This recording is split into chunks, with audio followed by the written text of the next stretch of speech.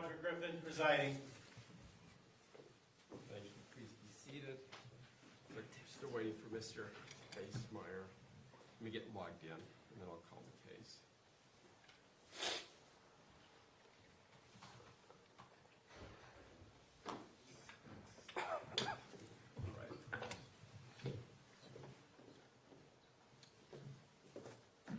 All right, it's formally called the matter of State of Utah versus Tracey Grist, case number 241101170.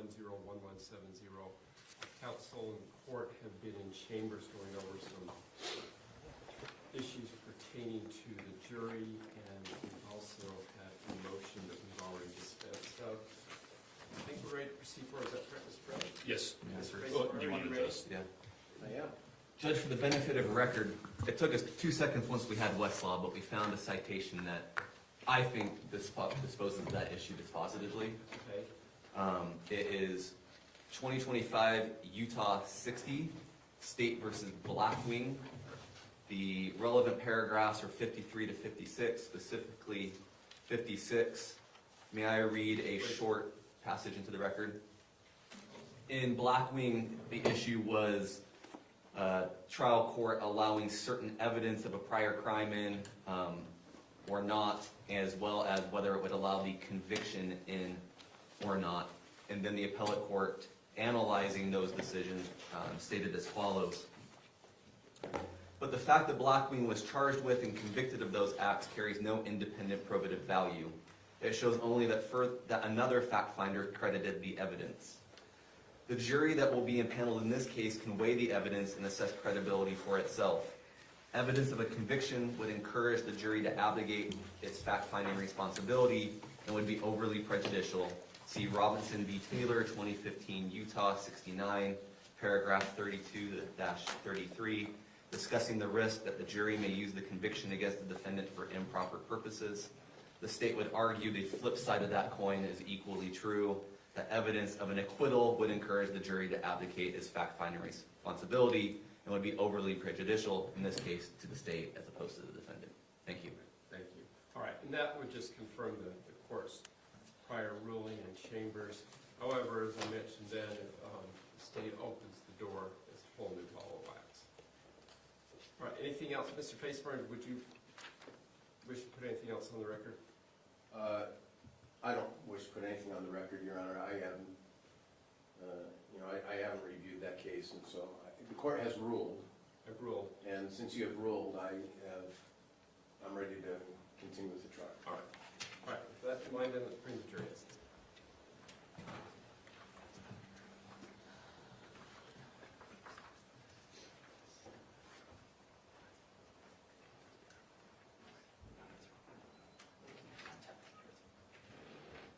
Hey, Fred. Hold on, we're in recess. Number. Me. What's up? I'm not doing a number exhibit, then you're just going to have to.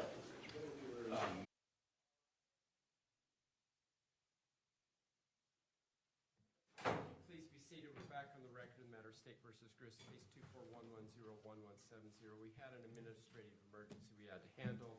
Process of doing that, we got your TV back, Mr. Facemeyer, so we delayed, and we're going to bring that in right now and get that set up, and then we'll bring the jury in.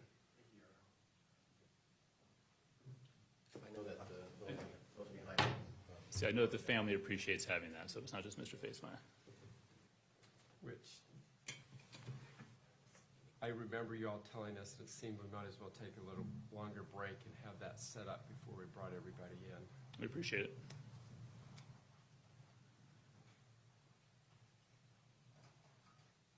We only have so many TVs in this courthouse.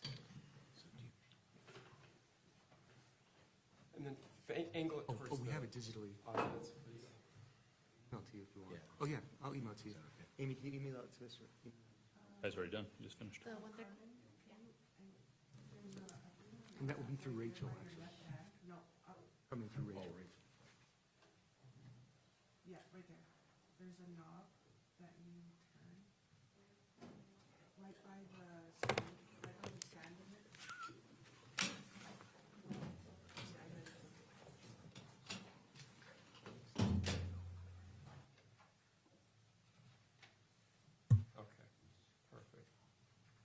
Let's hook it up and then can you do a test signal once we get it? Is it plugged in? Is it turned on? No, we want it facing the audience, so we, I know, but you wanna test Yeah. it, so I'm good. okay. Can you make sure it's on HDMI 1?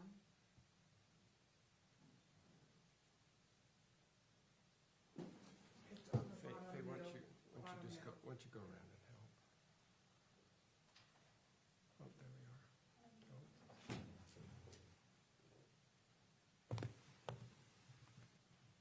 Mr. Pomeroy, maybe one of your teenagers is, you were mentioning, that could kind of- That'd be nice, but they aren't done with their test yet, so. It'll show in front, HDMI 1, Josh. Faye, why don't you just go over and do it? They're doing it, it just needs to. Right there.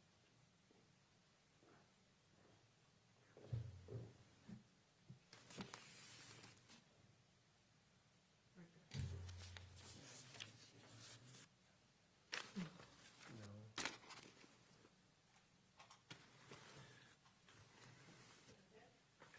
No, let's get a test, no, we don't have the test signal. You're gonna have to go work.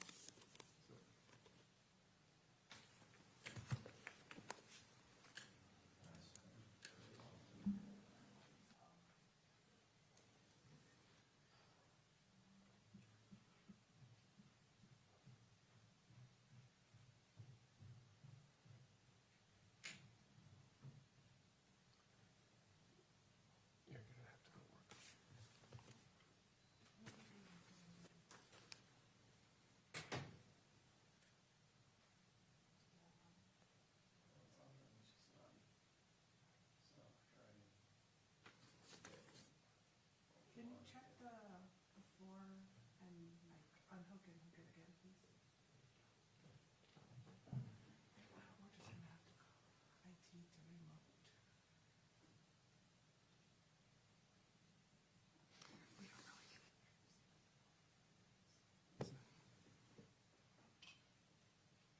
See things. Just wanna see the guy.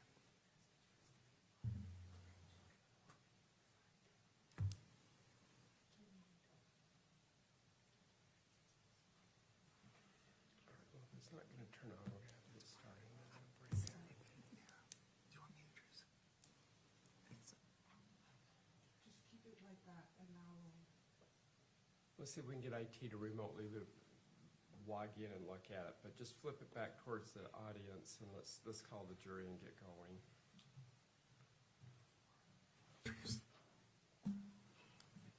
Want to angle more? Mr. Facemark, can you see that? Yeah. Okay, all right, thank you. All right, let's bring him in now.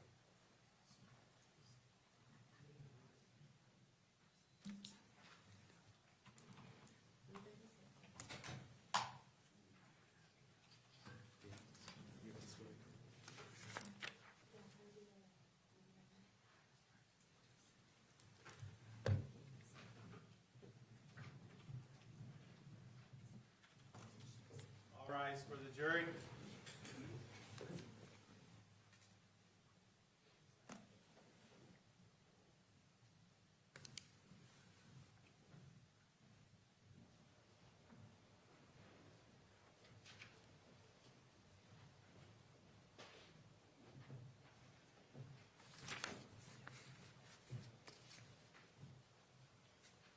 Thank you, please be seated.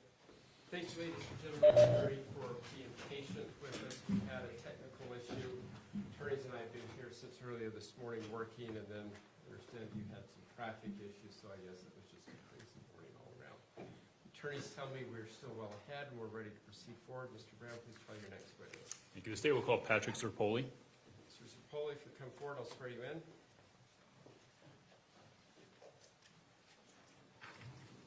You swear or affirm under the laws of the state of Utah and penalty of perjury that the testimony given this matter today will be true and correct, so help you God. I do swear. Please have a seat up there. I know you've testified before, so just keep my admonitions in mind, please, from the past. Is there water, Your Honor? Are we out? Thank you very much.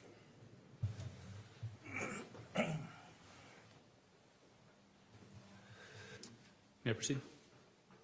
Mr. Zerpoli, would you please state your full name? It's Patrick Zerpoli, and the spelling is Zirpoli. Thank you. And Mr. Zerpoli, would you please, how are you currently employed? I'm currently self-employed. In what capacity? I'm a consultant in basically violent crime homicide.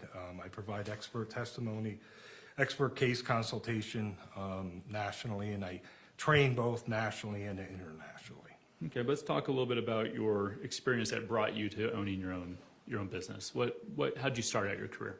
Okay, I started my career in 1989 with the Pennsylvania Department of Corrections. I worked for them for about 2.5 years.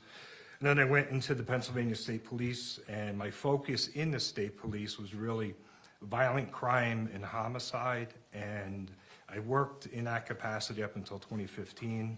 I was also mentored outside of the state police by experts in the fields of staged crime scenes, equivocal death, criminal behavior, in areas of that nature. And my last duty assignment with the Pennsylvania State Police, I was the supervisor of our Criminal Investigation Assessment Unit, which is the behavior unit for the Pennsylvania State Police. And to best describe the state police, because law enforcement is different in every state, we are the state investigation agency for Pennsylvania. Like, we have a Bureau of Criminal Investigations that handles all major crime within the state, except for in cities like Philadelphia, Pittsburgh, Scranton, some of our bigger cities, but we handle everything throughout the state. Okay, thank you. So I want to make sure I caught that date correct. You started with the Pennsylvania State Police in 1992?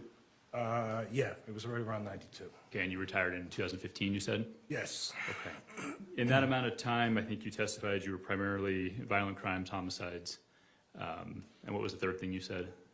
Violent crimes, homicides, child abductions, things of that nature. In that amount of time, so say that 23, is my math right? Roughly 23 years, how many homicides did you say you investigated? Hundreds, if not more. And I not only worked for the Pennsylvania State Police, but I was also a member of different societies throughout the country where we would review unsolved homicides or active homicides. Responsive to the question. I think it's a little verbose. Just please be more direct in your response, sir. Okay, so you said hundreds, Yes. right? You referenced in your experience with staged crime scenes, correct? Yes. How many of those homicides would you say, if you could estimate, had staged crime scenes in your opinion? Upwards of 500, I would say. Okay. Have you received any sort of particularized or specialized training in staged crime scenes? Yes, I have.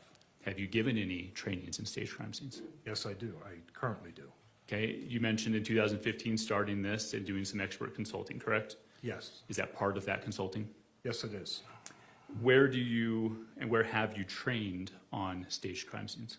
I have trained all over the country, and I've trained for the American Academy of Forensic Science. I've trained in South America on staged crime scenes. Illinois, Utah, I've trained here multiple times in this state on staged crime scenes. It's part of a program that I've put together, and staged crime scenes is part of that program. Okay, thank you.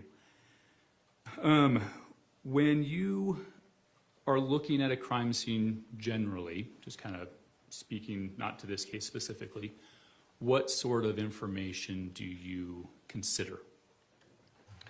When I look at a crime scene, my view of it is evidence-based, and I kind of look at it, especially at the crime scene itself, I almost look at it like a football field. End zone to end zone, that's the crime scene. And that's what I look at. Any evidence that's at that scene, including verbal statements or written statements that come from people who are at the scene. So that's kind of, I call it white noise. I take everything else and just focus on that. Okay. What information were you provided in this case? I was provided, I assume the case file and all of the material with the case file, which included photographs, body cameras, footage, things of that nature. Faro scans were in there. Statements, both recorded statements on body cameras, was also in the case file. Okay. Did you look at that information in forming an opinion in this case? I did, yes. Okay. Let's go through some of that information. If we could please pull up what's already been admitted as States 61, please. And there should be a pointer on the desk in front of you, and if we can go to publish 61 when it's up. Thank you. Okay, can you test that pointer, see if it comes up with a red dot on the screen? Excellent. Okay. We're not going to need it for this picture, but what I want to do is go through some of these pictures that were previously introduced but haven't been published to the jury yet. And have you describe what you're looking at in the picture. Is that okay? Yeah. Okay, what are we looking at here in States 61? What you're looking at in this picture is a marker, or we call it a tent, numbered 1, and next to that tent, to the right of that tent, is a shell casing. Okay. Let's actually...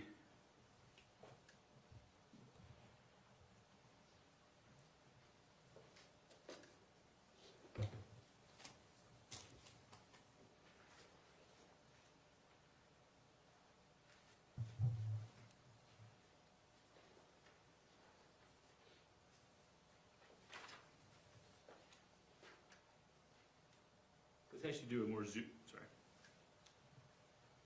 do a more zoomed out view. Could you go to States 60 first, please? There we go. Okay, could you describe what we're looking at here? Okay, what we're looking at here is a living room area of the residence with multiple tents that are marking different pieces of evidence that are in that area. Okay, and when you say tents, what do you mean? They're the markers that you see, like number 1 that we just saw, that's what they are, but they're different numbers. Okay, and in the orientation of the Grist home, what are we looking at? We're looking towards the front door from kind of the kitchen area. I'd say we just came around the corner from the kitchen and we're looking towards the front door. To orientate this to where the victim was, he was at that hallway just to the top right-hand corner of the photograph, right here where the pointer is. That's the hallway where the victim was located.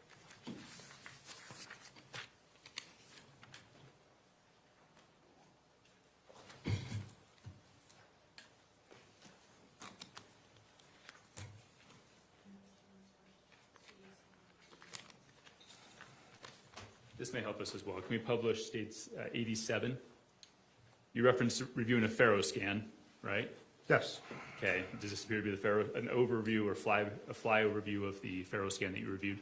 Yes, it is. Okay, this was previously admitted. If you could use your pointer to show us where that last image was taken from.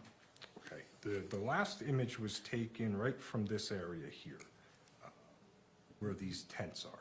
Okay, and where would the person taking the photo have been standing? If you could just kind of hover the red marker. Probably right around this corner here, just before the fireplace. Okay, so to the right of your pointer, that's the fireplace. Yes, to the right of the pointer is the fireplace, and that's that corner that person would have been standing at to take that photograph. And on this image, what are the yellow marks? Again, they're the tents. They're where pieces of evidence are marked in the crime scene. Okay, thank you. And when you say kitchen area, from your little red marker, which way is the kitchen area? From the little red mark, the kitchen's off to the right. Okay, and the front door is where? The front door is kind of off to the left on an angle. Perfect, thank you. If we could go back to 60, please.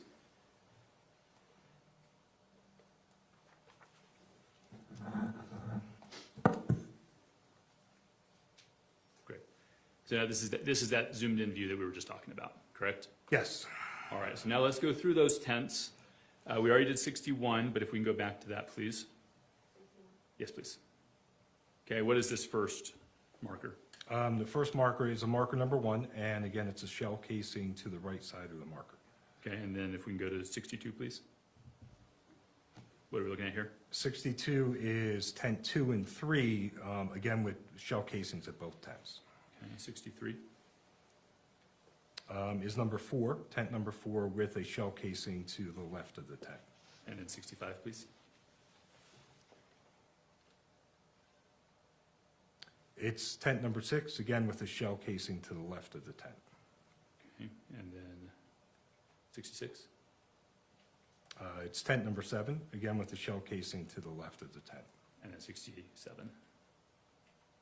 And that's number 8, and with a shell casing to the left of the tent. Okay, were you all the shell casings that were observed on scene? Yes. If we could zoom back out to 60, please.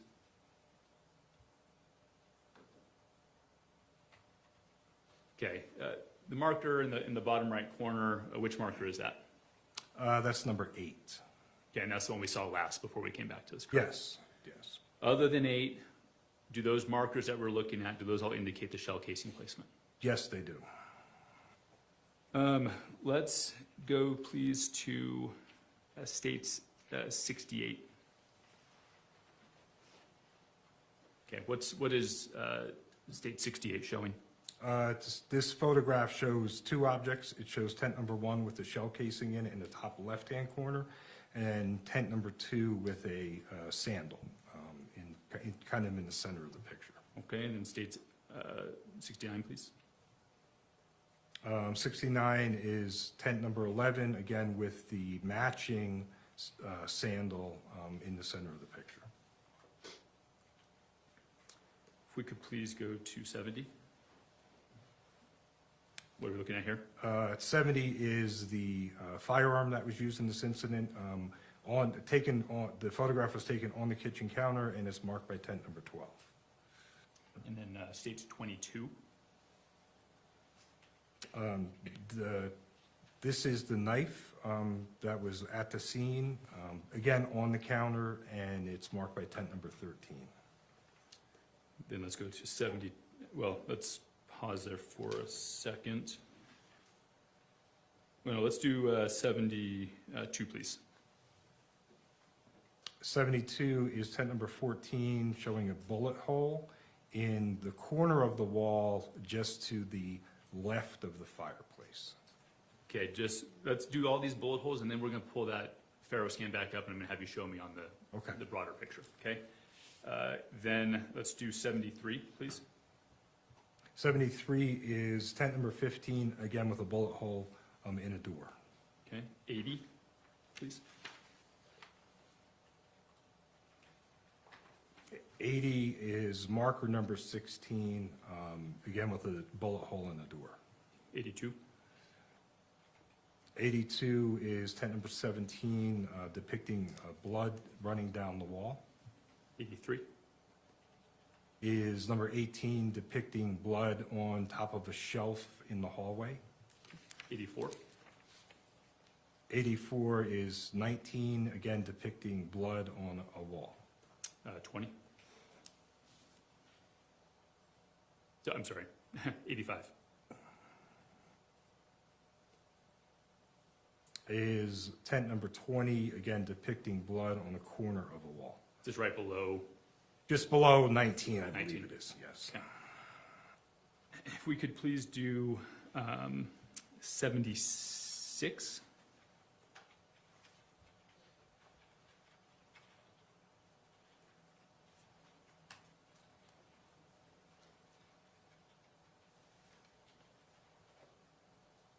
'76 is marked with number 2, and it is actually a bullet slug that's underneath these plugs. Okay, could you just point to that with the pointers a little bit so it's clear? The slug is right there. And you've referenced slugs and casings. Could you please describe what's the difference? If we put them back together, it's a bullet. So when you fire a bullet, the slug comes out of the bullet, and the casing is what actually holds it in place, and that's ejected from the firearm. If we could go to 77, please. Again, 77 is marked with number 3, and it's another slug that came from what's depicted on the floor with blood around it. Okay. 74, please.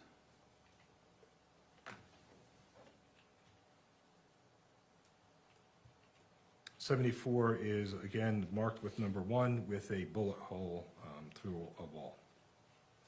80. 80 is marked with number 16 with a bullet hole through a door. And 81, please. That is not marked with anything. There's some photographs on the wall, but there's a bullet hole in the center, right above the pointer, right next to the pointer. Okay, do you know the relation of 80, 81, and 74? I believe that's the same bullet that passed through that goes into the next door neighbor's garage. And do you remember where that was found? It was found in a bag in their garage area. In the neighbor's garage? Yes, in the neighbor's garage, yes. Thank you. If we could then go back to that Faro scan, and we're going to go through just briefly those bullet hole locations. I think it was 86. No, actually no, this one, 87 is fine, but can we zoom in on the 88 then? Excellent. Okay, slightly different orientation, but with this, could you please show us which of the markers are denoting bullet holes? Okay, so in this scan here, Just using that red marker, and we can zoom in if you'd like. this here in the bottom of that door, just below that red mark, is a bullet hole. There's a bullet hole right here on the corner of that wall, just underneath the red marker. And sorry, if you go back to that first bullet hole, do you remember where that slug was found? That's the slug that was found underneath those cords in that office area. Excellent, thank you. And then you referenced the one on the corner there of the fireplace. There's the corner one here. Okay. And that's that bullet hole into the wall. Okay, And then we have the bullet holes on the door, again, that correspond, just above the red mark, that correspond with going through the wall, going into the neighbor's garage. great, thank you.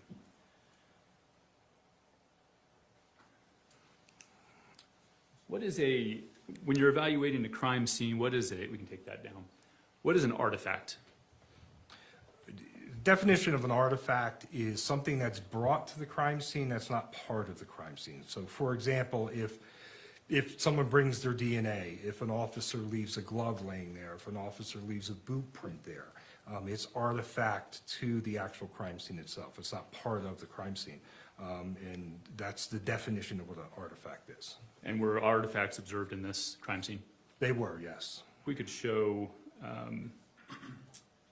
the witness 68, 69 again, please. We'll just do 68. Actually, I'm sorry, 69 would be better.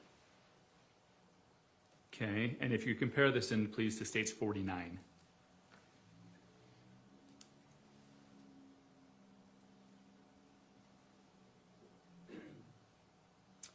You've seen this body cam footage, correct? I have, yes. And could you describe the location of the sandals?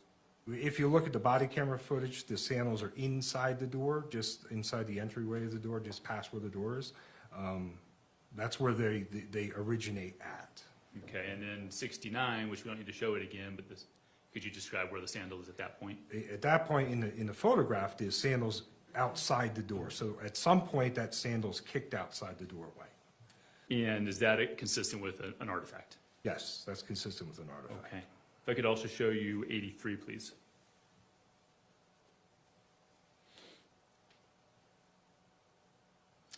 Did you also learn whether this was an artifact or not? Yes. And how was that an artifact? This blood originally was thought to be from the victim himself as he was falling down the hallway, but it comes to find out that an EMT had actually touched the wall after they were performing rescue saving measures on the victim. So the EMT gets up and actually touches that area of the wall and transfers blood onto there, and it becomes an artifact of the actual case. So that artifact 83, was that learned after your original report? Yes, it was. Does it change the conclusion that you reach in your original report? No. Can we go back to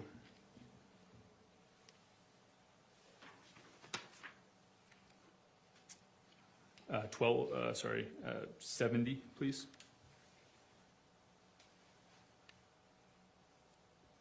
What kind of gun is this? I believe it's a 6 hour. I forget what model number it is. P something. I forget the actual model number. Did you Did you do analysis about how this particular gun ejects shell casings? Yes. Why is that a valuable tool for you in your analysis of the crime scene? If you look at a firearm and you know the ejection pattern of the firearm, then you're able to then orientate the shooter to where the casings are located. So we can almost put the shooter back in the area where he was at, just by the ejection pattern of that firearm. What is the ejection pattern of the 6 Sauer? The ejection pattern of this is to the rear and between 3 and 4 o'clock, meaning this. If I held a gun in my hand, this is the barrel, this is the back of the slide. If I put a clock on top of there and 12 o'clock was forward, then 3 o'clock would be immediately to the right, and then 4 o'clock would be just a little bit behind that. So that's how the shell casings eject from the firearm. Okay. And if we could put 88 back up, please. Yes, the Farrell overview, thank you. Based on that, where, did you draw a conclusion about where the shooter was in this case? I did, yes. Could you please use the pointer to demonstrate where? In this area right here at the end of this tan couch. Okay, just tighten that up a little bit more. It looks like it was moving quite a bit. Okay. Right in that area there. Because are those yellow markers, are those silver tents denoting the shell casings that you described earlier? Yes, they are. Okay.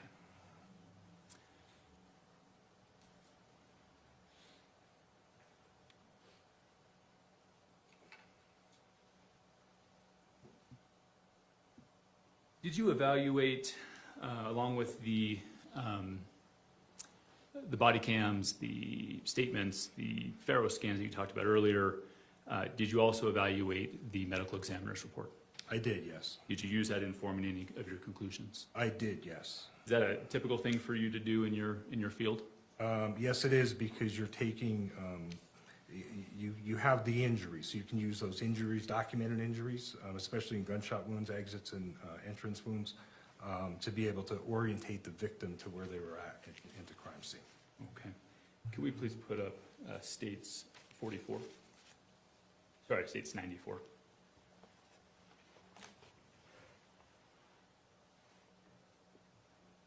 Was this the body diagram that you reviewed? Yes, it was. Okay, and medical examiners already talked about these, but would you please denote which of these injuries were entrances and which ones were exits? The entrances are marked on her, they're dots, but they're marked with different letters.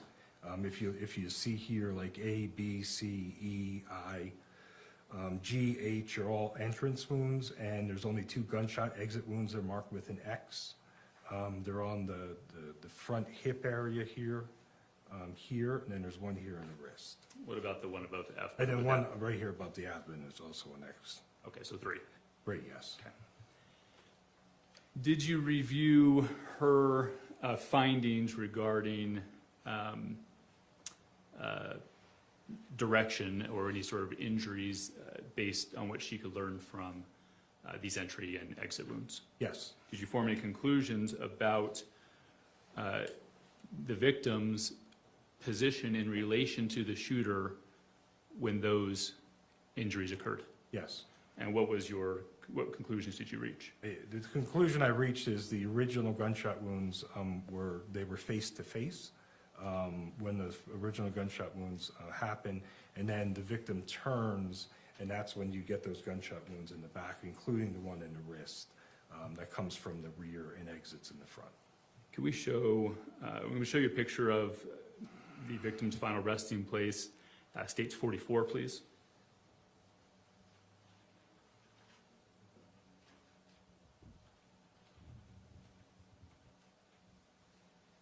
When you look at this photo, what does his positioning in relation to the room around him tell you? He falls directly down into this position here. That's why he begins forward and then he turns into the hallway, and this is where he falls immediately down. Let's go back to 88, please.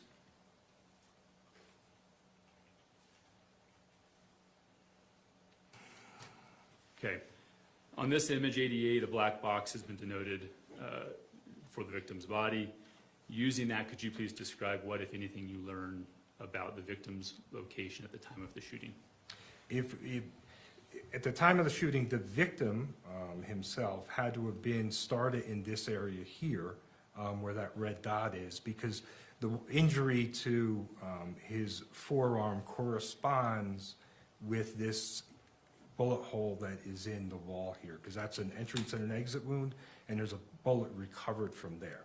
So he's in this, it starts in this area here and turns to go down the hallway, and that's when he's shot from the rear and falls down. Okay, thank you. If I could show you States 44 again, please.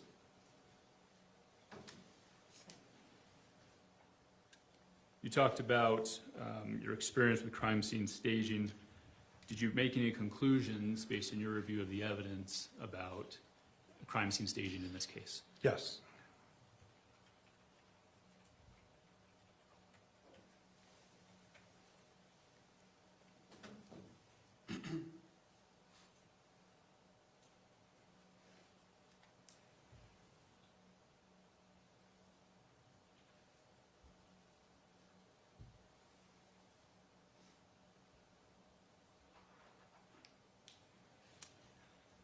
So Stage 44 is back in front of you.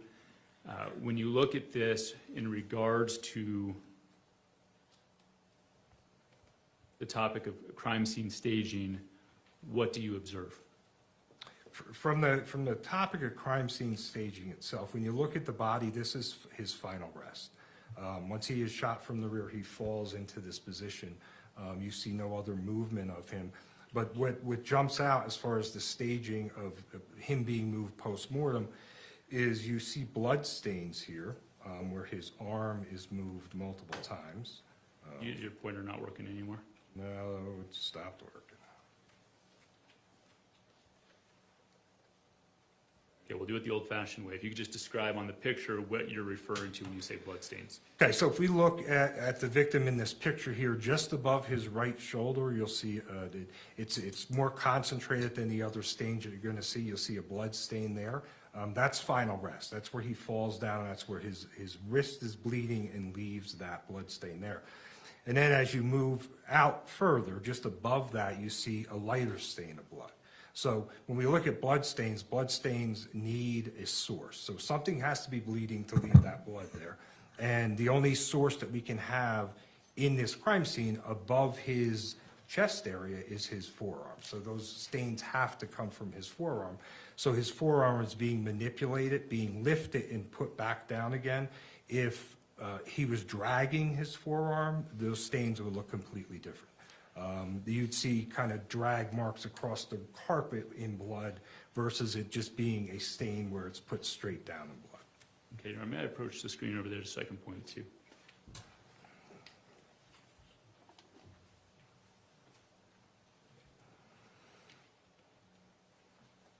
Testing. Just want to make sure we're clear. You described the initial blood stain. Is this one you're talking about? Yes. Right shoulder. I'm gonna have to Please. look with you. Yeah, you want to come on over? Your pointer's not working, right? No, it was. There's another one there, Mr. Oh, wait, looks like we got a cursor back. Yeah, I got a cursor back on it. We'll use the, can we see if the cursor works? Works here. This is just a Excellent. regular pointer.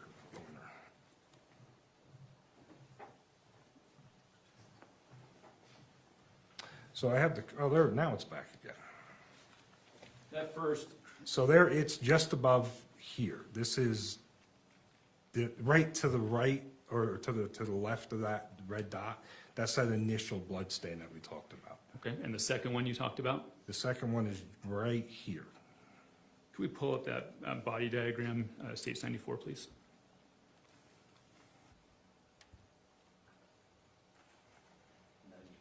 Please.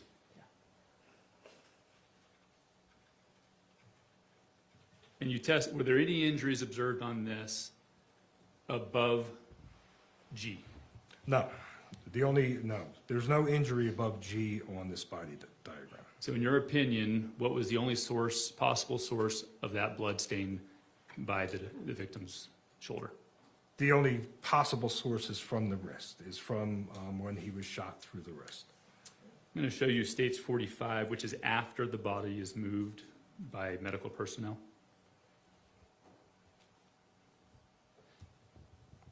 Okay. Why is this picture relevant? The picture is relevant for multiple reasons. Again, this is, this stain that we see here is that blood stain we're seeing outside of, from the top by his shoulder. Here's that second stain that we were seeing here. But what's really important here, this is final rest of his arm right here, and there's no blood there at all. Could we go back to 44?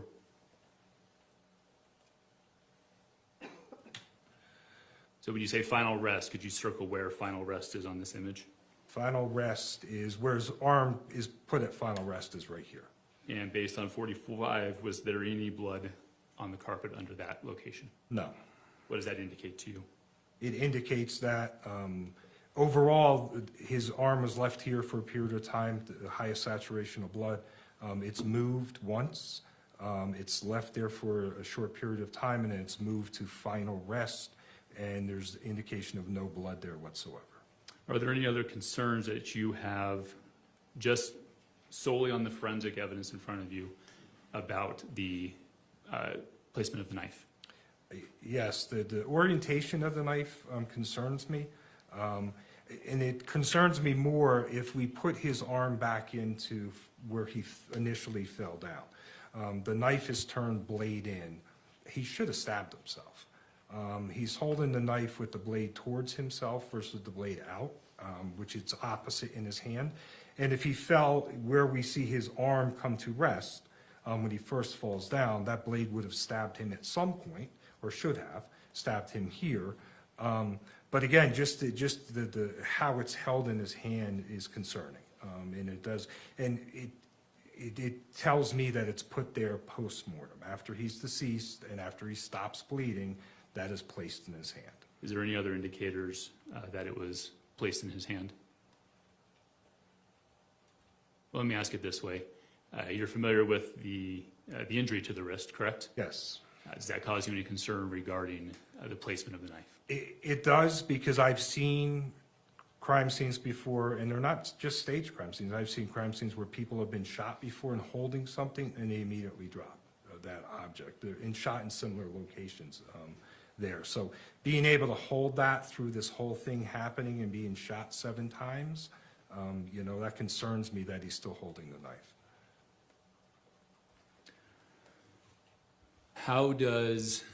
Are you aware how long between the neighbor reporting shots and Miss Grist calling 911? Are you aware how much time passed? I know it's documented in my report, I think it's somewhere between 8 and 9 minutes. I think that was the time frame, and I think that comes from timing on different video surveillance and things of that nature, but I think that was the kind of the range of the time. Does that passage of time between the report of shots and Tracey calling 911, does that factor into your opinion at all about the staging of the crime scene? It does, yes. How so? Because that's the time to stage the crime scene. That's the time to figure out how you're going to make this look like something it wasn't. Okay. 1 second.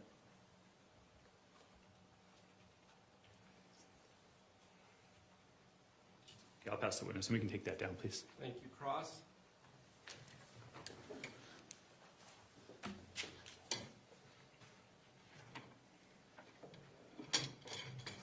Good morning, sir. Morning. Zerpoli? Yes. There we go. Yeah, excellent, perfect. It's the hardest part, right? That was the hardest part. All right, so, one moment. I don't know what number the picture is. 2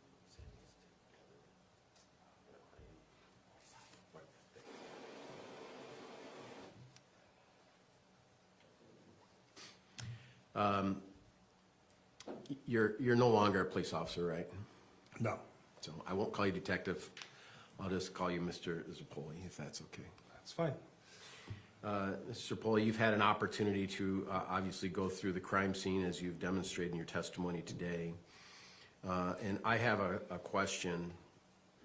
If we can look at picture number 49, exhibit 49.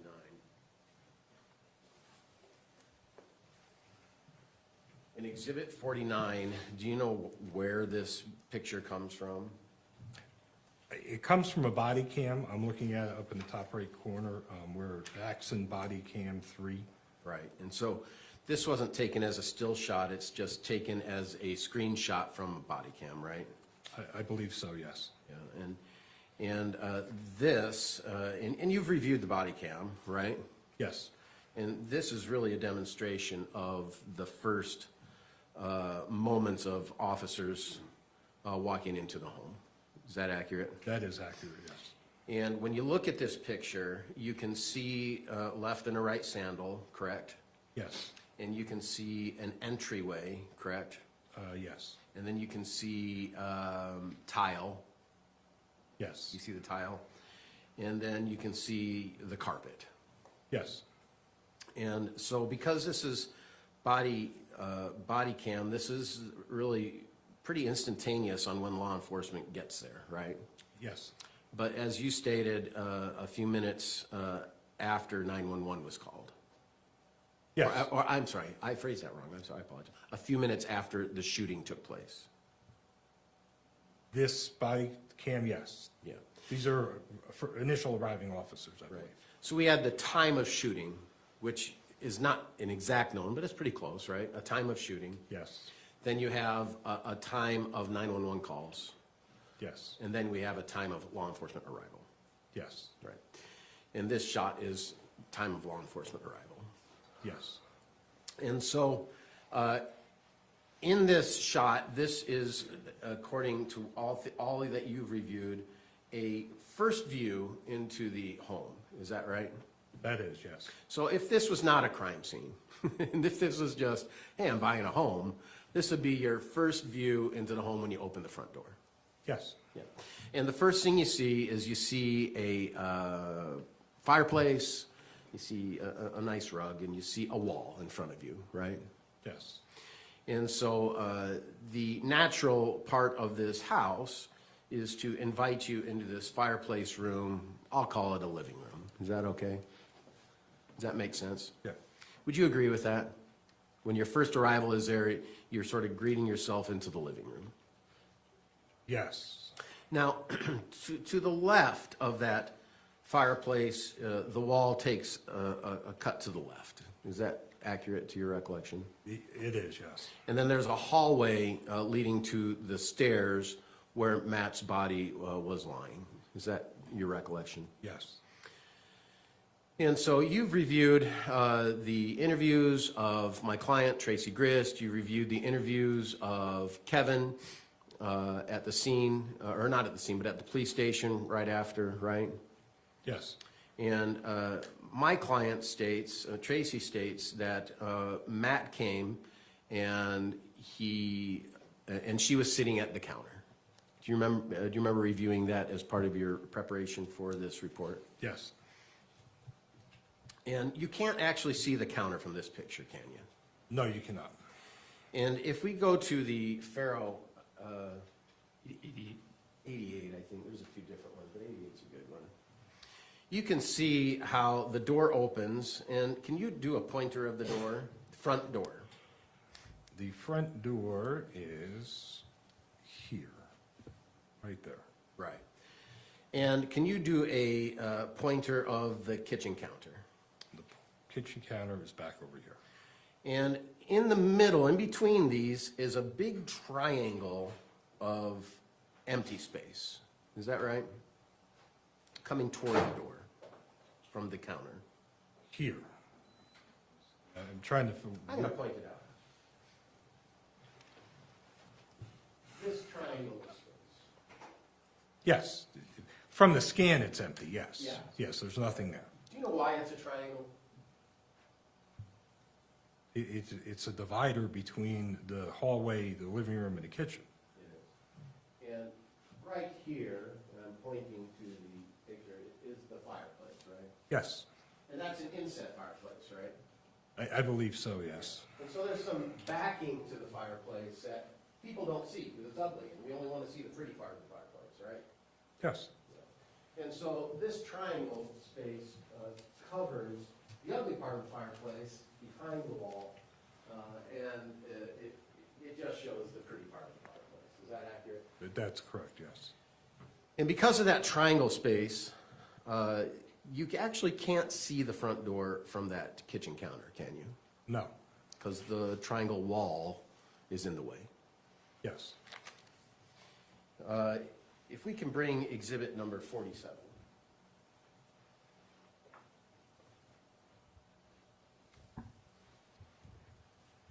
Exhibit number 47, what do you see in this picture? I see it's taken from within the living room, looking towards the front door. There's a blanket on the tan couch there on the corner with some pillows, and then there's two, I assume they're EMTs, off to the right of the picture. Do you know how many people entered into this house as part of this night's investigation? I do not know. But we see from this picture, there's at least two, right? Yes. We also have seen from body cam that there was at least a couple other officers that we saw on body cam, right? Who came from their individual body cam into that residence. You recall that, don't you? Yes. And so we also had Kevin in the house, is that right? Yes. And where was Kevin standing approximately when the first law enforcement came into the residence? Do you remember? He was standing in the living room area, so almost, I'd say close to where this picture's taken, but maybe a little bit more into the living room. Yeah. And this would be his view. His head was down and his hands were sort of up, and he's to the right, when you open the front door, to the right of the front door. Is that Yes. your recollection? Yes. Now, you described the word artifact. Yes. And as I understand artifact, and if I'm wrong, I apologize, I'm just trying my best, but is an artifact a piece of evidence that has been moved?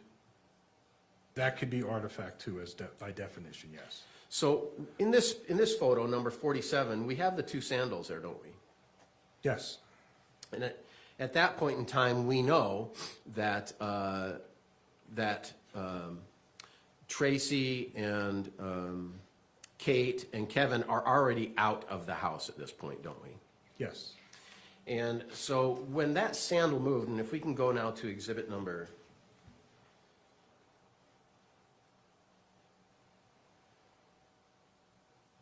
68.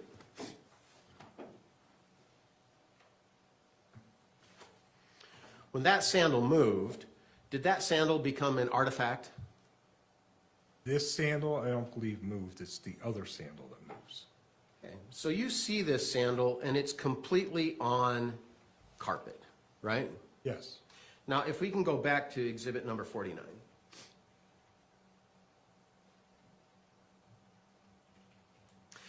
Do you see how both sandals are on the tile right there? They are. So both sandals were moved from their original location, yes. Yeah, both sandals were moved. And they're moved, maybe not intentionally, but they're just moved as part of the, and Mr. DePaul, let's be honest, part of the craziness that's going on in the house with a dead man there. Isn't that true? There's a lot of people trying to help the situation. This sandal wasn't moved intentionally, do you think? No. No. But there was a lot of things going on to try to assist his life and to try to help the deceased. Yes. I guess the same could be said about, and if we could go to the Pharaoh.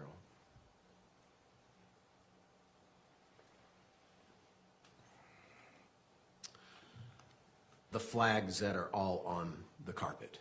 Some of these casings, and I'm specifically talking about the rug area.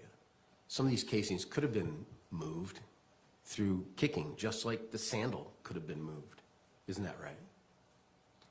They could have, yes. Yeah. And so when we do an investigation, and I'm not going to say we because it's not me, but when law enforcement does an investigation, they do it to the best of their ability to flag out evidence. Isn't that right? Yes. But their first responsibility on entering is to protect someone, isn't it? It is, yes. And so their first duty is to provide assistance and protection, and their second duty is to then investigate. Would that be a fair assumption of law enforcement's responsibility? Yes. And so with these flags that have casings and things of that nature, they aren't exactly perfect of where the shell falling out could have been. Indeed, we really don't know unless we had a video showing where the shooter was standing. Isn't that accurate? No. Okay, and explain to me how you can come up with that and that none of these casings had been moved like the sandal had been moved. I didn't say none of the casings, but you have to take everything into consideration, trajectory of bullets, where the bullet holes are corresponding to the injuries in the body. So once we start putting all of that together, you can then kind of put the victim back in his position. And if you can put the victim back in his position, you can then put the shooter back in his position, which corresponds to these casings. Okay. And so I think one of your statements today is that the flag, I'm just going to refer to them flags, okay? The flag on the corner wall, just southwest of the fireplace on that wall, do you see what I'm referring to? Yes. In your opinion, that's an indicator of where the deceased was approximately based on that bullet hole in that wall, is that right? Yes. And can you explain the blood that was above the vent, you know, the line of blood? Can you explain how that got there? No.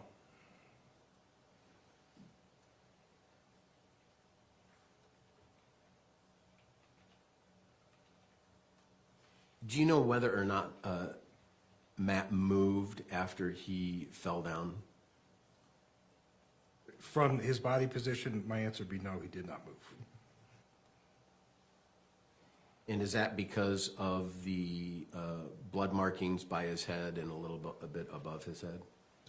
And the other blood markings under his body, yes.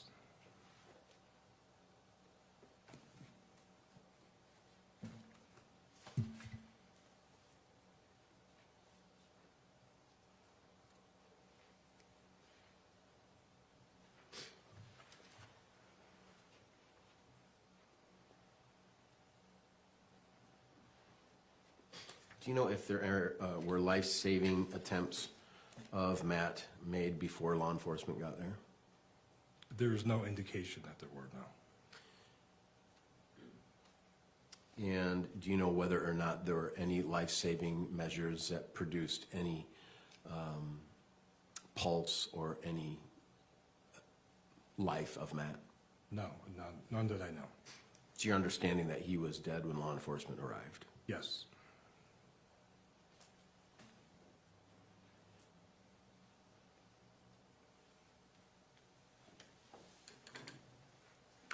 And with these casings, and some could have been moved and some could have not been moved, I guess we agree on that, is that right? Yes. Yeah. You can come to an approximate area of where the shooter is, but it's not an exact location, but approximate, correct? That's correct, yes.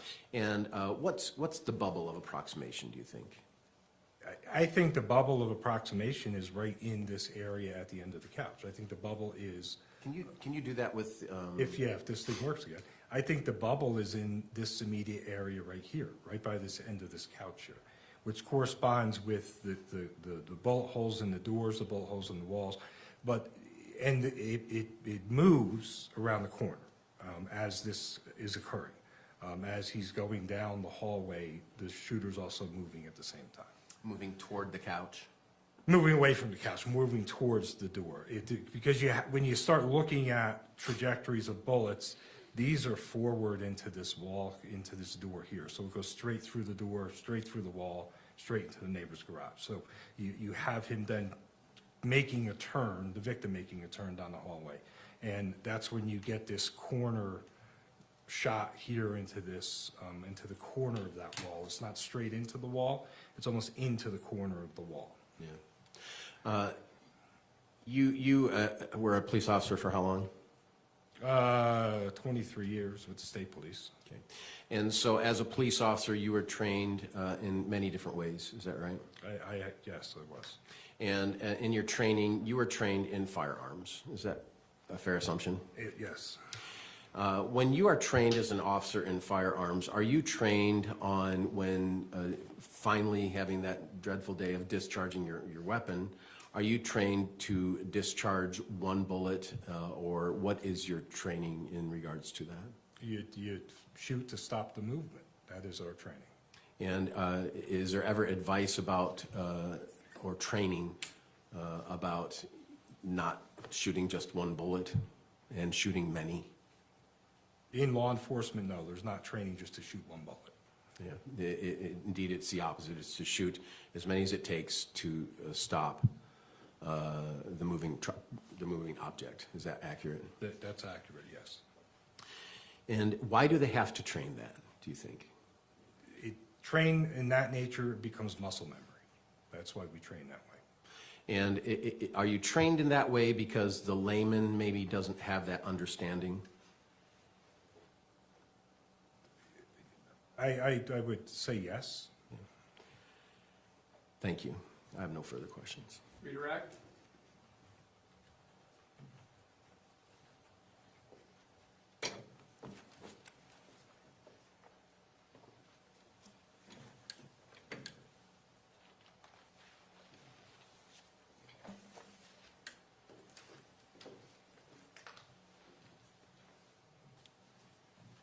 Just one line follow-ups. You were asked about the possibility of the shell casings being disturbed on scene after EMS arrives, correct? Yes. And you acknowledge that that is a possibility? It is a possibility, yes. Were the shell casings the only piece of evidence that you used to determine the likely position of Mr. Ellis when he was shooting? No. What were the others? The entrance and exit wounds on the body itself from the autopsy, plus the entrance wounds and exit wounds into walls and where bullets were recovered. Once you can kind of put all that together, and more importantly, the trajectory of bullets, like how the bullets are passing through the body, you can then use all that information to put them, or put the shooter where he is at the time. Is it fair to say it's like a math problem where you add all the pieces together?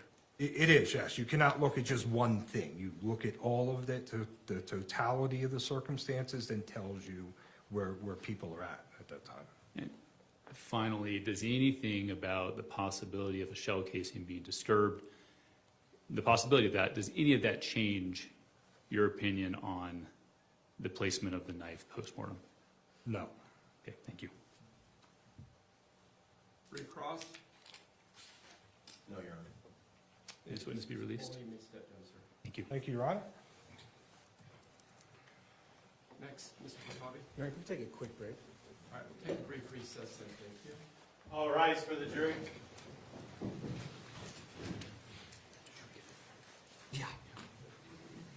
Thanks for understanding.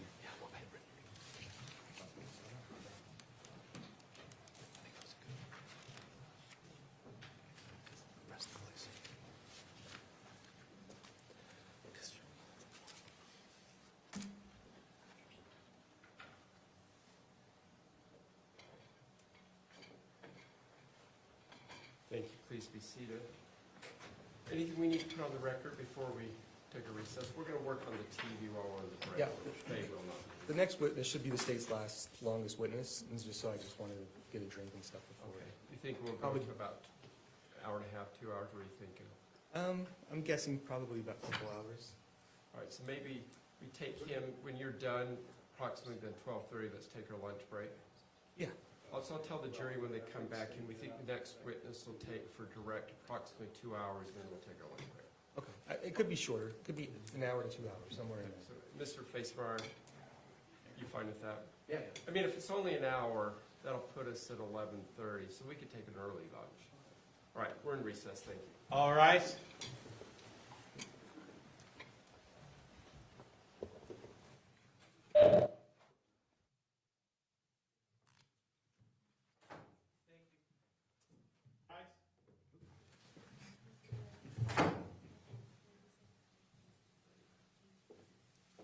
Thank you, please be seated. Let's go back on the record of the matter of State versus Grist, case number 241101170. We got the TV working. Are we ready to bring the jury out then, counsel? Yes, Your Honor. Let's bring it up here, please.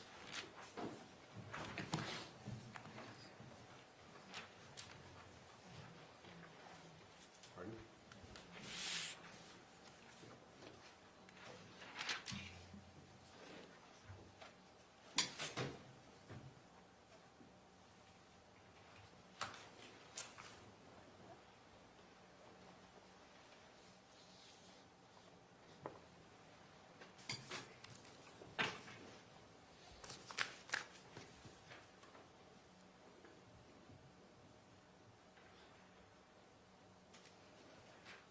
All rise for the jury.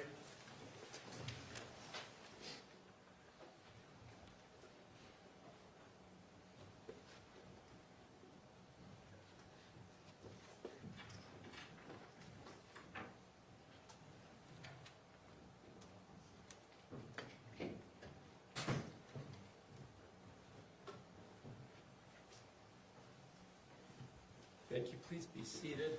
I think we've got technology problems figured out, which is why we took a little bit longer. So, that in mind, Mr. Mutabi.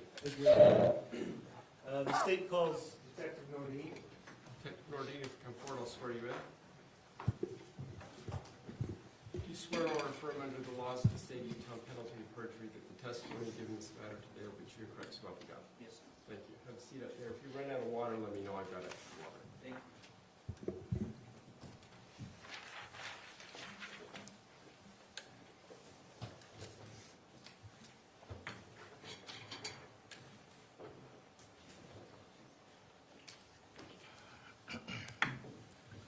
Good morning, Detective Nordine. Good morning. Will you state your name and spell your last name for the record? My name is Joseph Nordine. My last name is spelled N-O-R-D-I-N. And are you employed? Yes, I am.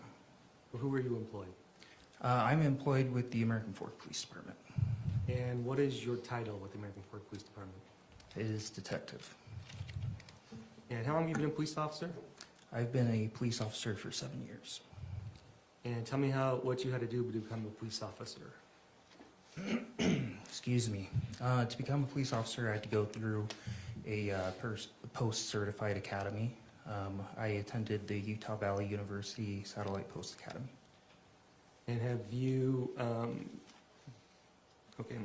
maintained is there any education or training that's required? To become a police officer, you have to pass the basic standards identified as post.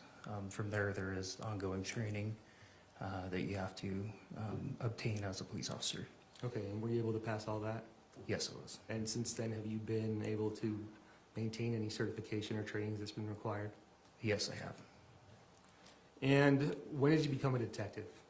I became a detective about 3 to 4 years ago. Was that with the American Fork? Yes, it was. And how many detectives are at the American Fork Police Department? There are 7 full-time investigative detectives at the American Fork Police Department. On top of that, there are 3 school resource officers who are considered detectives, as well as 3 detectives who are assigned to a task force in the county. And which kind of detective are you? Currently, I am assigned to a task force, a countywide task force, but I am still employed by the American Fork Police Department. Okay, and as a result of that job, does that change your appearance at all? Yes, part of this, the task force that I'm assigned to, we primarily investigate narcotic investigations. So my day-to-day currently involves a lot of surveillance and blending in, not trying to be noticed as a police officer. Okay, so what have you done to help blend in? I've grown my hair out, grown my beard out. It doesn't look like a standard patrol officer. What kind of crimes do you investigate as a detective? In 2024, I was assigned as a general investigator. I would investigate crimes against persons, property crimes, sexual assault cases, everything from burglaries to up and including homicide. And how many homicides have you been a detective on previously? Before this case, I helped investigate 2 prior homicides. Okay, are you familiar with this case? Yes, Sam. And what is your relationship to this case? What is your role in this case? In this case, I was assigned to be the case manager, the lead detective in this investigation. Okay, and is this the first homicide you've been the lead detective on? Yes, it is. Tell me about when you first became involved in the case. Do you recall what day that was? Yes, I do. And when was that? So that was July 12th, 2024. I was called by my direct supervisor, Sergeant Lunt, who informed me that there was a shooting, and he asked me to respond to the scene to help with the investigation of the shooting. Okay, were you the lead detective at that point? No, I was not. Do you recall about when you responded to the scene? Yes, I arrived at the scene approximately between 10:30 and 11 p.m. that evening. Okay, and tell me a little bit about the neighborhood. What kind of neighborhood is it? So this neighborhood is a gated community made of condos and townhomes. It is known as the Haymaker. I'd like to show you, is it gated all the way around the community? Yes, it is. Okay, how many entrances to the community are there? To my knowledge, there's 2 gated entrances to the community. And about how many residences are within the community? There's approximately, I would say, 50 to 100 separate residences inside the community. Okay. I'd like to show you as marked as States Exhibit 100. You recognize what that is? Yes, I do. And what is it? So this is a picture of the entrance and exit to that Haymaker community from the 900 East roadway. Okay. And which way did you go that night to get to the residence? This would have been the way I entered the residence. And when you got there, was the gate locked? Yes, it was. And how did you get into the gate? As police, we have codes for to access these gated communities. There's general public safety codes that are given to access these communities. Does it fairly and accurately represent what that community looks like Yes, it does. from that gate? That gated entrance, yes, that does look like what it The looks state like. would move to admit and publish States Exhibit 100. Any objection? So ordered, thank you. And I'd like to show you what's marked as state would move to publish. I'd like to show you next is marked as State Exhibit 101. Recognize what that is? Yes, so this will be the second entrance to that gated community. It is accessed off of Bamberger Drive. Does it fairly and accurately represent what the gate looks like on the other side? Yes, it does. State would move to admit States Exhibit 101 and move to publish. Any objection? So ordered.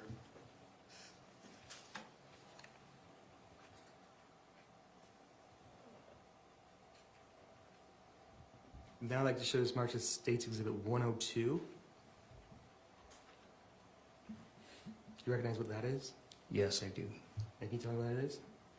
So this is a map overview of the gated community. And in this picture, there is a red line dictating where that gate runs around the community. Does it fairly and accurately represent what a map of the community looks like? Yes, it does. State would move to admit States Exhibit and publish 102. Any objection? No, Your Honor. So ordered, thank you.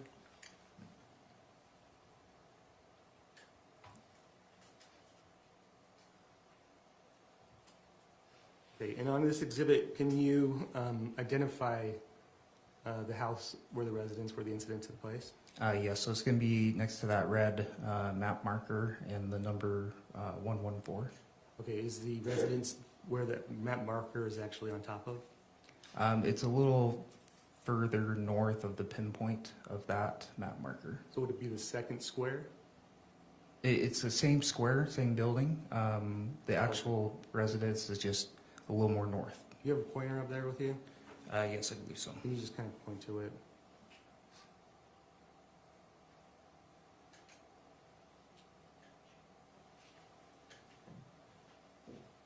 Of course.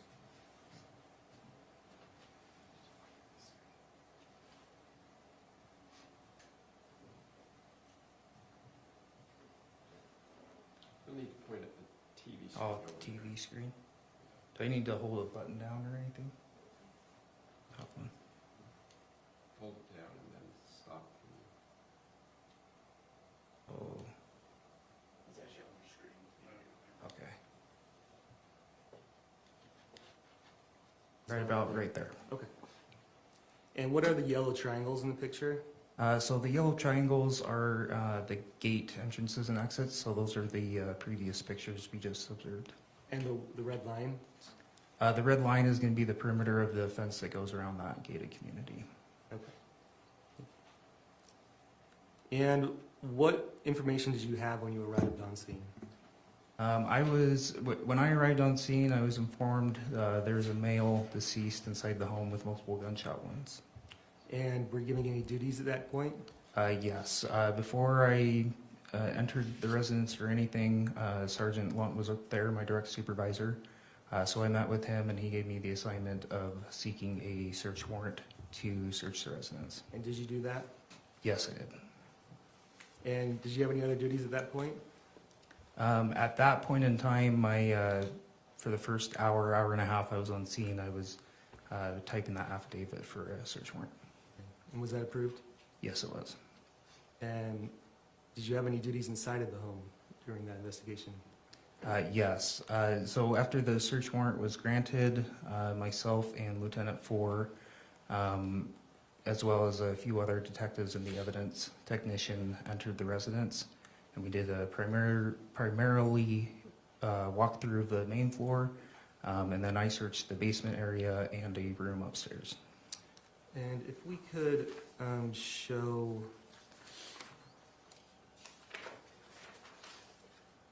State's Exhibit 46.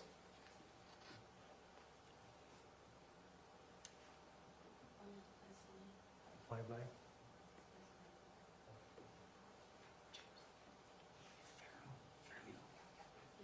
86, sorry, 86, I'm sorry. If we go ahead and play that.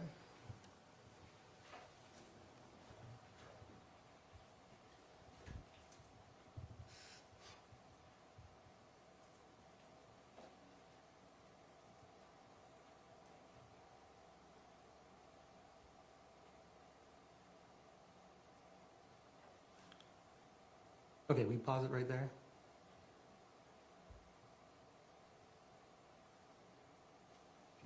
Can we go back to that?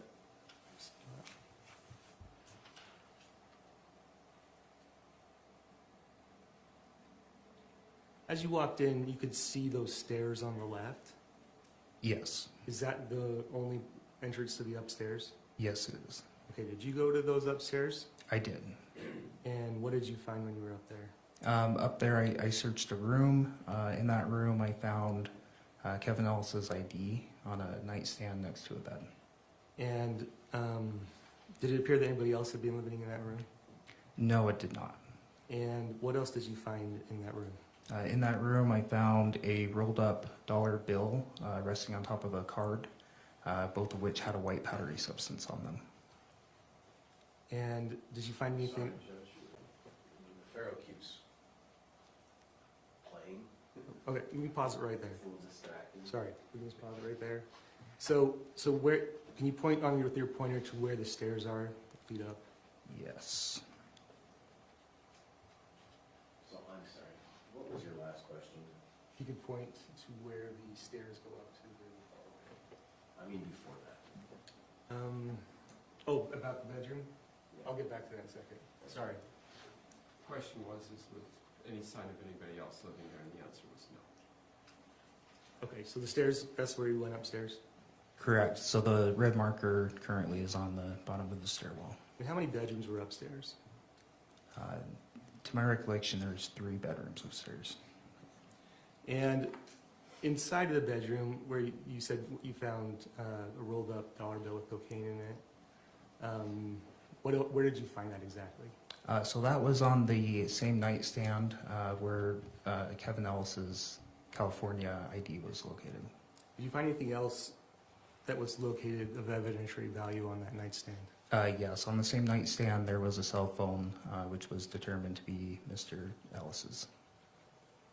And Tell me about why did you believe that to be cocaine at that time? Through my training experience as a police officer, I've seen cocaine multiple times, so that's what it looked like to me. But then I did a field test on the cocaine, and it indicated a positive result for cocaine.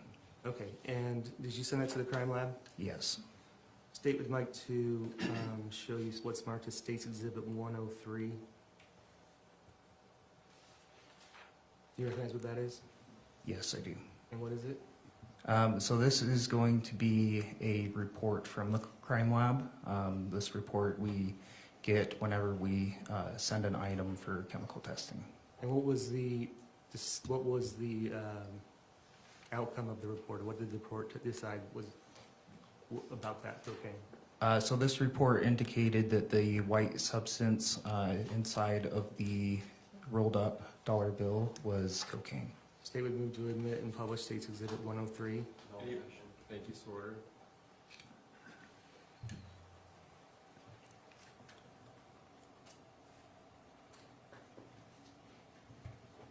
And this report comes from the Utah State Crime Lab? Yes, that's correct. When you were on scene, did you become aware of any evidence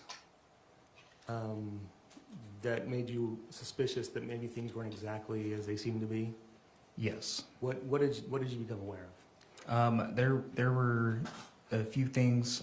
One was the picture Officer Laycock had took of the knife in Mr. Restelli's hand before he was moved by EMS. Another thing that was suspicious was the time frame relating to the 911 calls. Okay, and what were the time frames of the 911 calls, if you remember? So Miss Laney called 911 at 10:09, and Miss Grist didn't call 911 until 10:15. Okay. Have you heard the 911 call before? Yes, I have. State would like to admit and publish State's Exhibit 104. Any objection? No, Your Honor.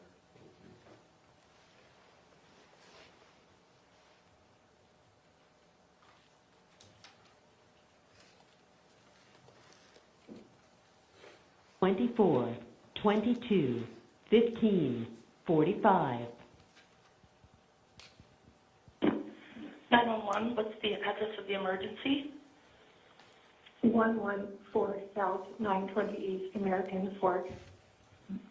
Okay, tell me that one more time to make sure that I got it correct. 114 South 920 East. Okay. And is this State one? No. Okay. What's your phone number sorry. in case we get disconnected? 801-651-2695.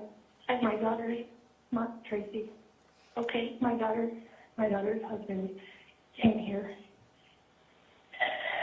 And they're going through a separation. And he brought a knife, and my son shot him. Okay, I need an ambulance.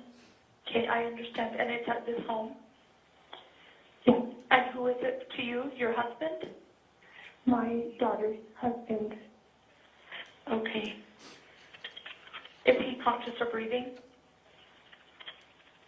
I think he's breathing.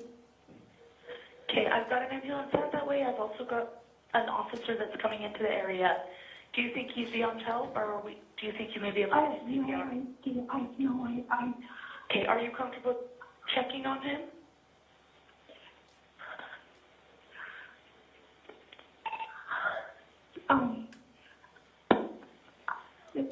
Where is the gun at? On my kitchen counter, Where is he at? in the hallway. Are you comfortable checking to see if he's breathing? Kevin, check to see if he's breathing. Check if he's a pulse. Check. Okay. That may be the officer. Somebody needs to go let them in. Okay. Okay. Fine. Okay, they're here. They're here. Okay, I'll go ahead and let... What's going on? Okay, I'm going to... Based on your investigation, were you able to determine who was knocking on the door at the end of that 911 call? Yes, that was Officer Guerra. And does that correspond to the body cam of Officer Guerra? Yes, it does. And who did you arrest that night? That night, Kevin Ellis was arrested. Did you arrest anybody else? No, not that night. And did you take any electronic devices that night? Yes, that night, Mr. Ellis's phone was seized, as well as Kathryn Restelli's phone. Matthew Restelli's phone was also seized, but that was after the autopsy. And why, does it help your investigation to seize phones? Yes, it does. How does that help? When we seize a phone and obtain a warrant to search that phone, we can go through and see electronic data, which can assist in corroborating statements from witnesses, as well as establishing timelines and that sort of thing.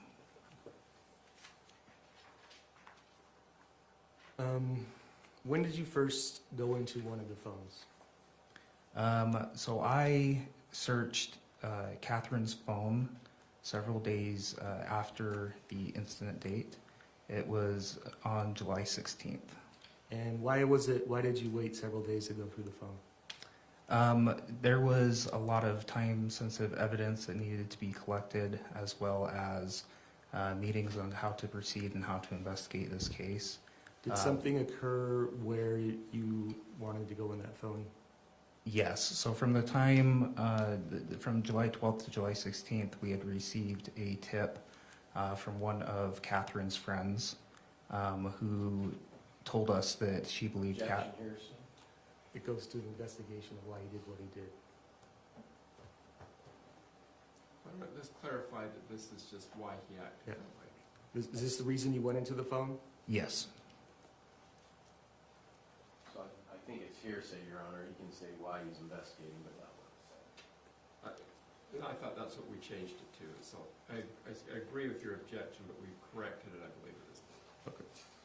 So based on that information, did you go into Kathryn's phone? Yes, based off that information, a search warrant was obtained to search Kathryn's phone. And what information were you looking for in the phone? So I was looking for cell phone communication through calls, text messages, social media messages, as well as device locations, any sort of...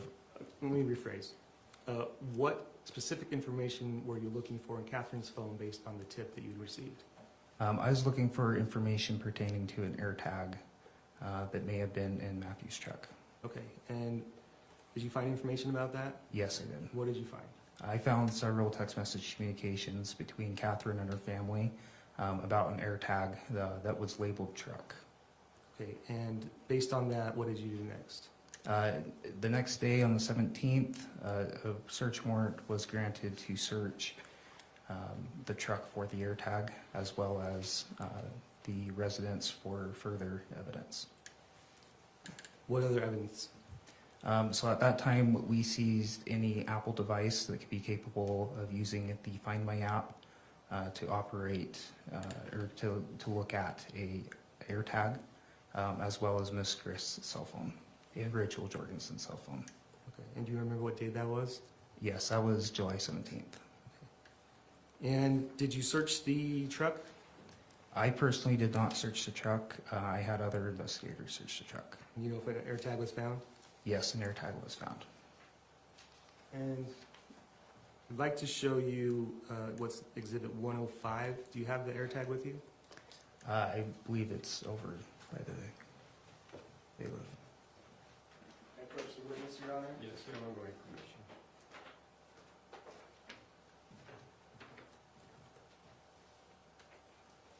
Do you recognize what that is? Yes, I do. And what is that? So this is the AirTag that was found inside of Matthew's truck. The state would move to admit that into evidence and to show the jury, publish to the jury. Any objection? No, Your Honor. Right, please proceed. While we're here on some of the physical evidence, I'd like to show you the knife again, which is State's Exhibit 46. 46.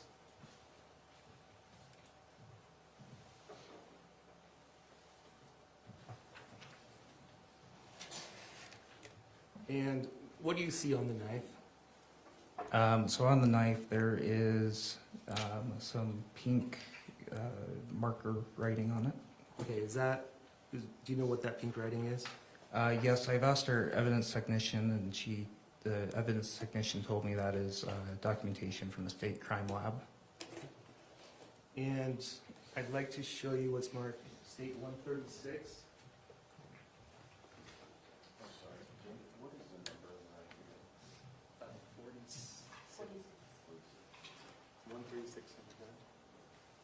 What number is this one again? 136.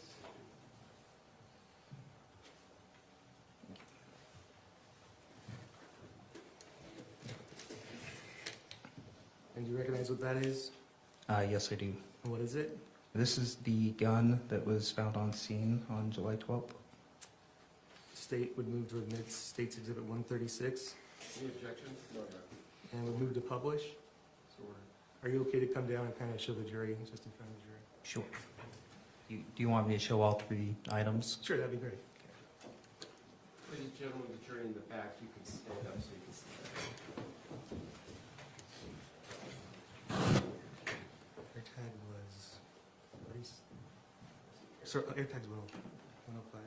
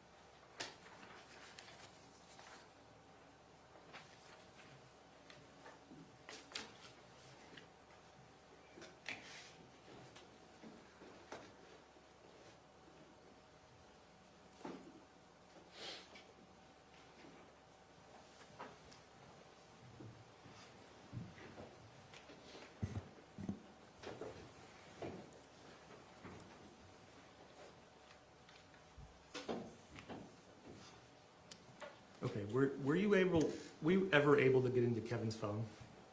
No, I was not. And were you able to get into Matthew's phone? Yes.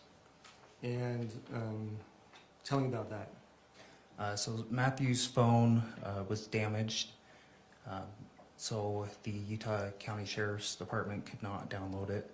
It was sent down to Utah Tech University in St. George, where they did a specific chip-off download of Matthew's cell phone.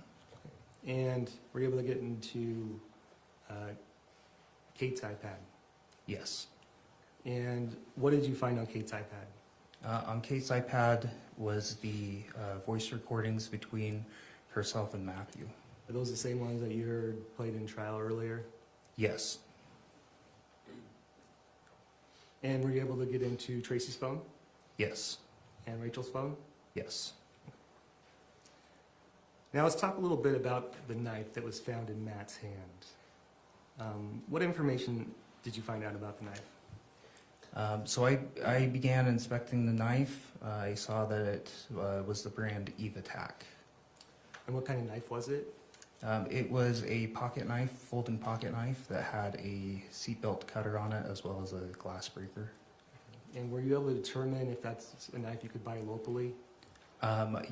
I was able to determine you cannot buy it locally. I went around to several sporting goods stores, Walmart, that type of stores, as well as gas stations, looking for the knife and asking employees if they sold that brand of knife. Okay, and so based on that, did you try to do anything else to learn more about the knife? Yes, I did. And what did you do? So I did a Google search of the brand name and found that a company in Australia with an Australian website used to sell that knife, but they no longer did at the time I searched it. Okay, did you find out any more information about that? Yes, I did. I emailed that Australian company for information regarding the knife and their products associated with it, as well as if I could send them legal correspondence. And did you get a response? Yes, they told me, the Australian company told me through email that they had sold that portion of their company off to a US-based company named Ape Survival. Okay, did you try to get a hold of Ape Survival? Yes, I did. And what did you do? I found the Ape Survival website and I called the number listed on their website. And did you get a response? I did not, no. What did you do next? So on the answering machine for Ape Survival, they said the customer complaints should email address support@mytacticalpromos.com. Okay, and did you email them? Yes, I did. And did you get a response? I did not. At some point, did you ever talk to anybody that gave you any information else about the knife? Yes. Who? So I was able to look at My Tactical Promos. Well, one sec. Let's back up there real quick. When you were going through the digital evidence, or in the phones in this case, did you find anything related to the knife? Yes, I did. What did you find? On Ms. Grist's cell phone, I found email communications between her and support@mytacticalpromos.com. Okay, I'd like to show you what's been marked as State's Exhibit 106. You recognize what that is? Yes, I do. And what is it? So this is the email that was found on Ms. Grist's phone to support@mytacticalpromos. State would move to admit State's Exhibit 106. Any objection? No objection. Move to publish. Ordered.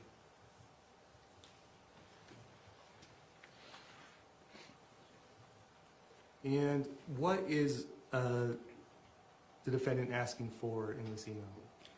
So in this email, Ms. Grist emails support@mytacticalpromos requesting to stop the shipment of mystery box gifts to Peter, also known as Pierre Beauregard, as well as Amy McQuillan in Ramona, California.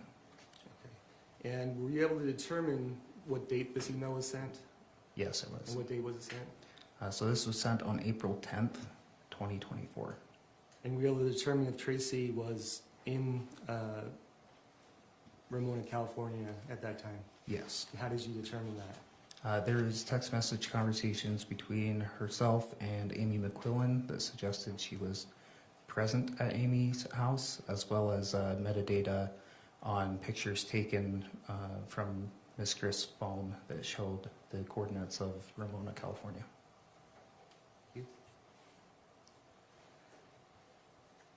And so did you ever try to get a warrant for My Tactical Promos or any of the companies associated with Evitech? Yes, I did. And what did you do with those? So I was able to find the legal correspondent to My Tactical Promos on LinkedIn. I emailed that individual, requested information and where to send legal correspondence to. That individual emailed me back and said that I could send him a search warrant. Did you send it to him? I did. Did he ever respond? He didn't. He never responded to me after that. Did you try to get a hold of him again? Yes, I did. How many times? Many times. I can't give you a number. So did you ever find anything else about My Tactical Promos related to this knife? Yes, I found an address for the company in the state of New York. Or did you find anything else? Did you continue to search for information about the knife? Yes, I did. And what did you find? Through my searching for information about the knife, I came across a Facebook page for My Tactical Promos. Okay, and what did you find on the Facebook page? On the Facebook page, there was a video of an individual unboxing a mystery gift from my tactical promos and doing a review on the mystery gift box. Okay, I'd like to show you what's been marked as State's Exhibit 107.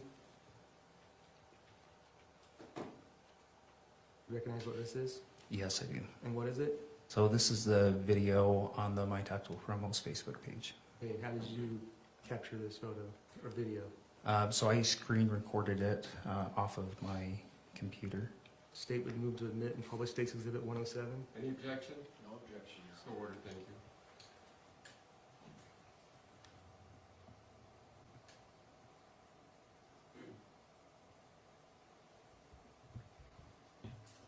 This out. These mystery boxes, these normally cost $60. During the winter, people pay full price for them all day long, but it's summer, and they want to encourage Americans to connect with the outdoors, so they are going to be putting these on ultra clearance and give them away for free.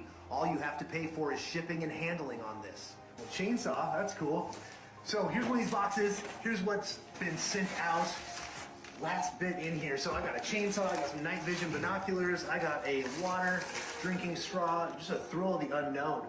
Cool tactical flashlights, all stuff that I'm actually going to be using in my outdoor adventures. A little saw here. I mean, this is just packed full of stuff. Like I said, you can get this all for the cost of shipping, just sending it right to your home, but you got to act quick. They don't have an unlimited supply of these. When supplies run out, this deal is over. So go ahead, click the button, get Can you pause it there? one of these boxes for free. Get it? Do you recognize that knife in his hand? Yes, I do. And how do you recognize it? So that appears to be the same style, the same camouflage color as the knife associated in this investigation. And when you searched through Matthew's phone, did you find anything related to Attack or My Tactical Promos? No, I did not.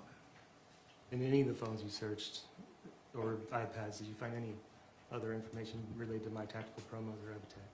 No, I did not.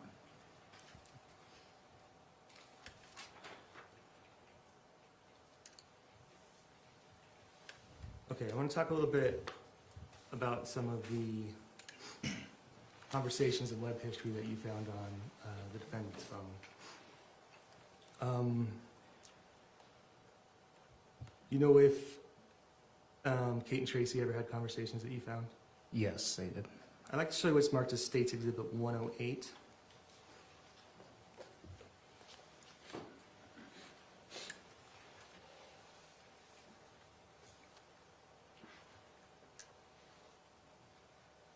Okay.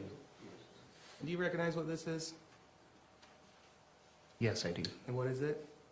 So this is communication between Kathryn Restelli and Tracey Grist. And this appears to be taken off of Kathryn Restelli's phone. Okay, and do you know what date it is from? It appears to be from May 22nd, 2024. Okay, State would move to admit and publish State's Exhibit 108. Thank you, no objection noted.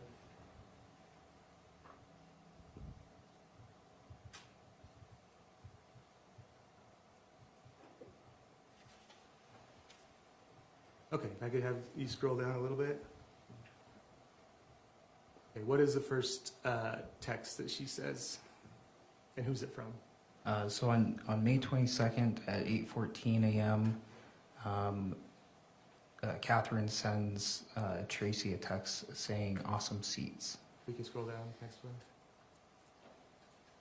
one. So this, sorry. If you could just keep reading some of those texts. Okay.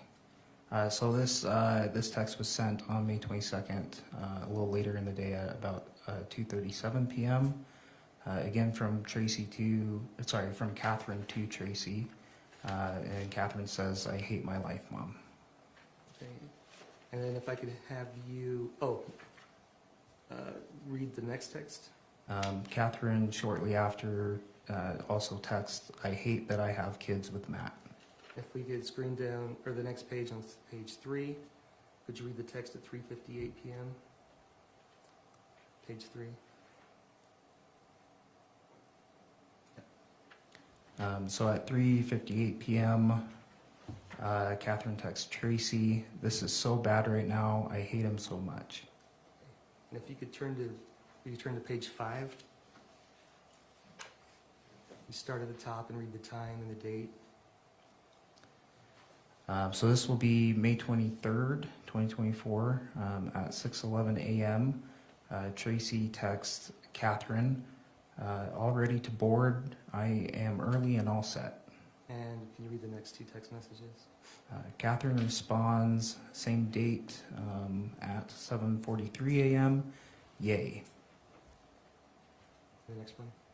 The next text was also sent the same day, a couple hours later, from Kathryn to Tracy, saying, "Matt redacted all he said about you not being able to stay here. You're more than welcome here."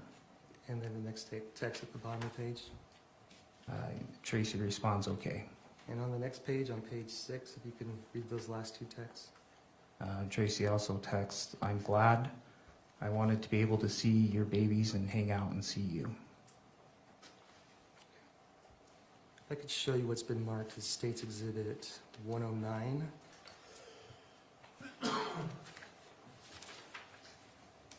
Oh, real quick, on that last one, what were you able to determine about where Tracy was based on those texts? So based off of those text conversations, it appeared that Tracy was boarding a plane. Based off of the conversation, it sounded like she was going to at least visit Kathryn. Do you recognize what Exhibit 109 is? Yes, I do. And what is it? So this is going to be the web history pulled from Tracey Grist's phone.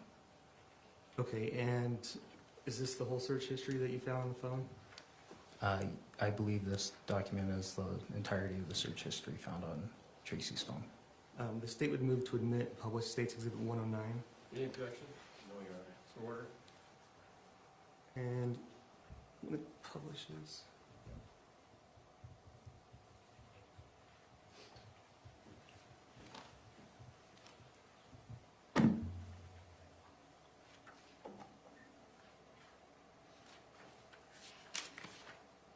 I could take, if you could take me to page 43. Is this part of the search history? Yes, it is. And what's the farthest back date that you have search history for? The furthest back date would be February 11th, 2024. Okay. And now I'd like to show you page 21.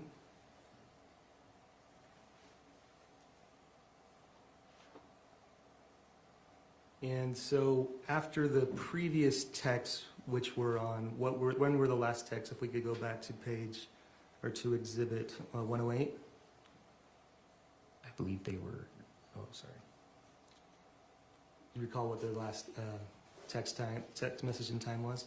Yeah, so the last text messages was sent on May 23rd, 2024 at 9:46 a.m. Okay, if we go back to the search history on page 43, what, if anything, did you notice that the defendant searched at 12:10 p.m.? At 12:10 p.m. on May 23rd, Sorry. Excuse me, Judge. What's the page? You drop down to the page number.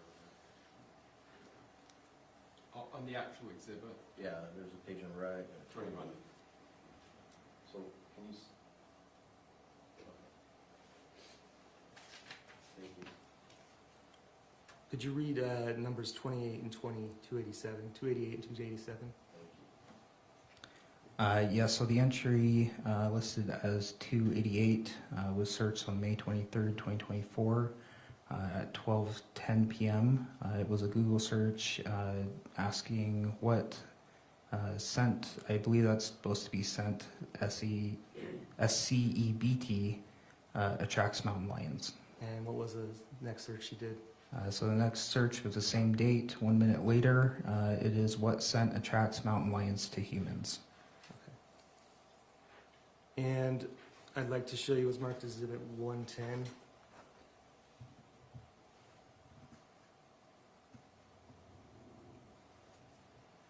you recognize what this is? Yes, I do. What is it? So this is cell phone communication between Tracey Grist and Kathryn Restelli, and it was pulled from Miss Grist's cell phone. And what was the date on it? So this is from May 30th, 2024. State would move to admit State's Exhibit 110. Any objection? No, Your Honor. Move to publish. So ordered, thank you. And if I could have you read these text conversations. Yeah, so the first text is sent on May 30th, 2024 at 7:08 a.m. This is from Tracey to Kathryn. She says, at airport now, boarding in an hour. And what does Kathryn say? Kathryn responds a few minutes later, I feel like it was a good trip, all things considered. And what does Tracey say on the next page? Tracey responds, me too. Does this confirm that Tracey had been to California and spent time there? It does appear that way, yes. I'd like to show you what's marked as State's Exhibit 111.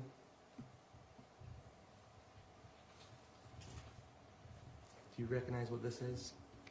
Yes, I do. And what is it? So this is cell phone communication between Miss Grist and her daughter, Terrell Fisher. State would move to admit and publish State's Exhibit 111. Any objection? No, Your Honor. Thank you. And if I could go ahead and have you read all of those texts. Yes, so on June 4th, 2024, Tracey texts Terrell, can you talk? Terrell responds in a few. Tracey responds, K, call whenever. Tracey also responds with, I am so mad at Matt. So mad.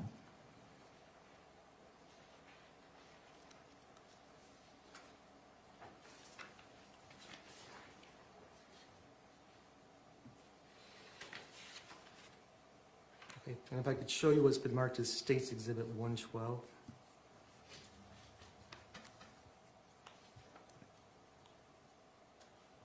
I could have you, do you recognize what this is? Yes, I do. And what is it? So this is cell phone communication between Kathryn Restelli and Tracey Grist, pulled from Kathryn's cell phone. And what date? This will be on June 5th, 2024. So is this the next day after the last text? Yes, that's correct. The last exhibit, apologize. The last exhibit, yes. State would move to admit and publish State's Exhibit 112. Any objection? No, Your Honor. So ordered. I just have you read the first two texts. Okay, so Kathryn texts Tracey, Matt is a piece of shit. He swears that you said stuff about the camper. And Tracey responds, he is lying. And I can show you what's been marked as State's Exhibit 113.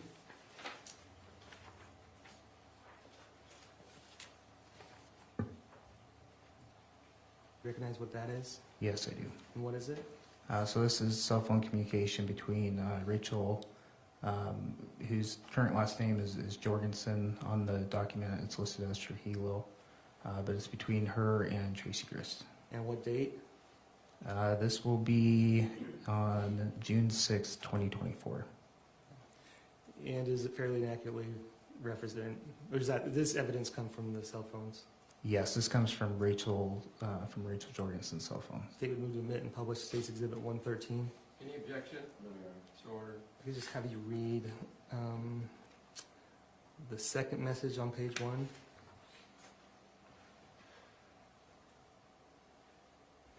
So the second message is sent from Tracey to Rachel that says, I'll call later and talk. And the next page, if you read the next 3 messages.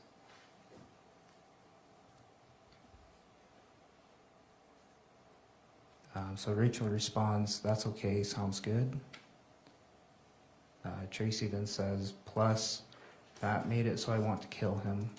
When Katie asked about whatever I had said about her being in the camper too much, which I never said anything, he straight up lied. I'm gonna kill him. Okay. And then what does Rachel say? Rachel responds with, "I remember you telling me about that." Okay. And now I'd like to turn your attention back to Tracey's web history. If we could go to page 20 of Exhibit 109. And starting on June 2nd, if we could start with, if you could start with 272, what is the defendant's search? So on June 2nd, around 4:40 p.m., Ms. Grist searches Wendy Adlesen photos. And do you know who Wendy Adlesen is? I do now, yes. At the time, did you know who Wendy Adlesen was? No, I did not. And who is Wendy Adlesen? Wendy Adlesen was the wife of Dan Markell. And who's Dan Markell? Dan Markell is a individual who was murdered in his driveway in Florida. Okay, if I could, do you know when Tracey or the defendant first searched anything to do with the Adlesens? Off the top of my head, I don't recall the first search. If I could take you to page 42.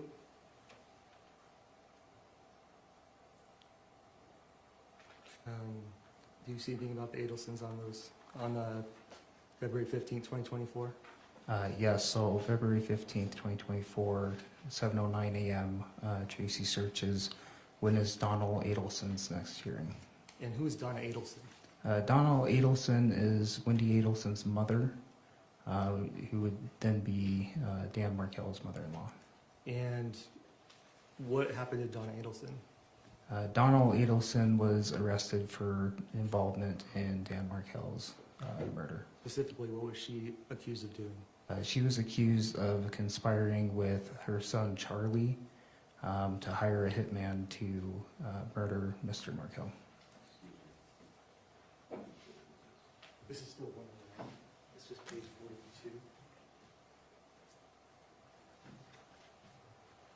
42. I'd like to turn your attention to page 39 of Exhibit 109. Is this the next time that the defendant searches anything to do with the Adlesens? From that February 15th date, yes, it is. And what does she search? So on February 24th, she searched at 9:08 a.m. She searches Dan and Wendy Markell wedding. And then when is the next time that you were aware that she searches the Adlesens? I honestly don't recall. She searched the Adlesens numerous times. Okay, if we could go back to the June 2nd, page 20.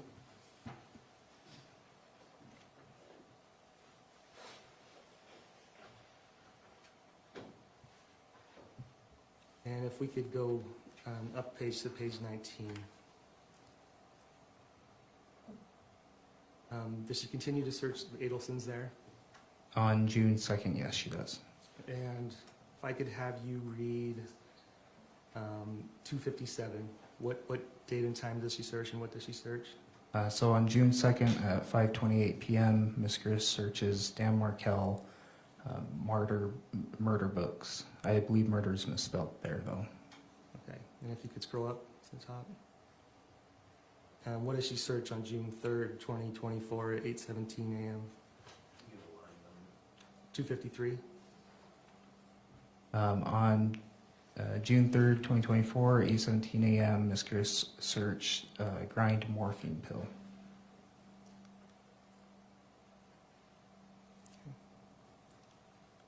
If you continue to go up. And up again. And up again. What does she search on line 232, 231, and 230? Who does she search? So she searches for Kathryn Restelli. Who's Kathryn Restelli? Kathryn Restelli was also arrested for involvement in Dan Markell's murder. And if we could keep going up. If I could have you read This is the next day on June 6th, is that correct? I could have you read on June 6th at 9:10 p.m. What does she search? So on June 6th at 9:10 p.m., she searches Katie Magbanawa second trial defense charts. And the next day on June 7th at 9:17 a.m., what does she search? She searches how old were Dan Markell's kids when Dan was killed. Can you tell me a little bit more about what happened with Dan Markell and Wendy Adlesen? So Dan Markell and Wendy Adlesen had a divorce and were in the midst of a custody battle for their 2 children.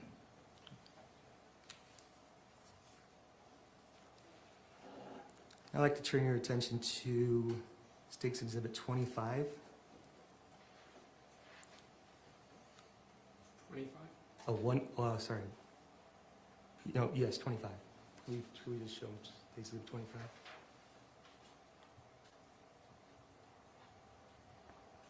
Okay, on June 25th, what does Kathryn text her mom? If we go down to the green.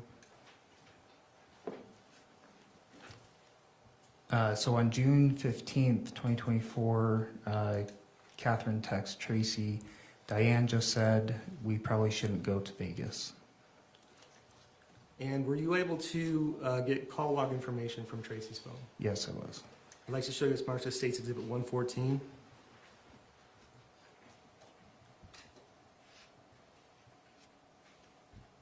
You recognize what that is? Yes, I do. And what is it? So this is going to be a call log history from Tracey Grist's cell phone. From what day? So this will be on June 16th. Is it the day after Diane canceled the Vegas trip? Yes, Or at least that Kathryn told Tracey that she canceled the Vegas trip? correct. State would move to omit and publish State's Exhibit 114. Any objection? No objection. Thank you, so ordered. And if we could go to the bottom of the page, or the next, bottom of the next few pages.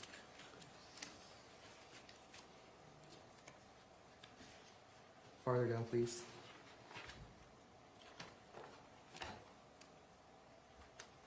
Next page down. Okay, on June 16th, who was the first person that the defendant calls? So on June 16th at 9:19 a.m., she calls Terrelyn Fisher. Okay, is that number, were you able to confirm that that number is Terrelyn Fisher's number? Yes, I was. And how long did they talk for?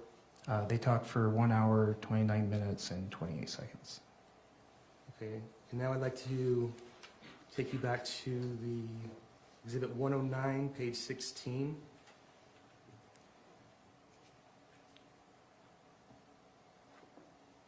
What does the defendant search at 10:18 a.m. on June 16, 2024? At 10:18 a.m., she searches Utah gun law registration. And what does she search after that? Utah gun law registration. And after that? Utah shot break-in. And so on these, what does the Google search mean? So if it has Google search next to it, that means that is what she's searching on Google. And if it doesn't say Google search, what does that mean? To my understanding, it is a website that she has visited. Okay. If I could turn your page to page 115 on Exhibit 109. Yeah. 15 of 109. Yeah, and go to the bottom. Is this in the same set of searches, starting with, or the same web history, starting with 210? What time is she's still searching? Oh, item line 210, not 210 p.m.? Yeah, the item 210. What time is she searching still? Correct. So that is still June 16th at 10:21 a.m. Okay. And the one above? Or what is she searching? So in the previous one, she searched one dead, one hospitalized in Layton shooting. On the next search, it was the same date at 10:30 a.m. She searches Utah state gun laws and regulations explained. Okay. And then what does she search at 2:36 p.m.? At 2:36 p.m., she searches to file for divorce if wife is a Utah resident and husband is a CA resident or California resident. And above that?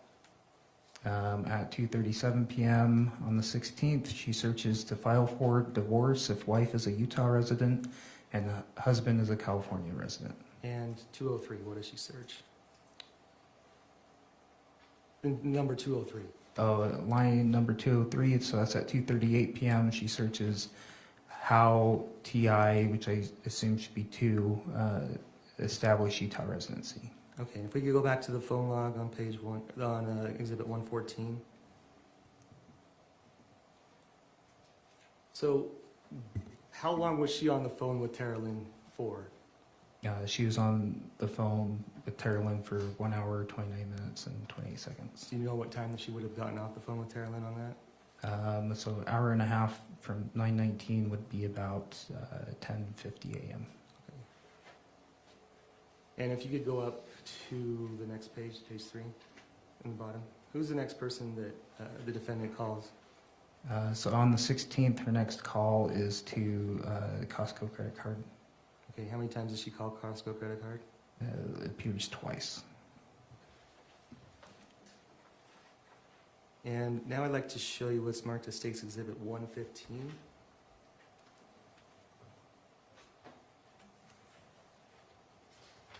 Do you recognize what this is? Yes, I do. And what is it? So this is the text message communication between Rachel Jorgensen and Tracey Grist. And this was pulled from Rachel Jorgensen's cell phone. And what day? So this would be June 16th. State would... What? 115. State would move to admit and publish State's Exhibit 115. Any objection? No objection. Thank you.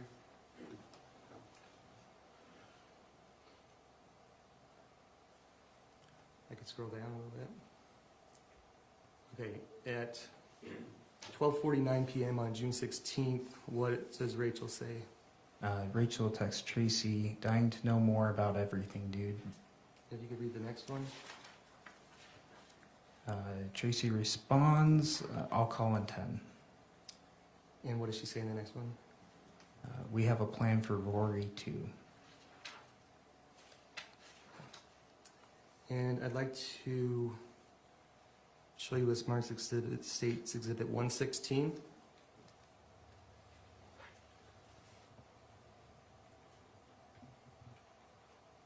And you recognize what this is? Yes, I do. And what is it? So this is cell phone communication between Tracey Grist and Caitlin Johnson, and this was taken from Miss Grist's cell phone. And who's Caitlin Johnson? Were you able to determine who Caitlin Johnson was?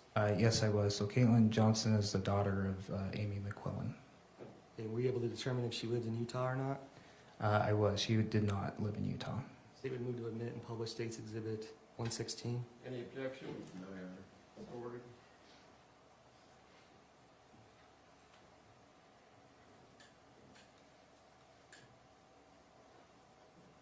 And can you read the top message? Yeah, so on June 16th at 1:56 p.m., Tracey texts Caitlin, hey, Rory was thinking of driving up to Seattle for a road trip, just her. Could she stop and say hi to you? It wouldn't be for a few weeks. She was just making a plan. Okay, and how soon in time was this to the previous text with Rachel about making the plan for Rory too? That was on the same day. How many minutes, or is there different? If I could refresh your recollection, or could we just turn back to Exhibit 115? What time was that text sent? So this text was sent at 1:58 p.m. And if I could turn back to 116, what time was that text message sent? At 1:56 p.m. Now I'd like to turn your attention to, I'd like to show you what's marked as State's Exhibit 117.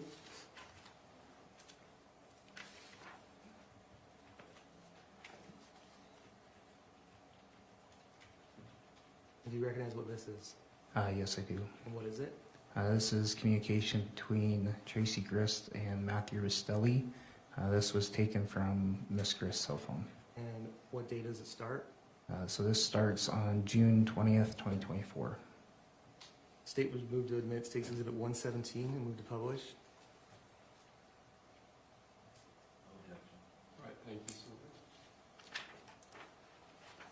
This is a little bit longer, but if I could just have you read all of these texts, maybe start with the first one with the time, and if there's a big gap in time, if you could restate the date and the time, otherwise just read the conversation through.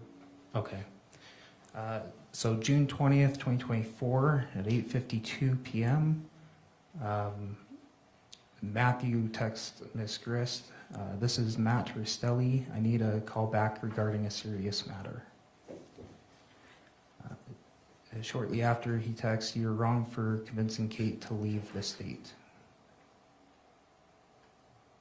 This is a few hours later now at 11:28 p.m. Matt texts Tracey, this is Matt Restelli. I need a call back regarding a serious matter. A couple minutes later, Matt texts Tracey, is this Tracey?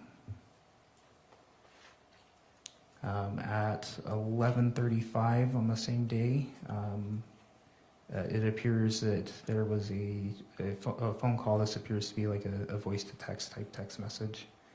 And this is from Matt to Tracey. And the text reads, hey Tracey, this is Matt Restelli. Can you call me back regarding all of this stuff? Anyways, 951-852-3089, thanks.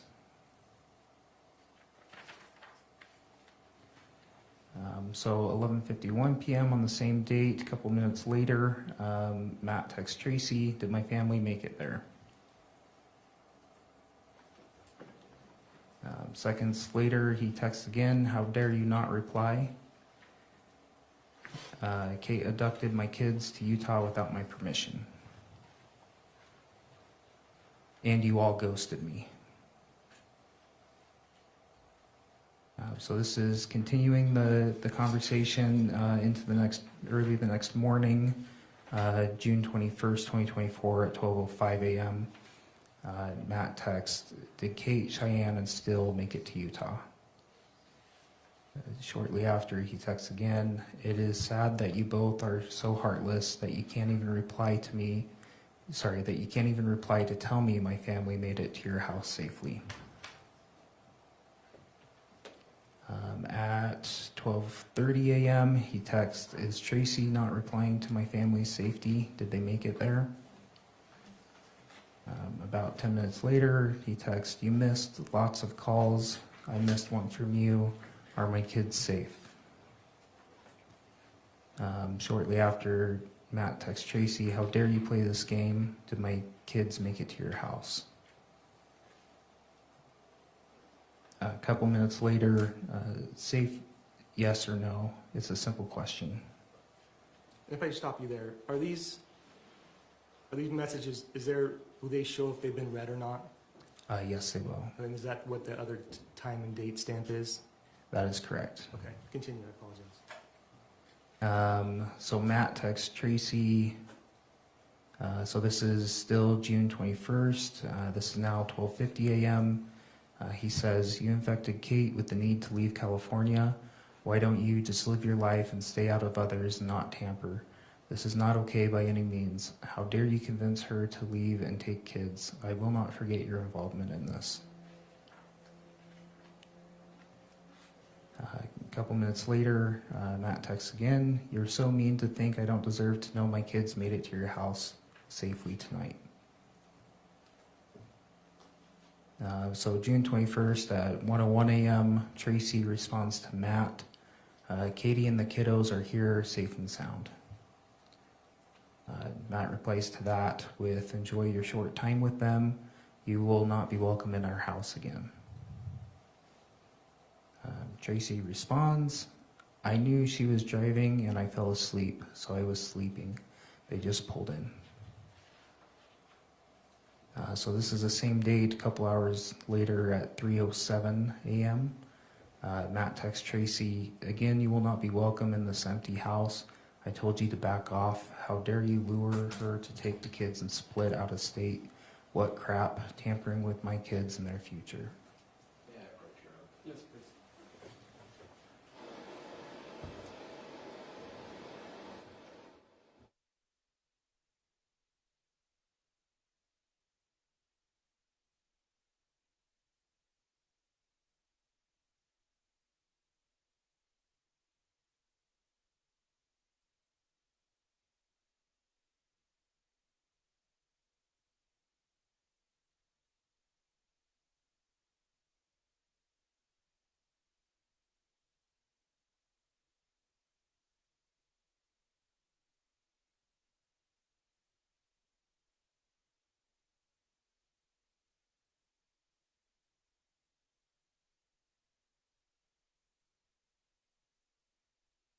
All right, ladies and gentlemen of the jury, we're going to take a recess.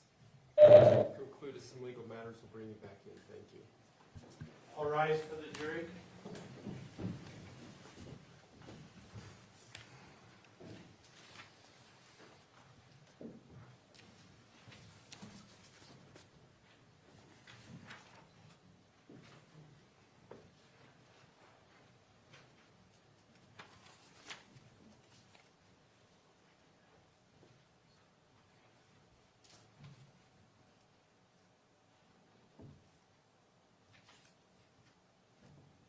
All right, thank you. Please be seated. Counsel will see you in chambers. Thank you.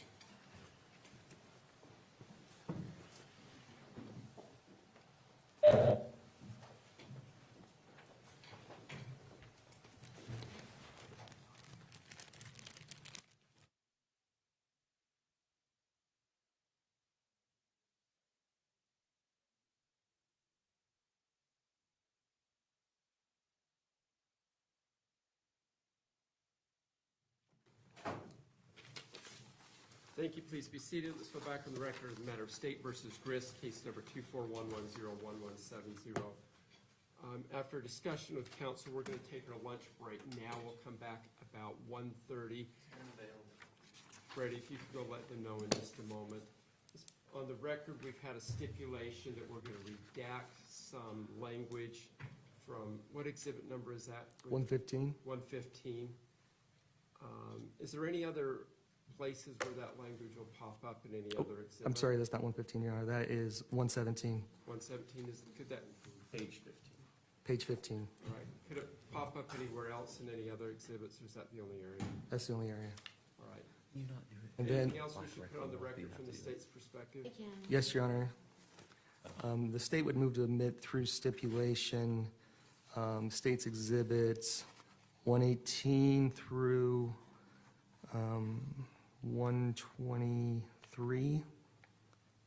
All right, and that's correct, Mr. 124, I'm sorry. 124, is that correct, Mr. Facebar? Yes. All right, so state's exhibits 118 through I mean, 124 are admitted I'll through tell you, Your stipulation. Honor, we've stipulated to 131. All right. Then 118 through the state would ask that 131. we just move to stipulation through 131. All right, so ordered. Anything else, Mr. Watabe? Not this time, Your Honor. Mr. Facebar, anything from the defense? No, Your Honor. All right, so to tell the jury to be back, ready to go, the goal will be to start at 1:30 p.m. We'll be in recess. All rise. Roger Griffin presiding. Thank you. Please be seated. Go back on the record, the matter of State versus Grist, case number 241101170. Looks like the parties are ready to proceed forward. Let's bring in the jury.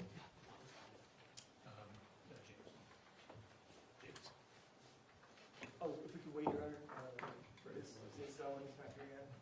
Who's not here? Oh. Yeah, give her another water. Don't believe so.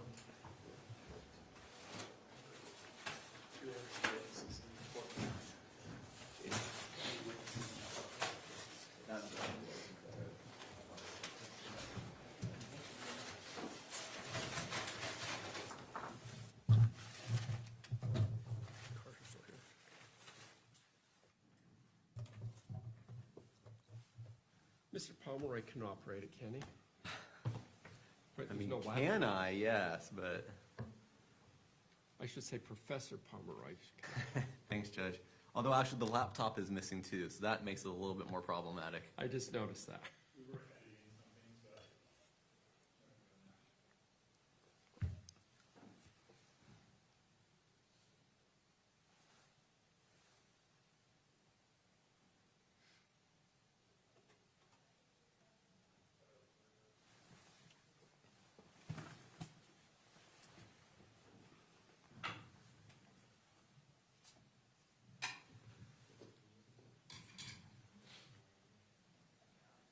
Now we're missing Mr. Watabe. Oh, there he is. Let's give her just a minute to get booted up.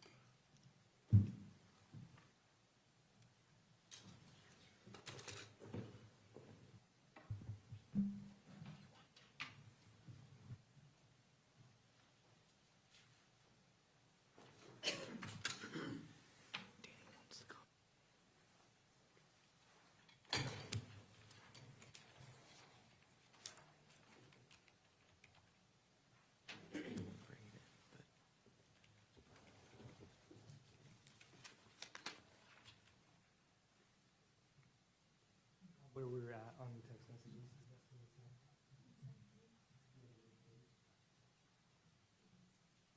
I used a marker just on Oh, mine. perfect. Off the screen, I guess. Yeah.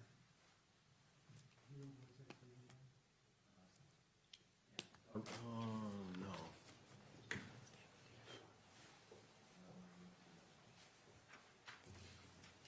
I think we're maybe 13.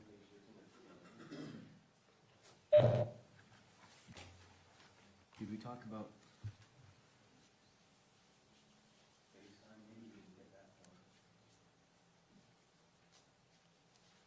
On page 12 it says. I don't even think we got to page 10 yet.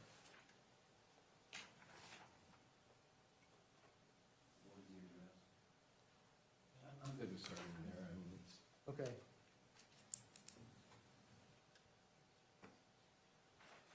I guess the real question is, did we ever get to a point where Tracy texted back? Yeah, I thought so. Okay. That's what I thought. We did, we had the one where she says, Tracy and the kiddos are here and safe. Okay. That's, we were to that point, or just past there, frankly.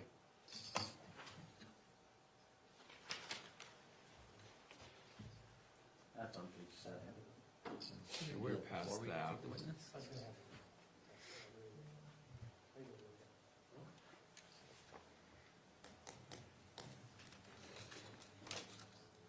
Are we ready to bring the jury then? Yes.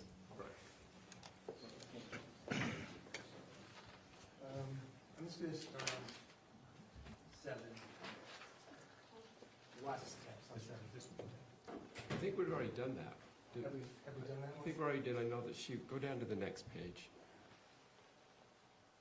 Did you text me with the address of my family is? No, that's, Yes, you got to that. yeah, that's, I was gonna say right to there. I don't, but not past there. You stopped at that one. Oh, okay. Yeah, that is actually like where I marked. All rise for the jury.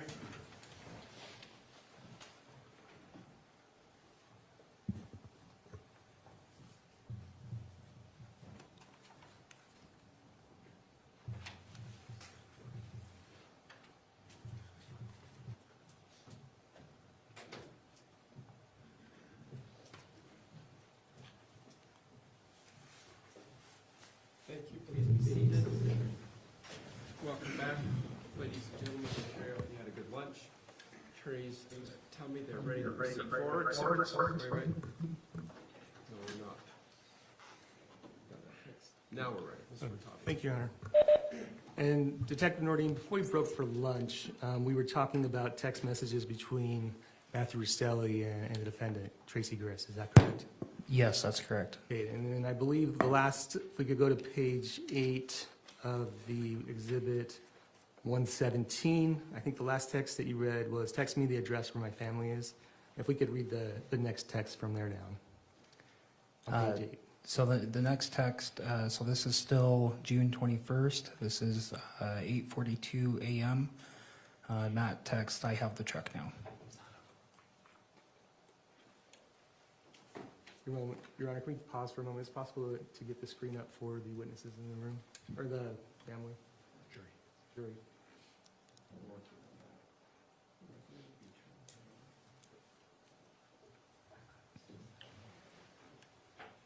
Okay. Okay, if you could start again on,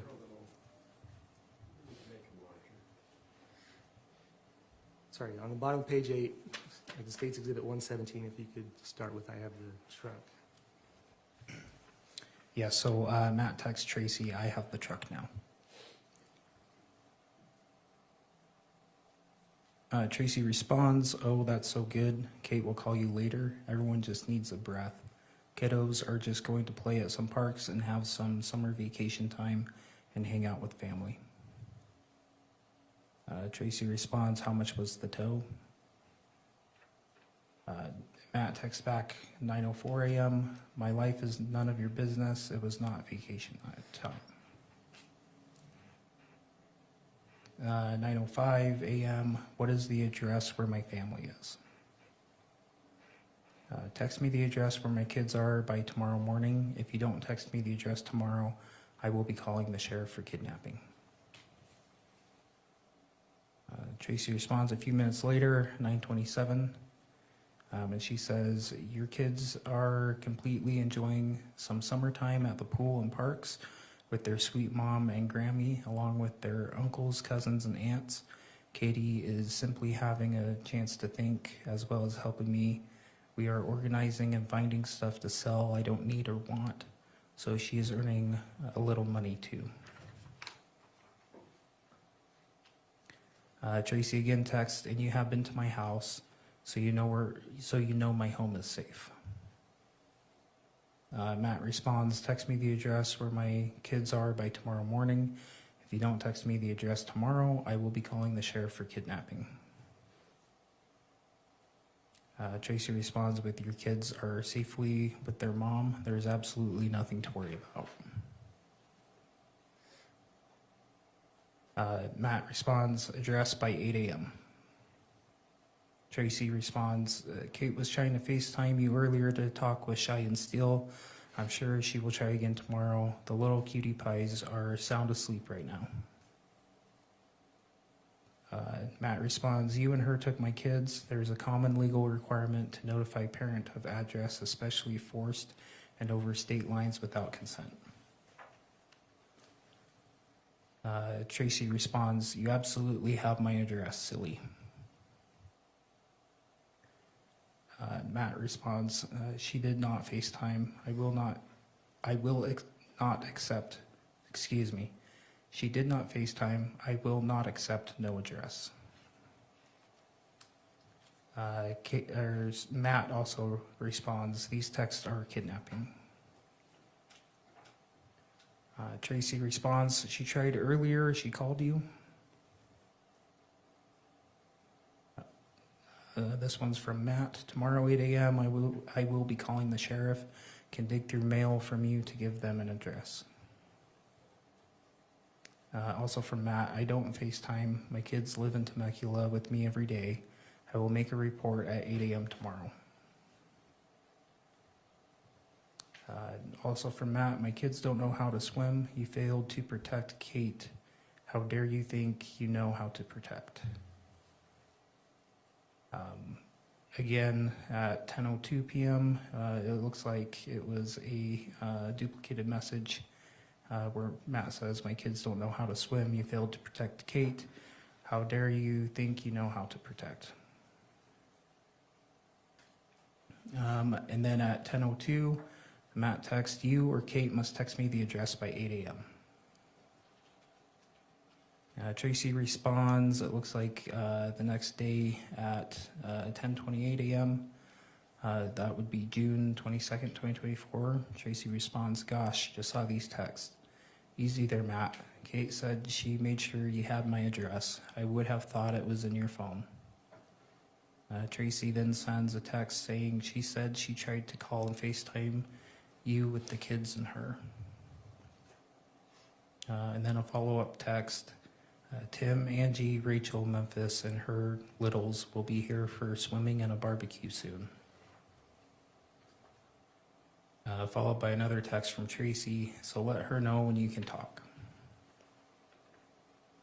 Matt, excuse me, Matt responds, I will read your text, but I will not reply to you anymore. Tracy responds, I was only responding to your text anyway. Katie said she sent you my house address this morning. They have been here only a day, and I can't imagine that you don't know exactly where they have been. Thought you knew my address. Tracy again sends a message, hey, are you okay? Kate has been trying to reach you by phone. Does that last message show red? No, it does not. And did you find any other evidence, any digital evidence, that there was any other communication between the defendant and Matt Restelli again after this? I did not know. Okay. And I can turn your page, can I bring up Exhibit 109 again? The search, 109, Tracey Grist search history. And if we could go to page 12. And what day is this, are these search, what day is this web history from? So these are from June 22nd, 2024. Are these basically the same time frame as the last text message you just read between Matt and the defendant? Yes, that's correct. Okay, and if I could have you read 168, what is the defendant's search? She searches, what is mom takes kids for overstate line visit and dad isn't agree? And what is she search on 165? What are the legal implications of taking your kids on vacation without the other parent's permission?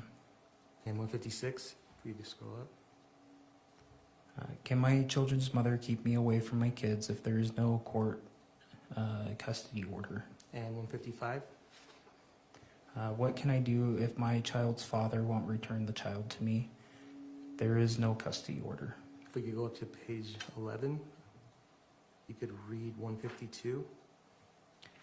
What to do, parental kidnapping and no custody order. And I would like to publish to the jury State's Exhibit 118. Any objection? No. Order. And what is this? This is text messages between Tracey Grist and Kevin Ellis. Okay, if you could read those, tell me the date and time of those text messages, and if you could read the next two text messages. So on June 20th, 2024 at 6:24 p.m., Tracey texts Kevin and she says, call me. On June 21st at 9:21 p.m., Tracey texts Kevin and says, text me the address where my kids are by tomorrow morning. If you don't text me the address tomorrow, I will be calling the sheriff for kidnapping. If I could draw your attention to page 3 of that exhibit. Does Kevin respond to defendant? Yes, he does. What does he say? Kevin responds, how about ... no.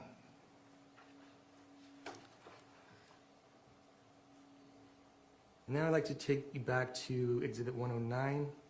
If we could go to page 8. On June 27th, so about 5 days after those last text messages, what does Tracey begin to search? If we could read 107 through 102. Yes, so on June 27th, Tracey searches American Fork Cemetery, Alpine Cemetery, Cemetery American Fork, Cemetery near Alpine, and Alpine Cemetery. Okay. And I'd like to publish for the jury State's Exhibit 119. And do you recognize what that is? Yes. And what is that? So this is a group text between Tracey Grist, Christopher Robinson, and Kelly Slocum. And based on your investigation in this case, were you able to figure out who Christopher Robinson was? Yes. And who is he? He's a brother to Tracey Grist. And what about Kelly Slocum? Sister to Tracey Grist. And do you know what date these text messages were sent? If I could move you to the next page. Down one more. Okay, go ahead.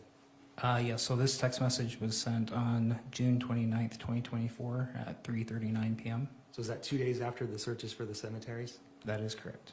Okay, if I could have you read the next 3 3 pages. So Tracey texts the group, "It is chaos." Just a few seconds later, Christopher Robinson responds, "Oh no, LOL." Tracey responds, "It's okay.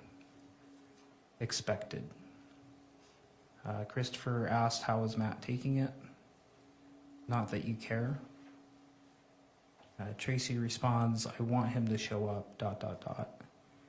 He still thinks it's only for another week." Kelly then texts, "Have you been getting hits from the AirTag in the truck?" Now I'd like to bring up again Exhibit 109. If we could go to page 5. If I could have you go down to the bottom. What is Tracey searched? Is this the same day as she just sent those text messages to her siblings? Yes, June 29th. And what does she search on line 70? On line 70, she searches Adlesen Donna. Okay, and why did it matter to you that she's searching Donna Adlesen? It first piqued my curiosity because of how often she searched Donald Adlesen, and then later through the investigation, I started looking closer at the actual dates she was searching compared to other communications going on in her phone. And was there anything about Donna Adlesen that drew your attention to why she would be important? Yes. And just to explain it again this time, maybe you could just explain, so who is Donna Adlesen and who are the players in that situation? So Donna Adlesen and her son Charlie Adlesen were both, and Kate Magbanawa were all arrested for conspiracy because they all worked together to hire a hitman to murder Dan Markell. And tell me a little bit about the situation between Dan Markell and Wendy Adlesen. So Wendy Adlesen was Donna Adlesen's daughter. Wendy and Dan were married. Wendy took their 2 young kids and left Dan without telling him, went to go stay with her mother, Donna. And then from that point, a divorce occurred and then a custody battle occurred. And so on June 29th, after Tracey said she wanted Matt to come out, what are the next searches she searches between 70 and 67? So she searches Adlesen Donna movies and TV shows.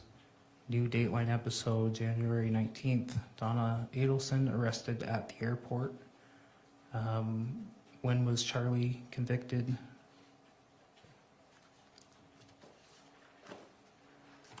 Okay, I would like to show you what's marked in state. Oh no, yeah, if you could bring up and publish to the jury States Exhibit 120. So is this text? Who are these text messages between and what dates? So this is between Tracey Grist and her daughter Tara Lynn Fisher. And this is just a few days after the 29th. If you could scroll down a little bit. Yes, so this would be July 1st, 2024. Okay, if I could just have you read the next 2 pages of text. So at 11:24 a.m., Tracey texts Tara Lynn, "Tara, call Kate." Tracey then sends, "Help her with what to say to a lawyer." She is happy about not going back. And she needs to take legal steps now. If we could skip to page 4. Oh no, keep going. Yeah, if you could read that last one. Okay. Tracey also texts, "School starts soonish."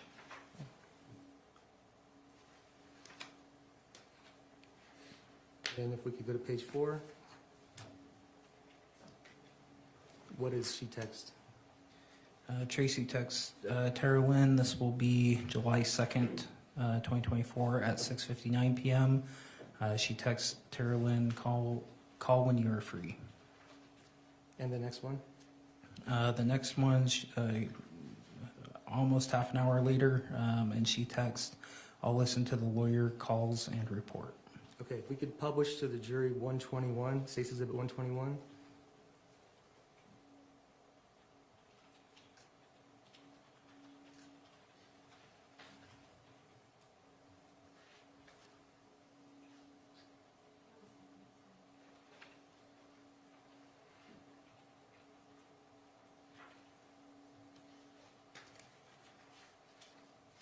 Can counsel just double check to make sure we don't have any witnesses in the courtroom? We do not.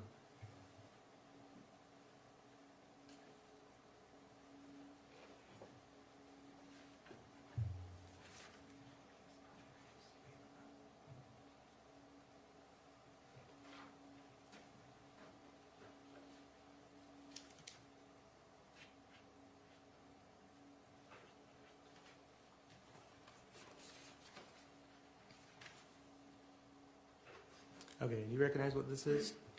Yes, I do. And what is it? These are text messages between Rachel Jorgensen and Tracey Grist. And if I could draw your attention to the second page, the bottom picture, do you recognize that? Yes, I do. Okay, was that State's Exhibit, I believe 19, that would have been admitted earlier? It's definitely one of the exhibits that have been shown here. I'm not sure of the actual number. Okay, and was this, who sent this message to whom? So this is from Tracey to Rachel. So sent from sent from Tracey to Rachel. On what day? So this will be July 4th, 2024. If you could scroll down a little bit farther. So sorry, it was read on July 4th. It was sent on July 3rd, 2024.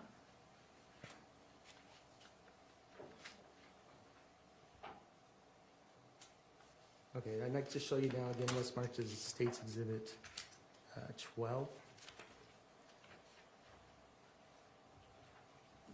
You said 12? Yeah, we could go to page 8. And this has been, do you remember whose call log this is?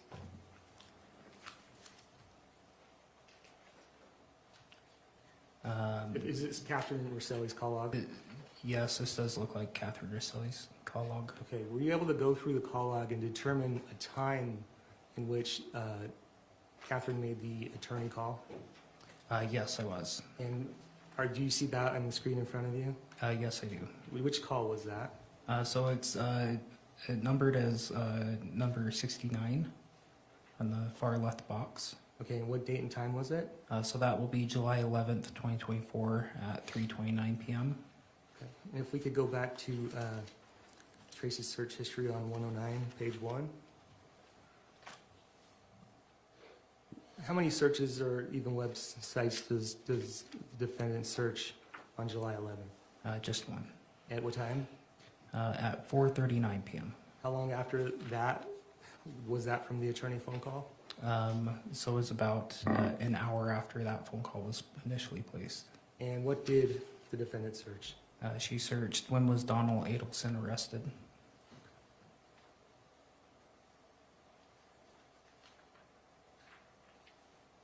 Okay, and we can just go through the day of July 12th. If I could kind of take you through a little bit of some of the texts and the evidence, the digital evidence that kind of establish some things. Is that okay?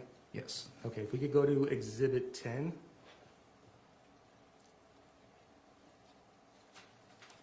Page 22. And if you could go down a little farther. Who are those texts between and what does it say on the green side? So these are texts between Kathryn Restelli and Tracey Grist. On that green bubble, that is sent from Kathryn Restelli to Tracey Grist on July 12th, 2024 at 9:17 a.m. and it says he's gonna drive out. And so based on your understanding of this investigation, what did that mean? So this is the first piece of evidence that we have day of that shows communication between Miss Restelli, Kathryn Restelli, and Tracey Grist, of Kathryn telling Tracey that Matt is coming that day.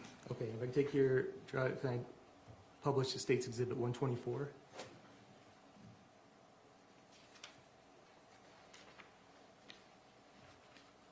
And who is this conversation between? So this is between Tracey Grist and Terrelyn Fisher. And on what day?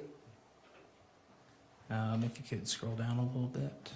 This looks like it was sent July 12th, 2024 at 1:47 p.m. Okay. And if I could show you, or if I could show the jury State's Exhibit 123. Do you recognize what that is? Yes. What is it? So this is Tracey Grist's call log. If I could draw your attention to page 5.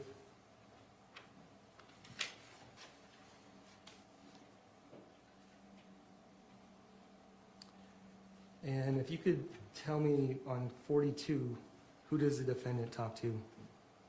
She calls Terrelyn Fisher. At what time? 1:11 p.m. And how long do they talk for? 3 minutes and 56 seconds. And on number 41, who does she talk to? So she gets a call from Terrelyn on number 41, At what time? 1:15 p.m. And how long is that conversation? That's 30 minutes and 30 seconds. Okay, and if I could take you back to Exhibit 124.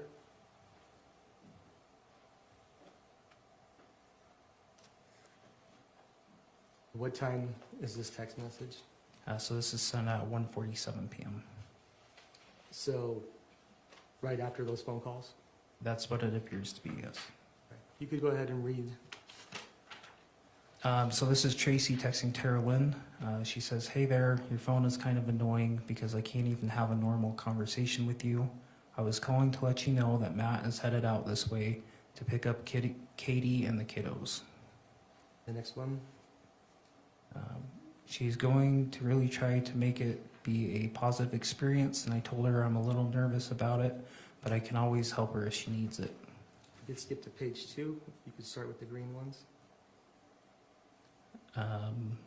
Tracey then texts, "I know he said he's trying, but I am nervous and trepidation for sure, but I also support her completely. I really need for you to support her because she is so on the fence and she needs our love and support, and so do the kiddos. And the next one. My only prayer today is that he's peaceful and continues to be peaceful." If we could skip all the way to page 6.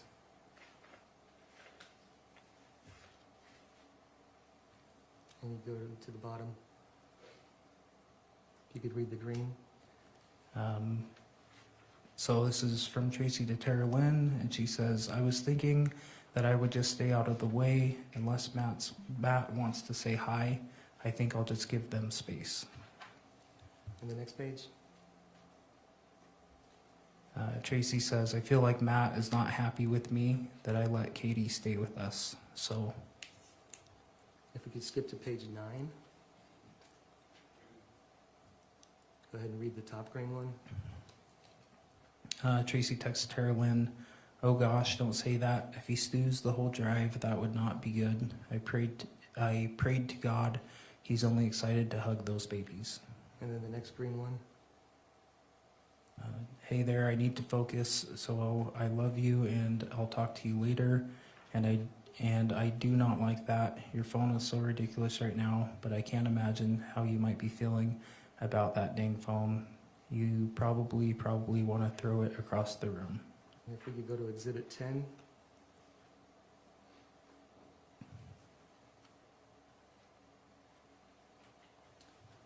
And we could start on, we could go to page 24. You could go ahead and read those text messages, the top message. Yes, so this is July 12th, 2024 at 2:07 p.m.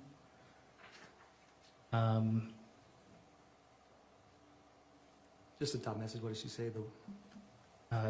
Tracy texts, the water is off in my studio, so I'm just going to come home and tackle that laundry room. And who is she texting again? I believe this is Kathryn. Okay. And if you could go down to the start with Honey Bunch, what time is that at? That text message is sent at 2:08 p.m. Okay, if you could read that. Honey Bunch, I really happy that Matt's going to try. I'm a little nervous about it, but I hope that it works out because you have a sweet little family. And just read the rest.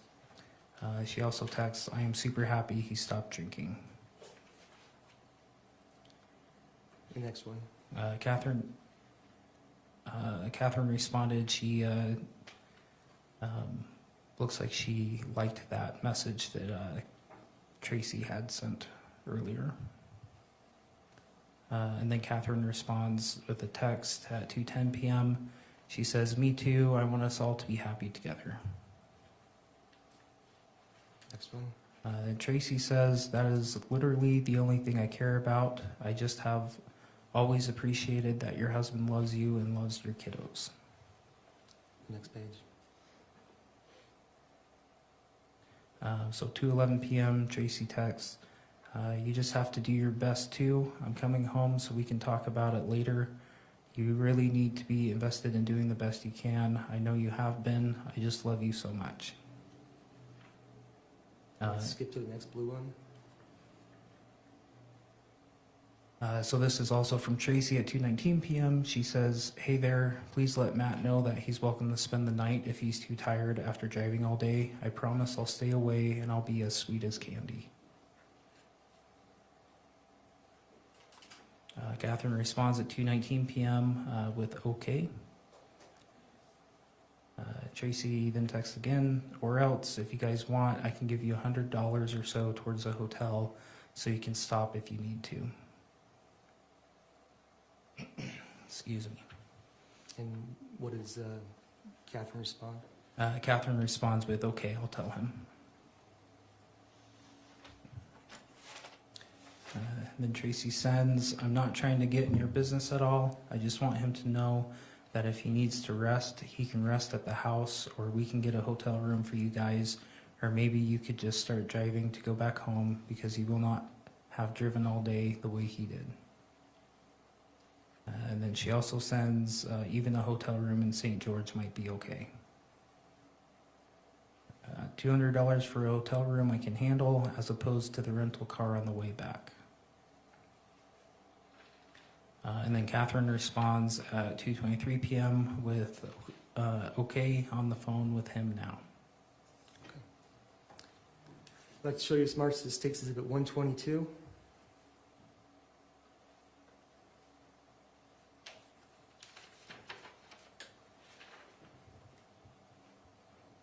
Who are these text messages between? So these are between Tracey Grist and Kevin Ellis. What time? So the first one is on July 12th, 2024 at 2:22 p.m. If you go ahead and read these texts. So Tracy texts Kevin, I'm getting off the 500 exit in about a minute. Kevin responds with, I'll be there in a couple minutes. Kevin also says, firework and four of a kind sound good again. Tracy responds, sure. Okay, and if we could go back to Exhibit 109, page 1. What is Tracy's search that day? So on July 12th, 2024, the only thing she searches is It's Happening meme. And what time was that at? That was at 2:13 p.m.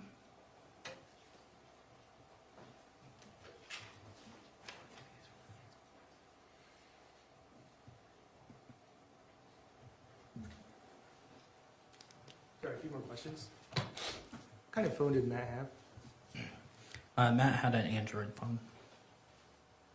And what kind of AirTag? What is the brand of AirTag? The brand of AirTag is Apple. Based on your training experience, did you find out if those were compatible or not? I did, and they are not compatible.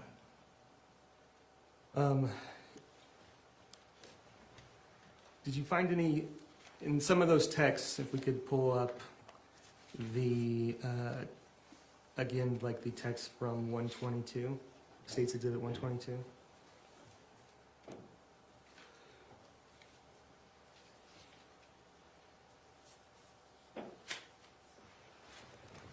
Okay, so on those texts, do you see anything that indicates if those texts have been deleted?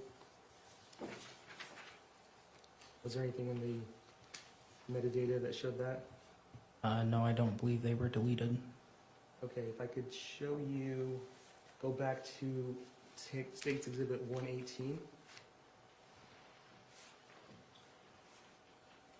Did you see anything on those texts that show that they were deleted? Yes, I did. And does it say what time they were? Or what day? I apologize. Yes, they have the date of July 7th, 2024. Okay.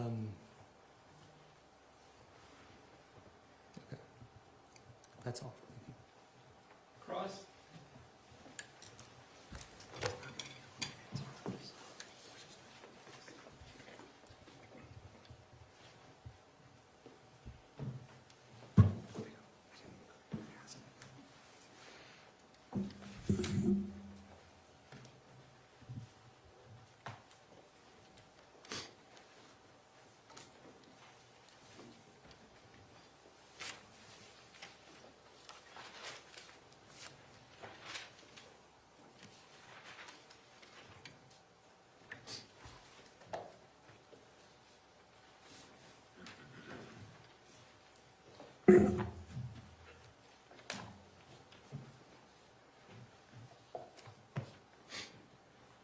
I just need a moment to get ready because I didn't know it was going to stop right then. I thought we were still going on, so just give me a moment.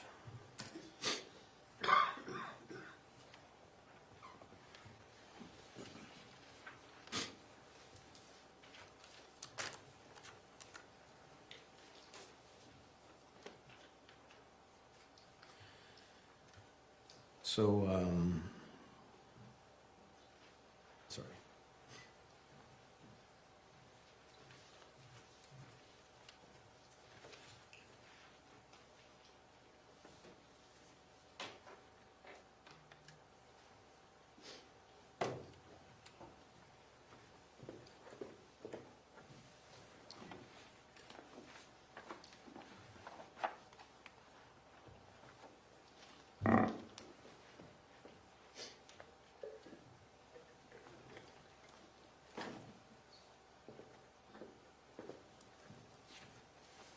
Apologize to the court and the jury, Your Honor. I mean, you really didn't think this was gonna go. That's fine. Do you want to take a short recess? You got it? Okay. So, good afternoon. Hello. Norden. Good afternoon. Nordine, right? Nordine, yes, sir. Thank you, sir. Detective, you started off your testimony by just talking a little bit about your time as an officer and your training and your experience, right? Yes, sir. And you went to post, right? I attended a post satellite academy, yes, sir. At UVU. Yes, sir. And post stands for, do you know? Police officers standards and training. Right. When you said that, then it clicked with me. Standards was the word that I forgot. So, and that's an educational opportunity to learn about police officers training for becoming an officer. Is that correct? Essentially, yes. Yeah. And you also do plenty of training while you've been an officer for 7 years. Is that right? Yes, sir. And as part of your training, you're given many different assignments for training, and you participate in that each year. Yes, sir.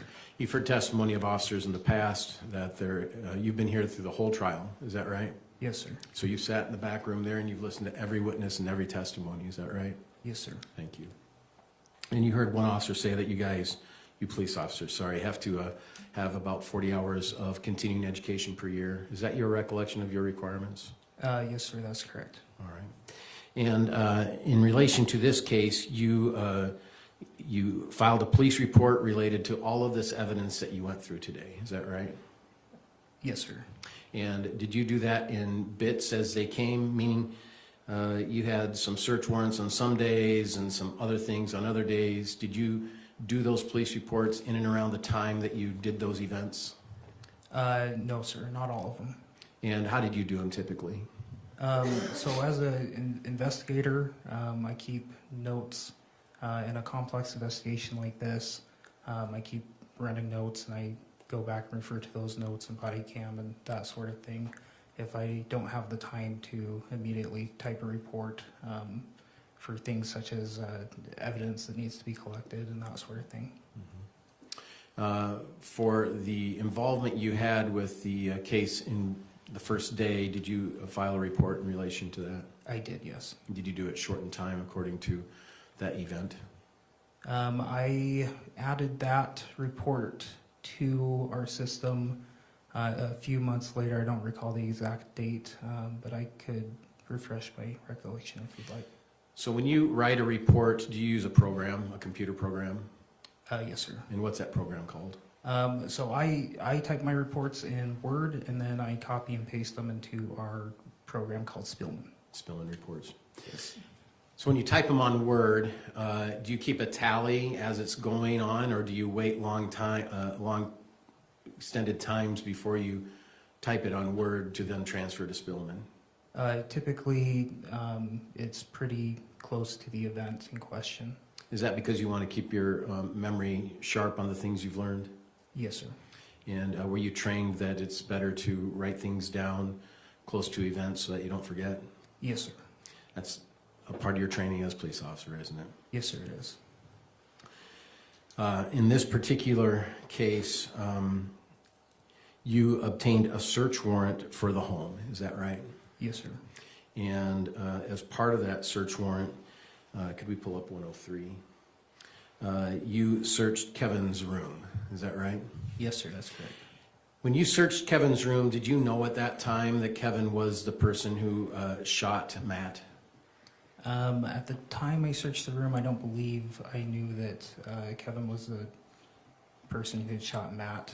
I was on scene, had been notified there was 3 adults in the home, and all 3 adults were being interviewed at that time. So did you get search warrants for all the rooms? For the whole residence, yes, sir. Yes. And when did you find out that Kevin admitted that he had shot Matt? It would have been shortly after the search of his room when I went back to the police department. Okay. Did you draft the affidavit for the search warrant in your vehicle? Yes, I did. Is that common? Yes, sir. It is. It's electronically done, isn't it? Yes, sir. Indeed, you get an electronic signature from a judge if he approves a search warrant, isn't that right? Yes, that's correct. So it's pretty quick in time because you're sometimes on cases on the scene and need quick results from search warrants. Is that accurate? Yes, sir. And are you aware that judges are assigned each night to be the judge on call to see if search warrants are needed? Yes, sir. And are you given who that judge is and given contact information in case you do need search warrants? Yes, sir. When we submit it, it will then identify to us who the on-call judge is. There's many different judges, but just typically one judge for that night. Is that correct? For the most part, yes, sir. Yeah. And so on the night in question, July 12th, you filled out a search warrant affidavit, which is basically your statement, right, to the judge on why you need a search warrant. Yes, sir. And you then got that return of the search warrant from the judge. Is that right? At that point, the judge did grant a search warrant to search the home. Yes. Right. Do you have a question, Judge? Sorry. No, I'm just listening. Thank you. my bad. So based on that, did you conduct the search warrant, or was another officer in charge of conducting the search warrant, or how did that search warrant execution happen? Yeah, so when the search warrant was granted, I informed Lieutenant 4, who was the on-scene supervisor at the time. The search warrant was granted for the home, and he kind of coordinated the next steps around that. Right. And you, in your search of Kevin's room, you located his California ID, is that right? Yes, sir. And a rolled up dollar bill, is that right? Yes, sir. When you saw that rolled up dollar bill, did you pretty much know what it was? When I saw it, it did look similar to other drug paraphernalia I've seen before, especially with the white powder inside of it. Yeah. So it's rolled up like a straw. Is that your understanding of these dollar bills and things that are used like this? Yes, rolled up in that manner, yes. Yeah. So it's tight and it's small and it's used to ingest drugs, isn't it? Yes, sir. So when you saw it, you knew it wasn't laying flat out like a dollar bill, right? Correct. And it was tight like a straw, right? Correct. And so I'm sure your suspicion rose right at that time. This could be drug paraphernalia, right? Yes, sir. Then you did a field test and it tested positive for cocaine. Correct. And then as part of your job as a police officer, you collect evidence, and if there are evidences that need to be tested, you will send it to the Utah State Crime Lab. Is that right? Yes, sir. And this exhibit, Exhibit 103, is that report from the Utah State Crime Lab, isn't it? Could you scroll down to the items tested, because we had a few items sent there. Yes, this was for the cocaine, yes, sir. And so this page, page 2, is actually the result of the things that were sent to the crime lab. Yes, sir. And it says on item 12, a white residue on the plastic card was not analyzed. So was that a California ID? No, sir, that was it was like a hotel key card that the dollar bill was resting on top of on the nightstand. And then item 13 is cocaine was identified in the white residue in the rolled US $1 bill, right? Yes, sir. And based on that and other evidence, you found out that Kevin was under the influence of cocaine the night of the shooting. Isn't that right? Yes, sir, that's correct.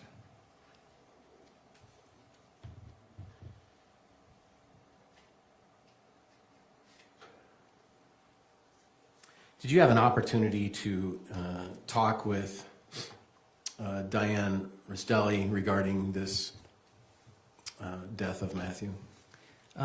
Lieutenant Four wanted to speak to Diane Restelli, so he assigned himself that assignment. So I have not spoken to her until court proceedings. Okay. Are you aware that during that interview with, is it Officer Four or Detective Four? Lieutenant Four. Lieutenant Four. That he did speak with Diane out in California? Yes, he told me of their conversation. Did he ever ask Diane about Matthew's personality and his character traits? I believe he did, yes. Yeah, and did you ever ask, you're aware that Lieutenant Four asked about whether Matt would carry a knife, aren't you? Yes, sir, I am. And is it your understanding that Diane said he did not? Objection, hearsay, Your Honor.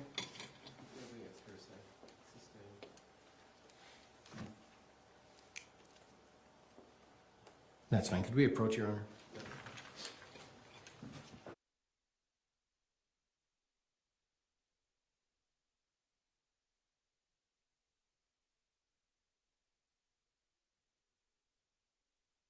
Ladies and gentlemen, we're going to take a quick recess while we work through a legal matter here with the attorneys. All rise for the jury.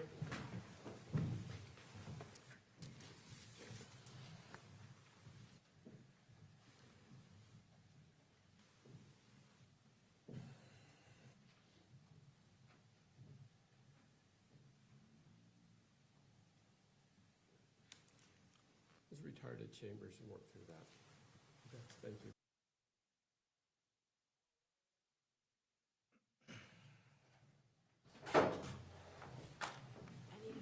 Thank you. Please be seated. We're back on the record matter of State versus Grist, case 241101170.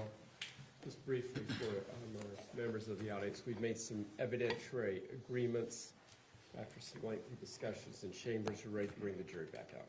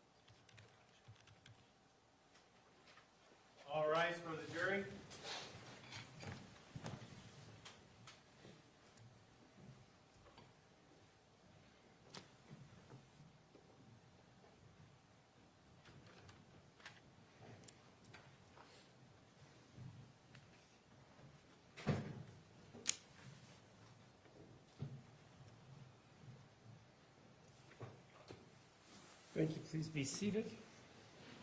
Mr. Facebar, please proceed. Thank you. Can we go to exhibit?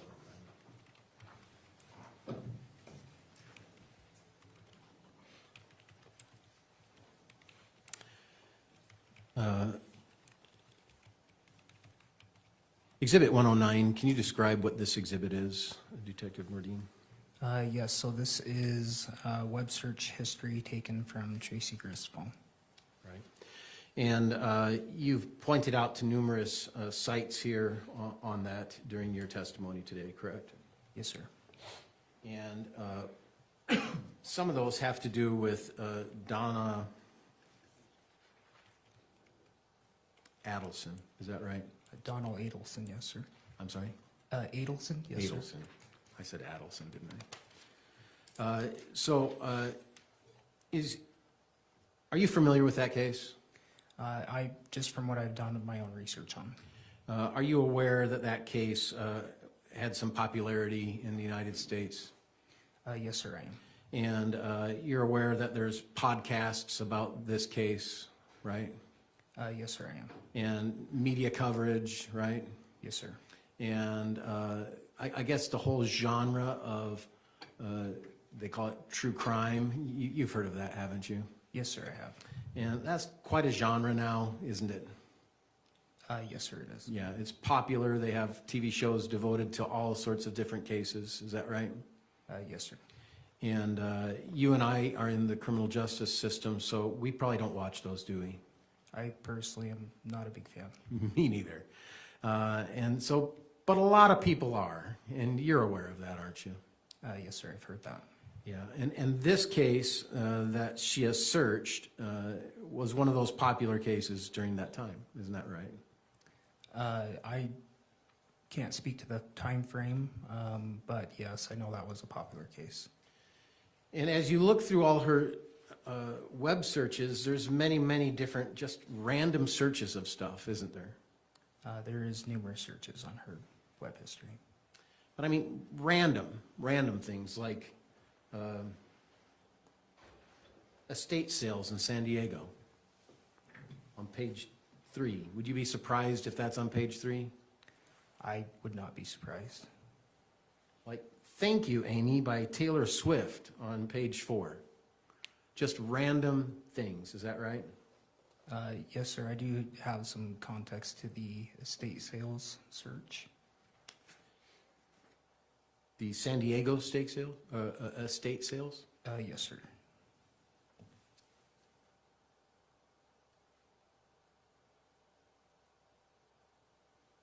Okay. Freedom Festival events at Sarah Shell. So local, national, all sorts of different kinds of searches on here. Is that accurate? Yes, sir. Including, as you showed, registration for gun laws in Utah. You saw that, and you talked about that, right? Yes, sir. I did observe that on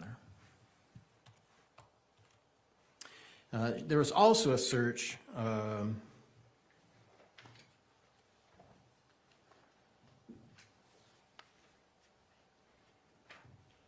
on page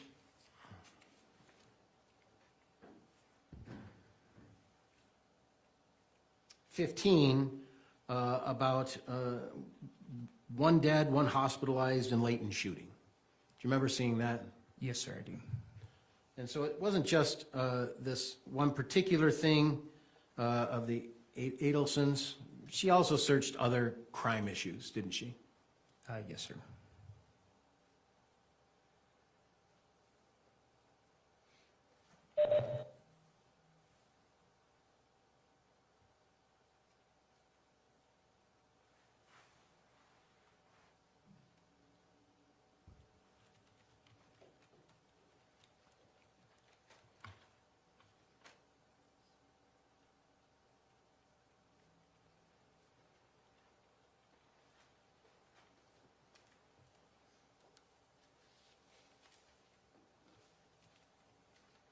And on Exhibit 118,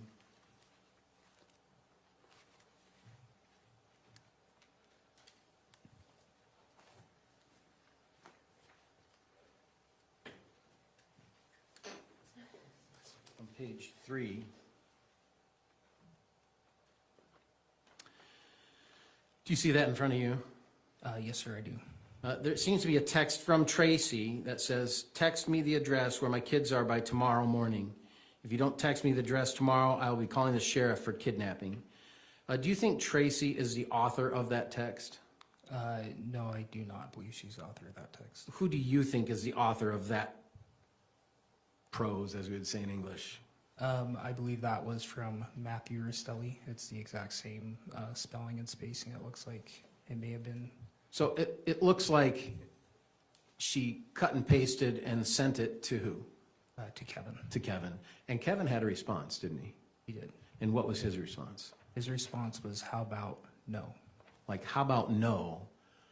You're not getting the address. Isn't that right?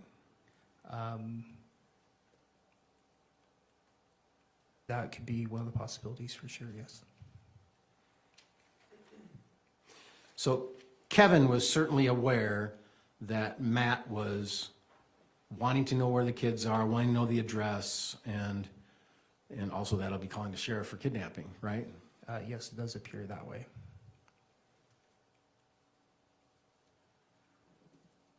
And so it obviously appears that Kevin knew what was going on in and around the house on June 21st of 2024, right? Sorry, can you repeat that question? Kevin was aware what was going around in the house on June 21st. That Kate was there with the kids, that Matt was concerned about it. He wanted the address of where it was. Kevin was aware of that. Yes, it appears that way, yes. Your understanding is Kevin lived at that home where Kate and the kids were, Cheyenne and Steele, right? That is my understanding, yes. And so it's not surprising that someone who lives there, when his sister and her 2 kids are there, that he's in the know. Is that right? In the know that Kate's here without her husband and the kids are out here and there's a dispute between Kate and Matt. Yeah, based off of the text messages, it did appear that way.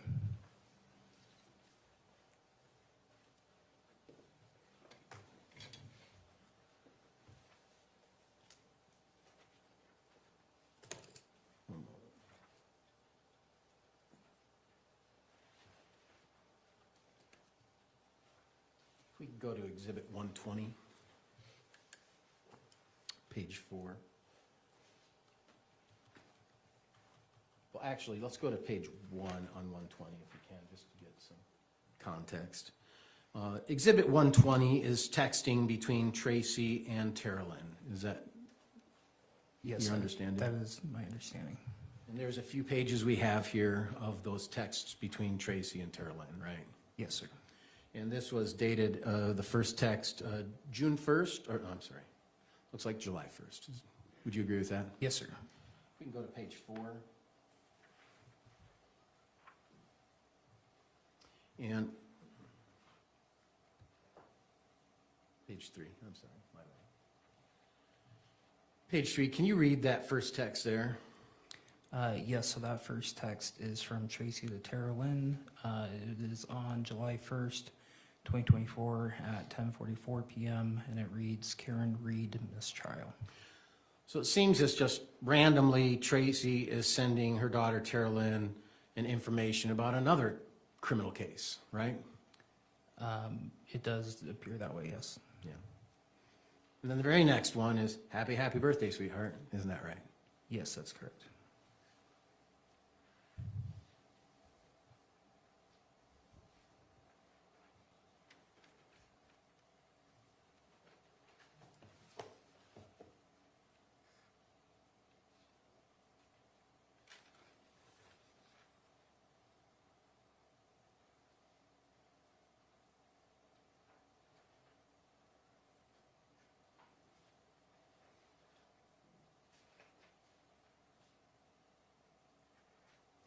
You've had the opportunity to obtain the electronics from Kate, is that right? Her phone, Yes, sir.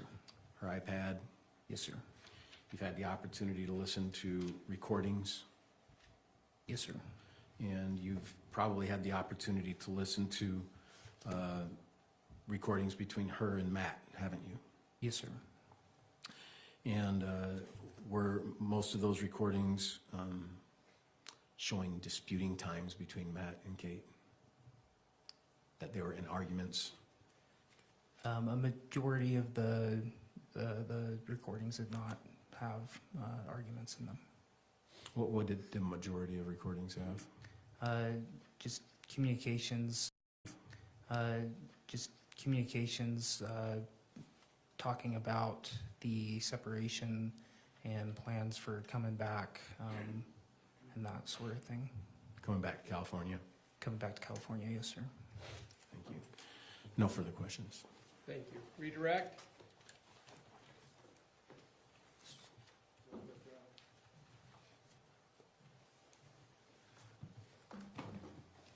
In any of those searches or websites video, did you find, or website visits, did you find any other true crime cases in any of that history? Not any true crime. There was just local news stories of local crime happenings. Anything searched more than once on those? Sorry? Did she search any of those stories more than once? Not to my recollection, no. How many times did she search the Adlesens? There numerous times. I couldn't give you an exact number off the top of my head. Okay, thank you. Nothing further. This witness, step down. We'll have redirect. Sorry. So you brought in your possession Tracey's electronics, correct? Sorry? Her electronics, her phone or her iPad or either one? You took into custody? Yes, sir. Yeah. Were you able to search her podcasts of what she searched on podcasts? I recall searching a little bit of her podcasts. I can't recall the entirety of them. Okay, thank you. This witness, step down now. Yes, sir. Thank you, Officer. Thank you. Call your next witness. Same call, Rachel Jorgensen. I'm sorry, whom? Rachel Jorgensen? Thank you.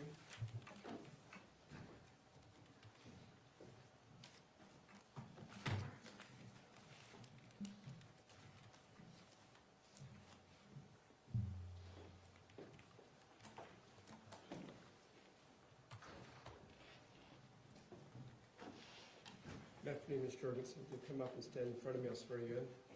You swear or affirm under the laws of the state of Utah on penalty of perjury that the testimony in this matter today will be true and correct, so help you God. Thank you. Please have a seat up there. Coming up, just a quick reminder on testimony. Please give direct responses, no narrative responses, which are inappropriate against your witness. It's okay. Thank you. Rachel, thank you for being here today. Thank you. How would you like me to refer to you today? Is it okay if I call you Rachel, or would you prefer something else? Rachel is fine. Will you state your name and spell your last name for the record? My name is Rachel Jorgensen, Jorgensen. Okay, and I'd like to show you, published for the jury, State's Exhibit 1.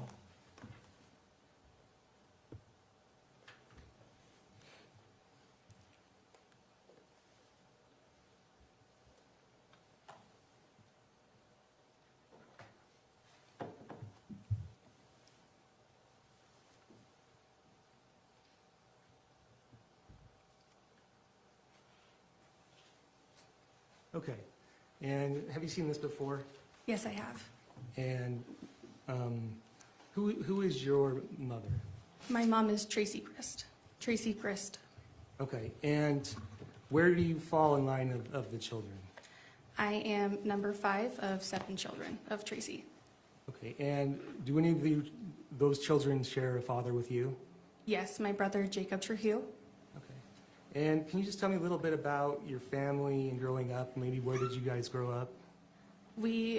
I was born in Southern California, and we moved around Temecula, Ramona areas, and moved to Utah when I was about 10 years old. Okay, and who moved to Utah with you when you moved? It was my mom, Tim Ellis, myself, Jacob, and Aurora. Okay, And so your other siblings, Tara Lynn and Kevin and Kathryn, they did not live with you at that time? That's correct. They stayed in California. Okay, so who were you closest to in your family?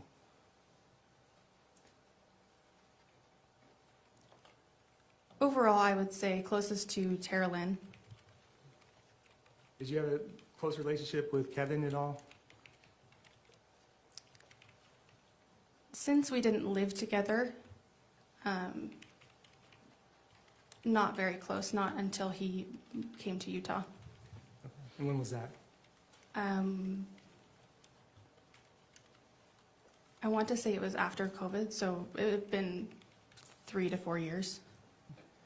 And who would you say which child was your mom closest to?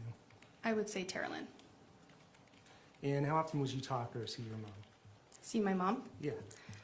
I would go see her probably about once a week with my kids, and we would talk on the phone maybe once every few days. And would you go to her house at American Fork? Yes. And what would you do when you went down there? A lot of things were kid-oriented, so parks, picnics, playing at a splash pad, museums. Other times we'd just stay home and have barbecues and keep it casual. And did you have a close family? Even though maybe you didn't all live together, did you guys stay pretty close? I would say yes. And tell me about that. What kind of things would you do to stay in contact? We had a Snapchat chat that was created, I'm not sure who by, but that included everybody in my family and as well as some extended family. There were Facebook Messenger groups between multiple people.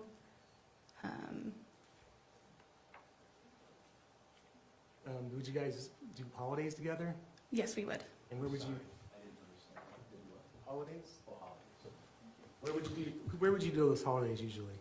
If we were in Utah, it would be at my mom's house in American Fork. If we were to travel for the holiday, we would most likely stay with Tara Lynn, but also go see Kathryn. Okay, so did most people congregate at Tara Lynn's house when people went to California? Yes. How often did you visit with Kate and Matt, would you say? Maybe once every few years. I guess just really whenever we went out to California, we would make the effort to go see them. And how long did you know Matt Restelli?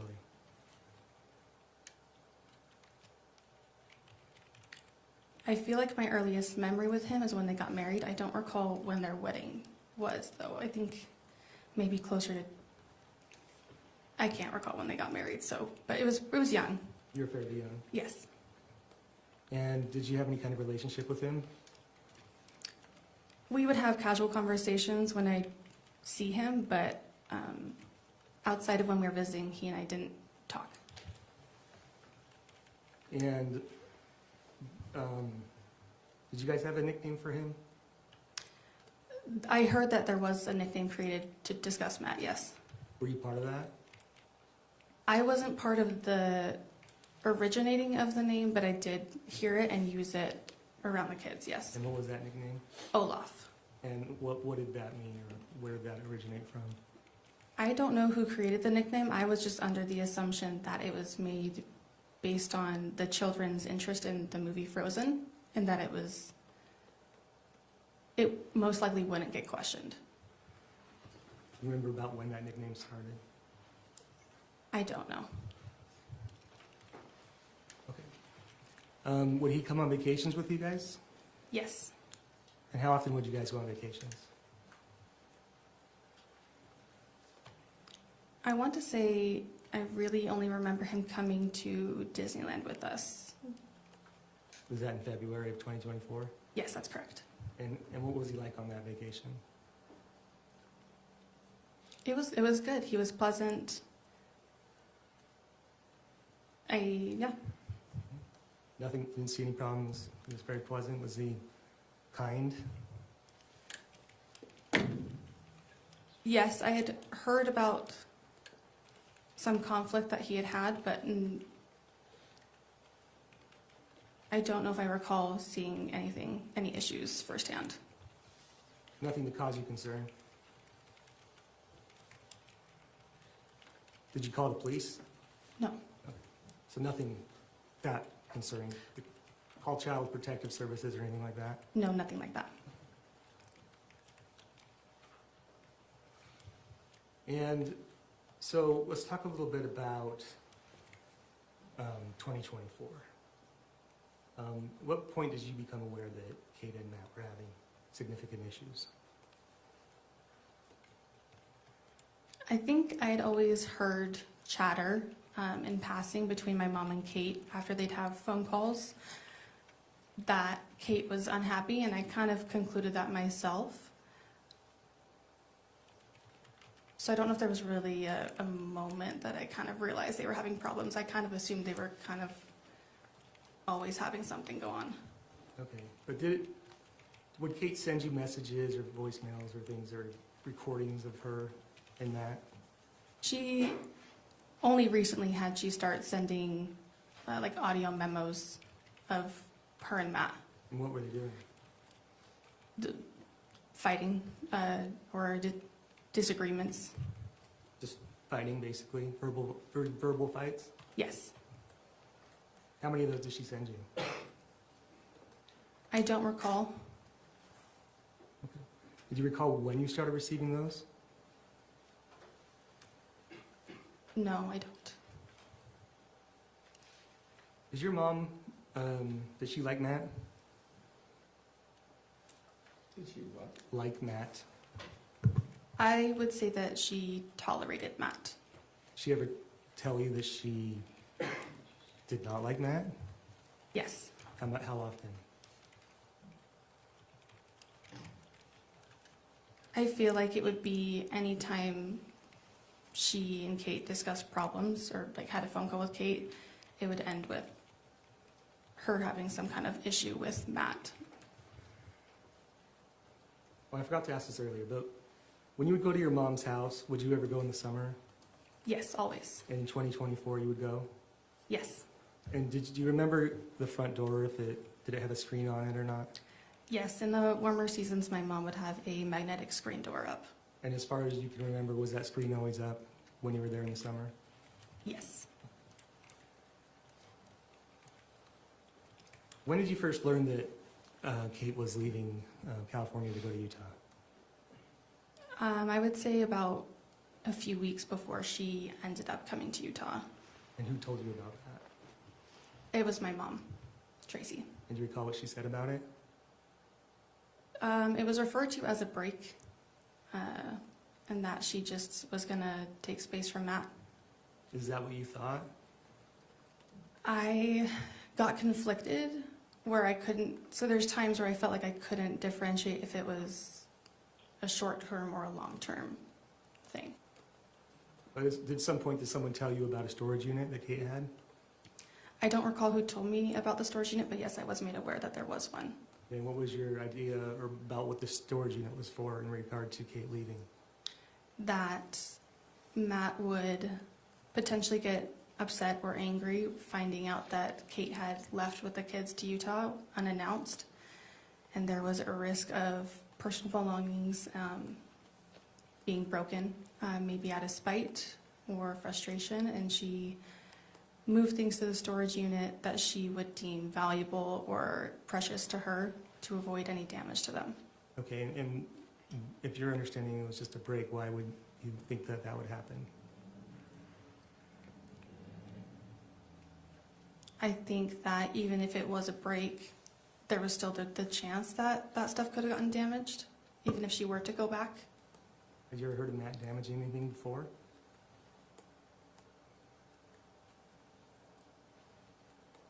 Not off the top of my head, no.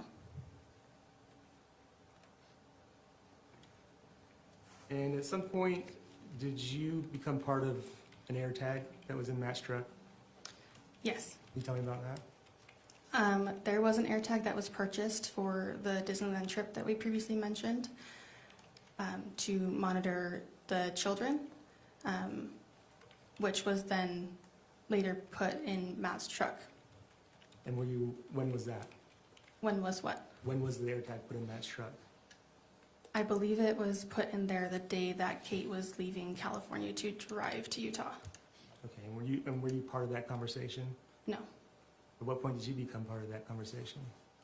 I believe Terlin asked me to look on my Find My app to see if the name and icon had changed on the AirTag. So it was before it went into the truck, is that correct? I would assume yes.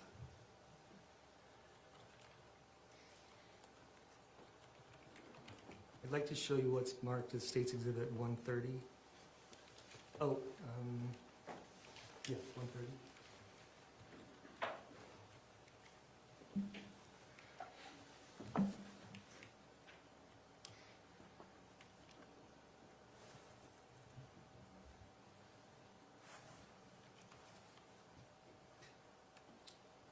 Okay. Do you recognize what that is? Yes. And what is it? These are text messages between myself and my sister Terlin. Okay, and from what date are these?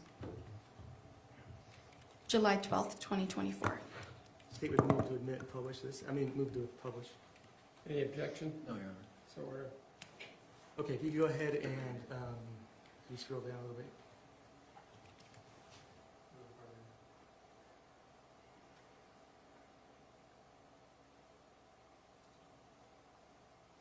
A little farther. Okay, go back up, I'm sorry. We go back up. Page 3, in the green. Do you recognize what that is? Yes, if I'm seeing it correctly, it's a AirTag location. Okay, do you know who took that? That is from myself to Terlin, so that's a screenshot from my phone. Okay, do you remember what that was about? I believe that was a updated location for the truck that looked like it was headed towards Utah And what time was that? at 12:46:04 p.m. Oh yeah, that's right. If we could scroll down a little bit more. And what does Terlin say in response to you? Am I allowed to say explicits? Yes. Okay, it says, "Oh fuck, And next? that's pretty far up there." And what did you say? Kate talked him into coming out. And what do you say? I say, "On the phone with Kate now." What's Terlin say? Talked him into? What do you say? Apparently. And we could keep going a little farther. What does Terlin say? "Stop texting me, I'm here." And what do you say? I put a question mark. And what does she say? "I'll call you in a minute. And what does she say? Just hang on." Remember what that conversation with Kate was about, that she had talked Matt into coming out? Outside of repeating what I had sent to Terlin, I don't remember the phone call. And do you recall if anybody ever told you that Kate was going to go back to California that day? can you pull the mic down? Yeah, sorry. Could you repeat that Did question? anybody tell you on July 12th that Kate was planning on going back with Matt and the kids? I had no idea what was going to happen. I didn't know she was going to stay or go, so no. Had someone told you that she might go? Kate had said to me that she was unsure. When was that? The July 12th. What time? I don't know what time. You just recall that at some point? Yeah, I was getting the impression that she wasn't sure if she was going to leave or stay. But you don't remember which conversation it was or what time? No, it was before Matt arrived. And some of the text messages up above, I could have you look at those again. Terlin asks you, just tells you to stop talking, I'm here. Where was Terlin at that point? I believe that she was arriving at her house And where? in Carlsbad, California. Okay, and where were you? I was home in Ogden, Utah. Okay, so did that text message make any sense? No, that was confusing to me. Did she explain it to you? Yes. What did she say? From what I understood, that was a like a typo where she meant to say, "Stop texting me, I'm home."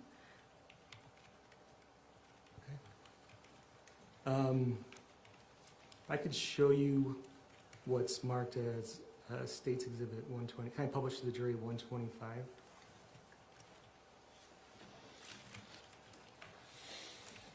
Do you recognize what that is?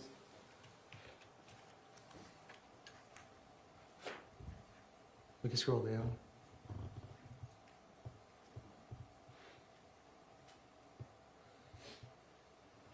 This is a call log. I'm assuming this is from me to the outgoing. Yes. Okay, yes. And if I could draw your attention to, if we could scroll down to the bottom, please. Farther.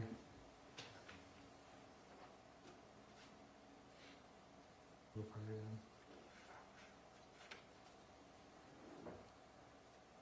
Right there, go back up, sorry.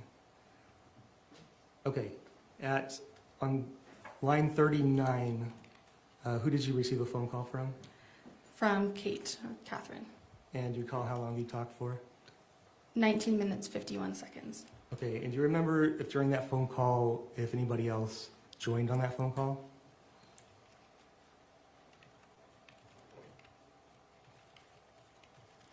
I want to say that my mom did, Okay. if I'm not mistaken. Do you remember what you guys talked about? No, I don't.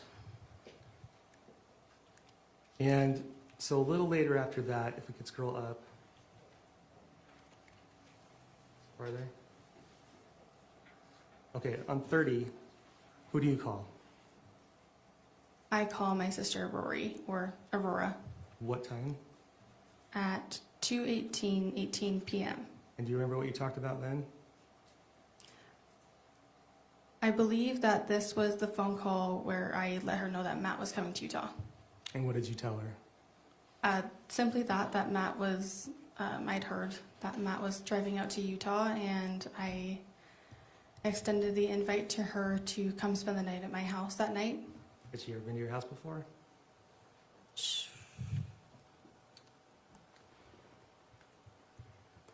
I don't think so, no. Okay, so why did you extend the invite for her to come? I gave her the invite because I wasn't sure how Matt would be when he would get to my mom's house. And Rory doesn't have any close friends, and she wouldn't have anywhere to go should she not want to be around Kate and Matt, possibly having them fight. So she would be in a place that she might have felt uncomfortable or unsafe, and I wanted to offer her some place that she could come and have some space. Okay, who did you contact directly after that? Jacob Trujillo. And who was he?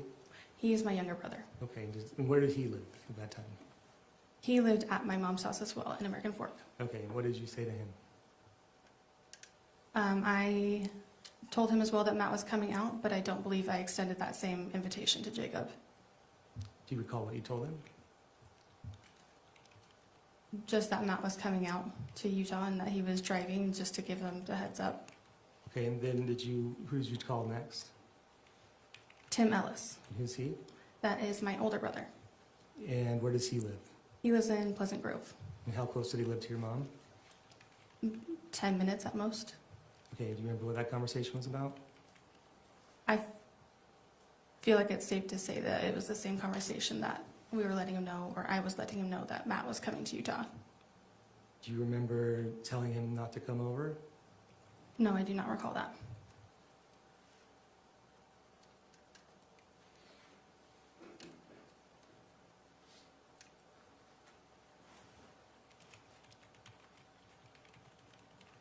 Okay, what kind of relationship did you have with Kevin?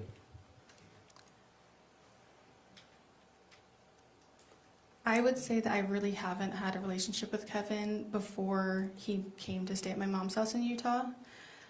So really our relationship has only developed over the last 4-ish years, roughly 4 years. And I would see him whenever I went to my mom's house. We really wouldn't communicate much outside of that, but he would make the effort to come down whenever I came over and see my kids, and he was a phenomenal uncle to the kiddos. Did you ever call him on the phone, or he call you much?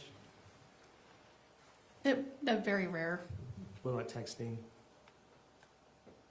We would have occasional text messages, maybe about if there was a movie he saw or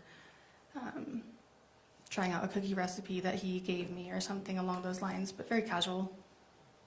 I'd like to show you that's been marked as State's Exhibit 126, we published to the jury. Do you recognize what that is? Yes, these are text messages between myself and Kevin. Okay, and do these start on June 22nd? Does that sound about right? Yes, that is correct. And if I could scroll to the bottom.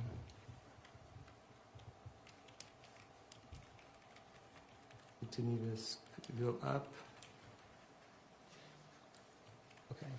So from June 23rd to July 12th, how many times did you text Kevin?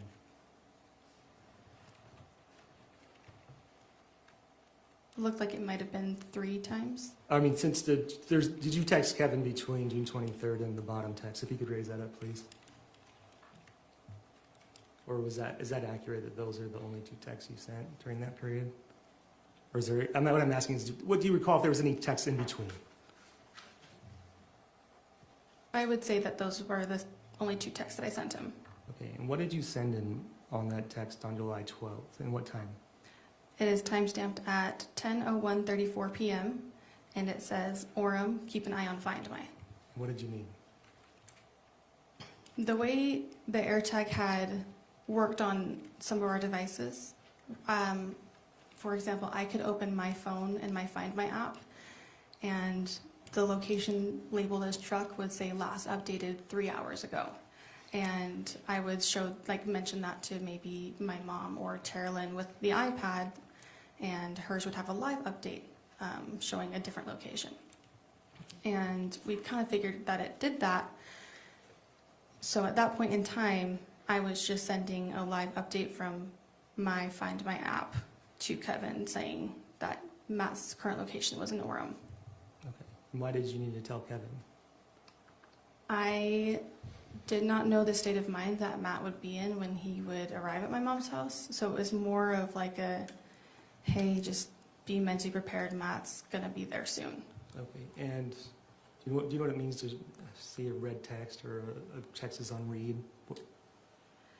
Yes, on an Apple iPhone, it'll notify the sender if the recipient has read or opened the text message that has been sent. Do you know if Kevin read that text message? Yes, it shows that it was read. At what time?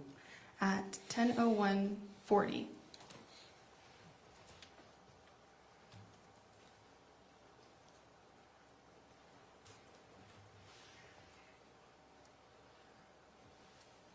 Guys, one moment.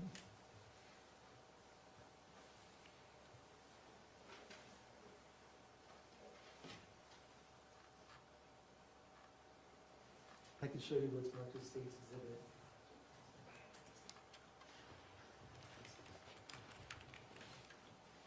Oh. If I could show you what's been marked as State's Exhibit 127.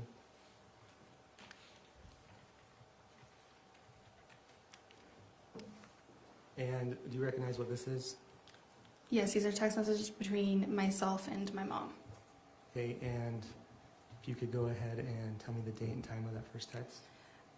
Date is 7/12/24, timestamp 10:45:03 a.m. And what did you text your mom?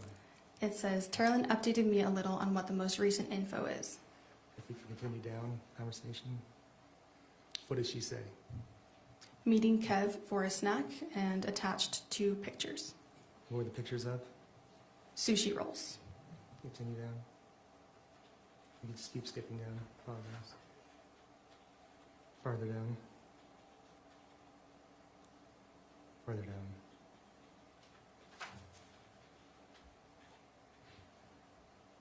Okay. If you could read the text message, can you read text message on 7/12? Yes. At the top one. Yes. So it's from myself to my mom, and it says, she'll be leaving to come to my house she will be leaving soon to come to my house, just FYI. And who are you talking about?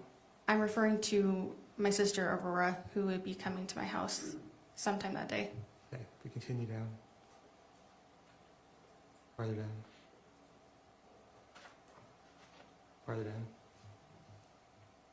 And farther down. Farther down. Okay. Who's that text to? That is from myself to my mom, Tracy. What time? Timestamp is 10:15:04 p.m. And what did you text her? Orem. And what was your next text that you said? Keep an eye on Find My. Okay. And at that time, why did you send that again? For the same reason I sent it to Kevin, I think I sent them both immediately one after another, but for the same purpose of being mentally prepared for Matt to arrive and that he should be there soon if they weren't already keeping an eye on it. Okay. Did you send one to Kate? No, I did not. Was she on the AirTag? She had an Android device, so I believe she was using Kevin's phone, maybe my mom's device, so any other Apple devices that she had access to. Was your mom tracking the AirTag? Yes. And was Kevin tracking the AirTag? Yes. So why didn't you send a message to Kate, who wasn't tracking the AirTag? I guess I just assumed they'd be with each other and she would just relay the information to Kate. I'd like to show you what's marked as State's Exhibit 128. What one? If we go to 115 first.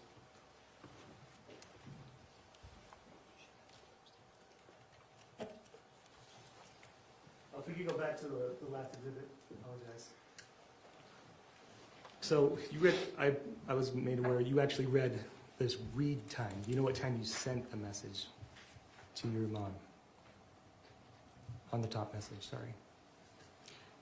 It's shown as sent at 10 o'clock, 35 seconds p.m. Okay, thank you. Now I'd like to show you what's marked as State's Exhibit 115. Do you recall, if we could scroll down, who are these text messages between? Myself and my mom. And what do you ask your mom on 6/16/2024?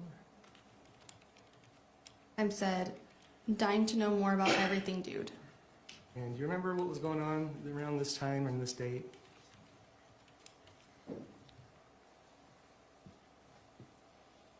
I don't recall it this time, no. I told you that Kate left for Utah on June 20th. Would that sound about right? I'm sorry, what date? June 20th, 2024? Yeah, I don't recall the date that she left, but end of June sounds right. Okay, so does that help refresh your recollection as to what these texts were about? No, it does not. Okay, we can scroll down a little farther. Do you remember your mom said something in the text there? What does she say? Are you referring to the bottom one? Yeah, the bottom text. It says, we have a plan for Rory too. Does that refresh your recollection at all? No. Okay. I'd like to show you it's marked as State's Exhibit 128. Is it 128? 128.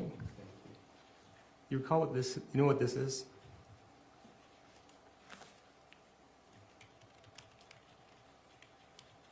It looks like some sort of file attachment that was sent from me to Tara. Okay, it's a conversation between you and Tara Lynn on June 16th, 2024. Yes. Okay, can I have you scroll down? And what does Tara Lynn ask you at 4:41 p.m. on June 16th, 2024? Tara Lynn says, he wanted to know if you'd shot your 380 yet. And what do you say? I say, no, unfortunately kids make it hard to get out and go shooting, haha. We need to coordinate with mom and take it out before any chance of Matt coming, lol. And why did you say that? Unfortunately, it was just a very poor joke that I made. But in what context? So like, why, you're saying it's a bad joke that you made based on what? What conversation had you had with who that you would make a joke like that?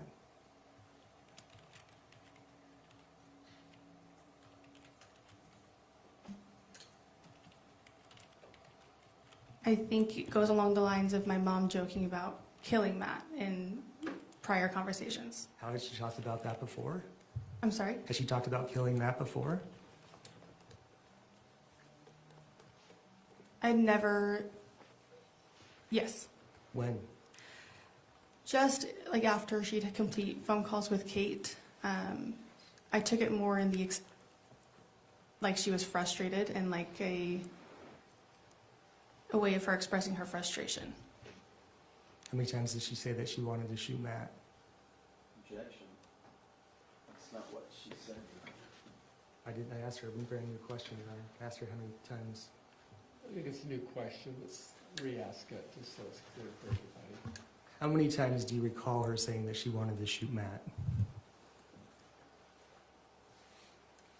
I don't recall how many times about shooting, but there had been multiple times she joked about wanting to kill him. And then why do you say before he comes out? What did you mean by that? For any chance of Matt coming out? Under the assumption that we would need protection from him when he came out. Why? Because I wasn't sure of how Matt's behavior would be if there was a chance he could be intoxicated. Just knowing the sensitivity of him being upset with Kate coming out with the kids. Does your mom live in a gated community? Yes, she does. And how far away is California from her house? Approximately 10-hour drive. One moment, Your Honor.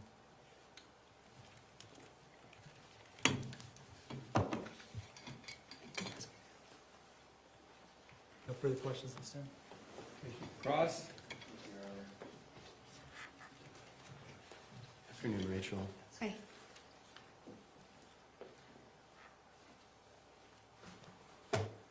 Rachel, how old are you? I am 27. Okay. And where do you live? I live in Ogden, Utah. And how long have you lived in Ogden? About 3 years. Okay. And you're married? Yes, I am. You have children? Yes, I do. And before you lived in Ogden, did you live in Utah County? Yes, I did. And did you have children here in Utah County? Yes, I had a daughter while living in Utah County. You talked about having visits with Tracey, your mom, with your kids or kid. Did you do that when you were living here in Utah County? Yes, we did. Are you familiar with your mom's house? Yes, I am. And have you been there many times? Yes. I'm talking about the home that's like in a triplex. Are you familiar with the one I'm referring to? Yes. And how many times do you think you've been to that home? Hundreds. Too many to count? Yeah. Okay, that's fair to say. And so you're pretty familiar with the layout of the house, right? Yes, I am. You're familiar with where the couches are and where the beds are and where the kitchen stuff is? Yes. And talk to me about the front porch of the house. What do you remember about the front porch? The front porch, generally in the warmer season, had two like outdoor seating seats as well as a small table between them. Depending on the season, she would have some outdoor decorations of a mat to wipe your shoes on, a wreath, and seasonally she would put up a magnetic screen door. Oh, when the weather was good, right? Yes. And did she ever have blankets or anything around outside? Throw blankets or things of that nature? Not very often, no. Okay. Did you ever know your mom to spray off the front porch at night? With water? I'm not sure, but maybe. Okay. Was your mom a clean homemaker? That's a way to say it. Yes, yes, she did like a tidy home. Thanks. So she would sweep things up, she would spray things off, she would dust and keep the home tidy. Is that Yes, she would. And were you aware that bringing Kate and the little kiddos into the house might cause a little bit of mess in the house? Yes. Okay. And that's not unheard of, right? Mm-hmm. Are your kids ever messy? Yes. Okay.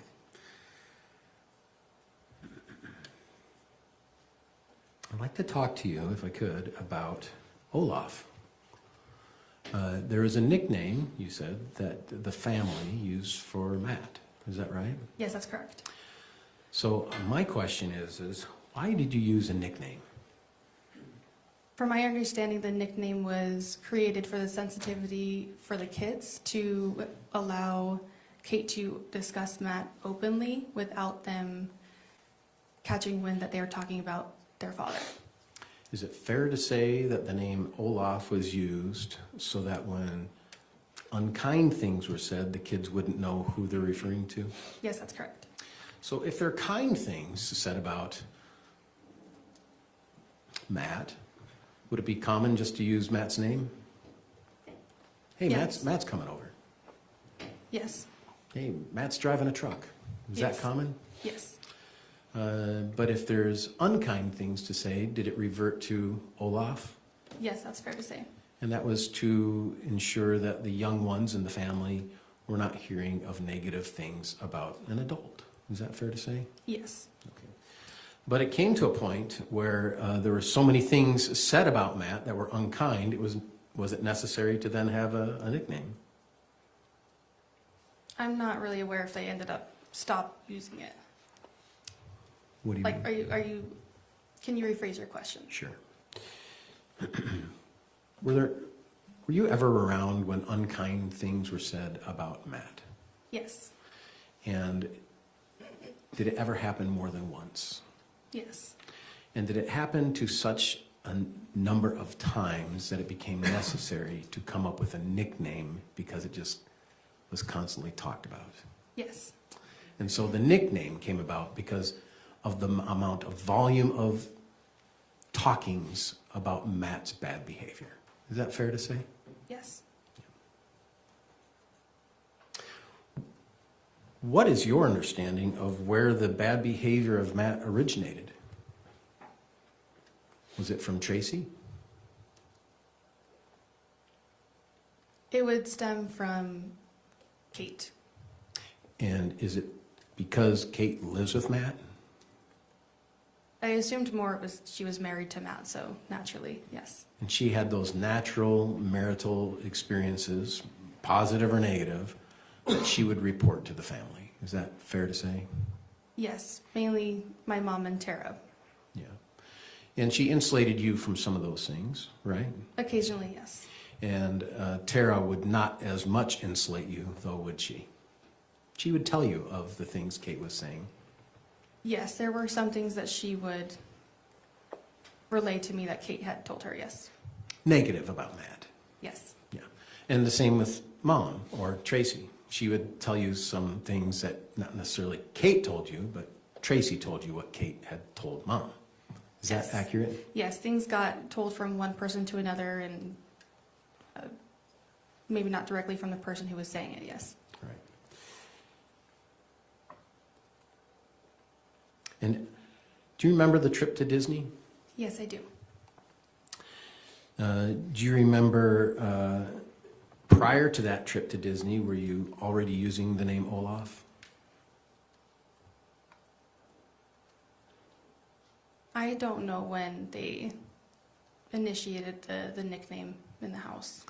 Do you remember what month you left for Disney? It was in February, And do you know when Matt was killed? in July. So February, March, April, May, July, about 5 months between the two. Is that sort of accurate? Yes. So do you think the name Olaf as a nickname was used more than 5 months before his death? I'm not sure. Do you think you heard of stories about Matt's bad behavior prior to Disneyland? Yes. Yeah. And would you consider that there were many stories about Matt's behavior being bad prior to the Disneyland trip? Yes. Was it a common theme in the family about Matt and Kate's difficult relationship prior to Disneyland? Yes. I think you said previously, I've always heard chatter when Mom and Kate talked about problems regarding Matt. Is that accurate? Yes.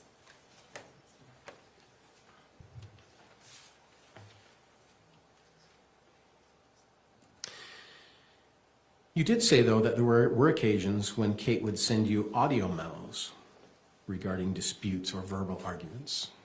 Yes. And do you remember when that was? I don't recall. Was it before Disney or after Disney? I don't recall when exactly I got those, no. Was it before she came to Utah? I'm not positive. I know it's been more frequent over the last year or two. Okay. Before her arrest, right? Correct. Yeah. So is it fair to say that she wouldn't have sent you the audio memos while she was in Utah because she wasn't with Matt? Yes, that's correct. Because she was in Utah with the kids and they were separated. Yes. Physically, they were separated. Correct. And did you have occasion to listen to those audio memos? Yes, I would listen to some, but a lot of the times I actually wouldn't because they're difficult. Were they disturbing? Yes. Yeah.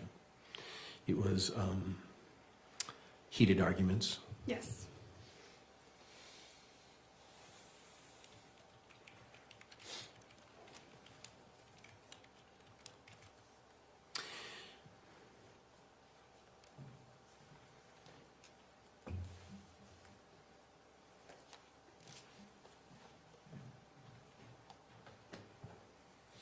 You were shown an exhibit.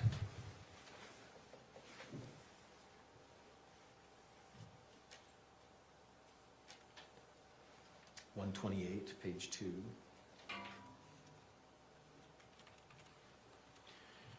If we could, please, thank you.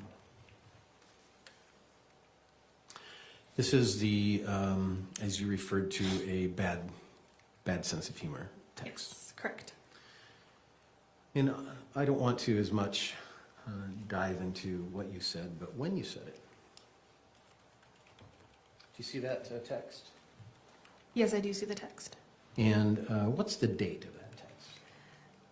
It is June 16th, 2024. All right. Were you aware that Kate was coming to Utah before she arrived?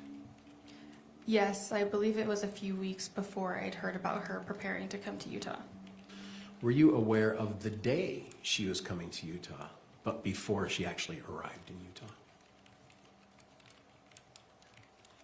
I know that I was told when she was on the road. Okay. Yes. And if I told you that day was June 20th, would you have any reason to disagree with that? No, I would not. Okay. So this text that we're looking at here is a few days before her actual day of coming to Utah. Is Yes, that that's right? correct.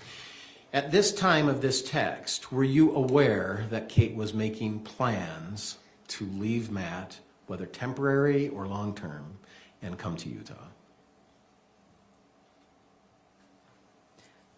At the time of that, if I'd known a few weeks before her coming out, then yes, I would have known she was preparing to come to Utah.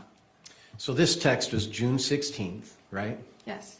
And it says, unfortunately, kids make it hard to go out and go shooting. We need to coordinate with mom and take it out before any chance of Matt coming. So 4 days before Kate left, you knew, according to this text, that Kate would be coming to Utah and Matt would probably at one point maybe be coming to Utah as well. Isn't Yes, that right? that's correct. Now, that doesn't say that they're going to come together, does it? Correct. But I think your text is sort of intimating that the fear was, or the thought was, that Matt would be coming to chase or to go get or to come out to Utah to,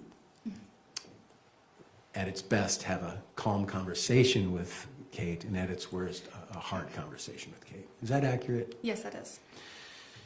Do you know, when you sent this text, it sounds like, just by reading it, you've known that for a little bit of time, that Kate was coming out and that Matt was not going to be a part of that visit out here. Correct. Did you have a fear of Matt? I had a fear of Matt if I were to be around him when he would be possibly intoxicated. So was that something you'd known for quite some time?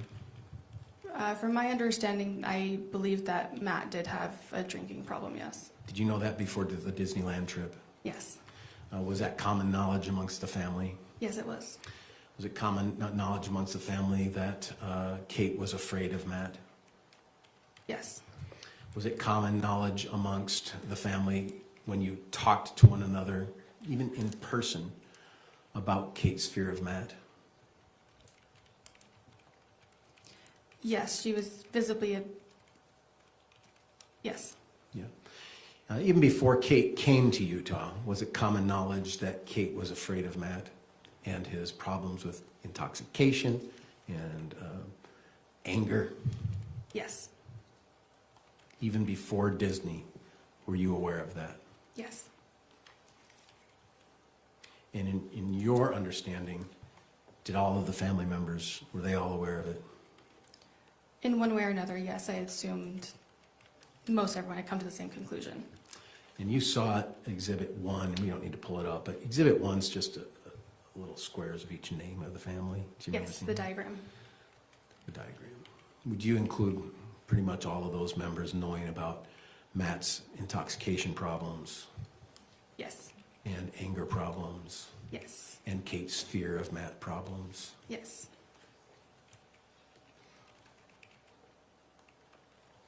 Did Kate have an iPad? I believe she had 2 iPads for her children. So she had Apple device ability. Yes, she did own an Apple device. You're young, right? Yes. Do you feel young? Sometimes. You look young. AirTags only work on Apple products, don't they? Yes, that's correct. Yeah. And so on an Apple product, like my iPhone, I can push a button and it will say,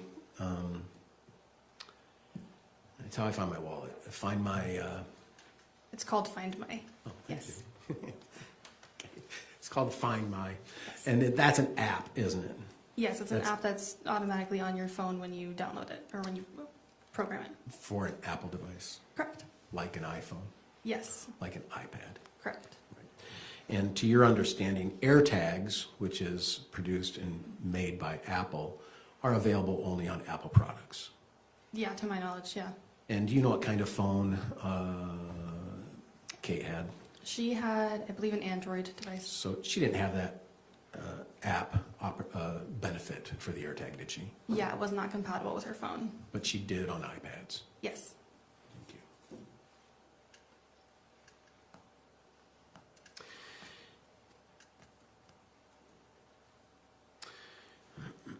You talked about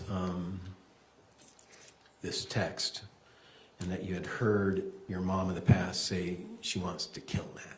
Yes. Did you ever take that as a serious threat? No, I never did. Did you always hear that kind of language after a phone call with Kate or a communication with Kate?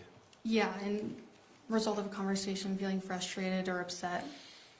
And was it the same kind of conversations that you knew were happening between Tara Lynn and Kate about the frustration of the relationship? Yes, that's what I'd assumed.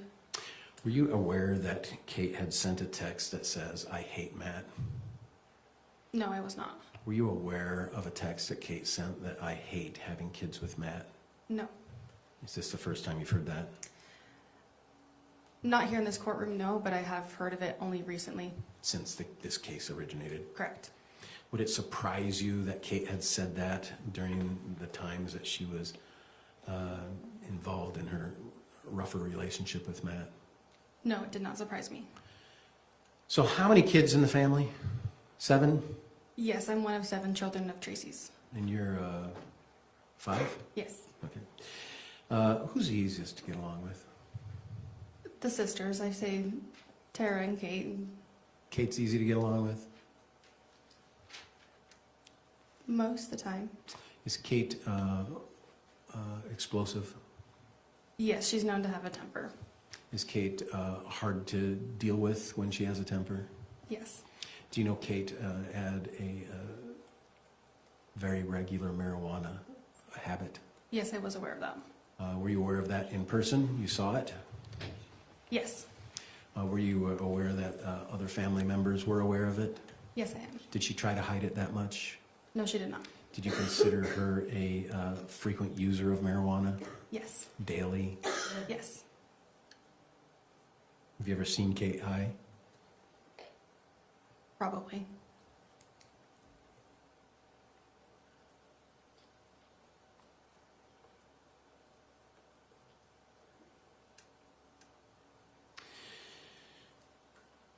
You said that you started a better relationship with Kevin when he moved to Utah. Yes. Where did he live before Utah? He was engaged previously just before he moved to Utah, in Chicago. And was he working there, to your understanding? I believe he was working and/or in school. Okay. And he had a fiance? Yes, at the time he did. And what prompted him to move to Utah, to your understanding? That the engagement had ended and he was no longer able to live. I think they were living with his fiance and her family at the time. And so he no longer had someplace he could stay. So he reached out to my mom. So he was living somewhere in Chicagoland, and he was living with his fiance and her parents. That's correct. Did that termination of relationship end amicably, to your understanding? A friendly ending? I don't know. I believe it was okay, but I know Kevin was hurt. You know, was he distraught, to your understanding? Yes. Did you ever have a conversation with any members of your family about Kevin's distraught part of that relationship terminating?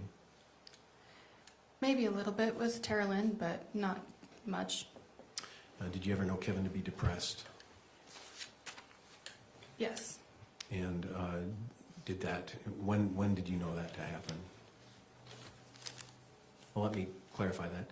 Did you know that to happen before he moved to Utah? Because we didn't really have an established relationship, not very much, no. Okay, so did you know that he was depressed after he moved to Utah?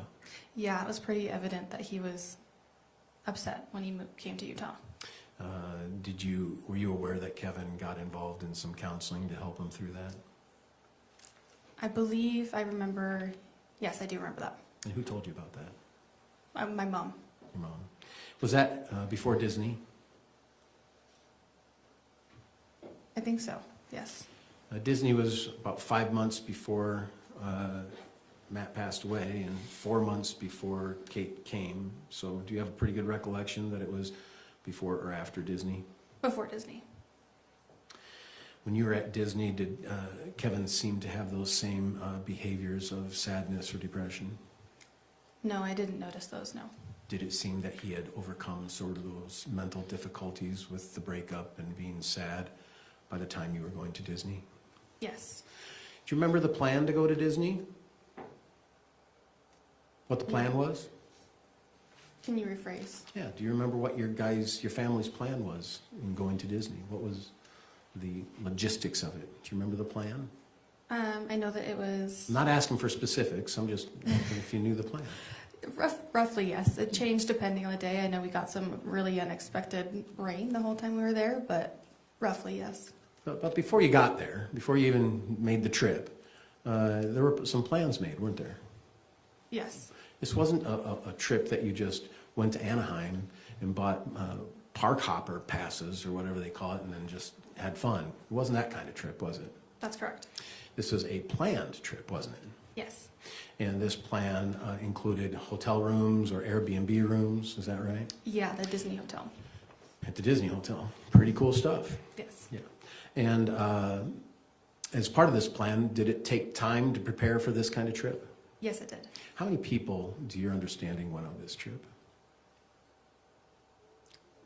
Probably close to 20. It was my mom, her children. The invite was extended to our significant others, our children, so her grandchildren.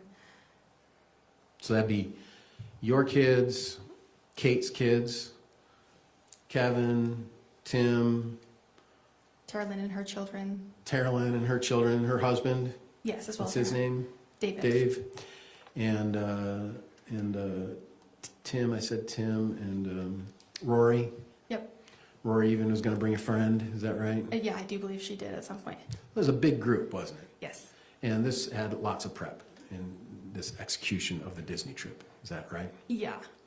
Yes. And you know who Lucas is? Yes, I do. And was Lucas planning on coming? I believe he was planning on coming. We got him a T-shirt in preparation, but I don't think that he came. Do you know why he didn't come? No, I don't. But you did get him a T-shirt, didn't you? Yes, he has his own custom shirt. And you're aware that Lucas lives in California, Yes. right? And Lucas is Matt's oldest son, right? Yes, a son that he does not have with, from a previous marriage or relationship. 17 or 18 years old during this Disney trip. Yes. But he was included. Yes. And during this Disney trip that you guys finally executed, did Matt participate? Yes, he did. Was there an event during the Disney trip that you heard about Matt not acting appropriately? Yes, I did hear about something, but I did not see it myself. And who told you about it? Terrelyn. What did she say? It was an incident regarding goldfish crumbs in the hotel room being on the bed, which made Matt upset. I don't know how much you wanted me to get into it, but Was Terrelyn bothered by the goldfish crumbs? Matt was. Matt was. Yes. Did Terrelyn inform you of Matt acting inappropriately? That's what he's saying. We'll pass that. Where were you during this event? Were you in a different hotel room? Yes, we had 3 hotel rooms for the families that we would interchangeably go around, but I was not in the room at that time. So I assume I was in a different hotel room. Did you hear about this event while you were still at Disney? Yes.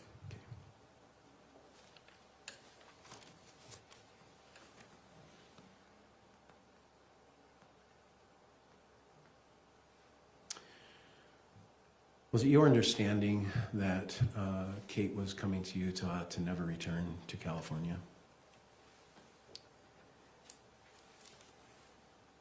I feel like I got mixed information. Like it seemed long-term, but then it seemed like the longer she stayed, the more potential it had to be long-term. So I wasn't quite sure what to expect when she was coming out.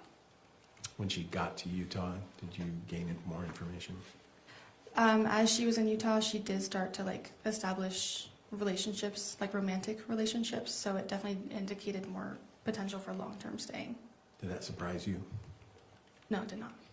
So you thought she would establish romantic relationships with other men during her stay in Utah? I'm sorry? You thought that she would establish romantic relationships with other men when she came to Utah? It did not surprise me that she did. Is it because you knew she had done it before? I had heard about her having an affair, but I don't recall when I gathered that. Sort of surprising that she had established relationships in Utah when she's still married. Isn't that surprising to you? Yes. And did she freely tell you that information? Yes, she did talk to me about her dates mildly. And did she talk about those events in a bravado kind of way? Yes, there was definitely excitement in her tone talking about it. And do you know how she met these people? I believe just through dating apps. So she got on dating apps, to your understanding? Yes. When you got involved in the Find Me AirTag, you did inform others in the family on the whereabouts of Matt as he was traveling here, correct? Yes, that's correct. Were you aware of the AirTag's location prior to Matt coming to Utah? Yes, I had looked at his location prior to him coming to Utah. And did Kate ever indicate to you that she wanted to know where he would be? His location?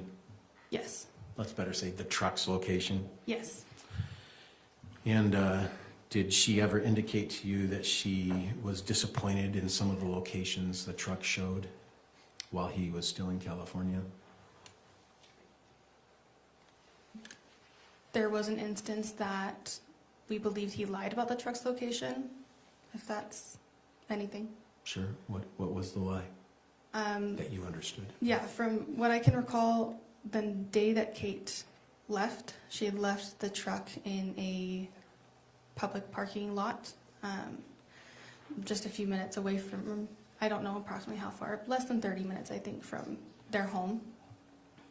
The AirTag was there. We could see that the truck had been parked in the parking lot, and Kate had been getting texts from Matt that the truck was, I believe, stolen, if I'm not mistaken.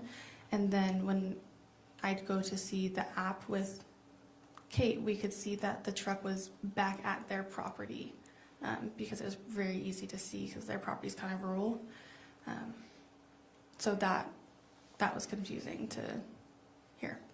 Didn't sound like Matt was being honest with Kate. Is that your understanding? Yes, it seemed like he was lying about the truck's location. And was there ever an occasion where Kate informed you that Matt was informing her he was stopped with his drinking problem? Yes, I do recall that. Was there ever some evidence that maybe he was not being honest about that as well with the AirTag? I don't recall. Do you ever recall the AirTag showing a location at a bar? Yes, I do recall that.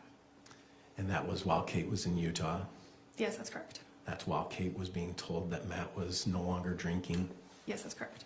And did that bother Kate? Yes. No further questions. Thank you, Rachel. Direct. Thanks, Chairman.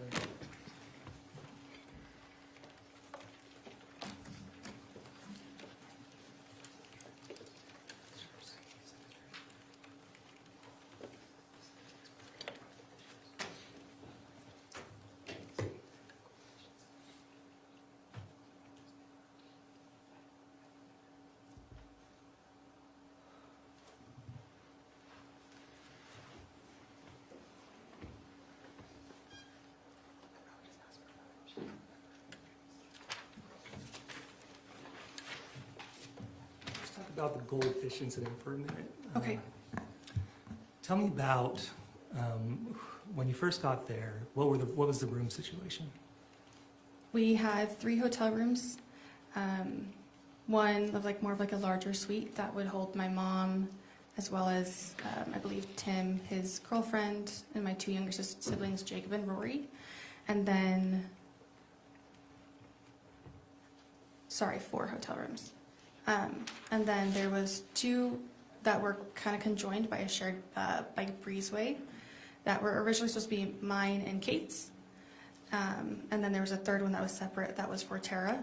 And me and Tara got there first, and we asked Kate if she wouldn't mind switching. Okay, and did you switch? Yes, we did. And was Matt pretty cool about it? As far as I know, yes. And how did the rest of that trip go? It was great. It was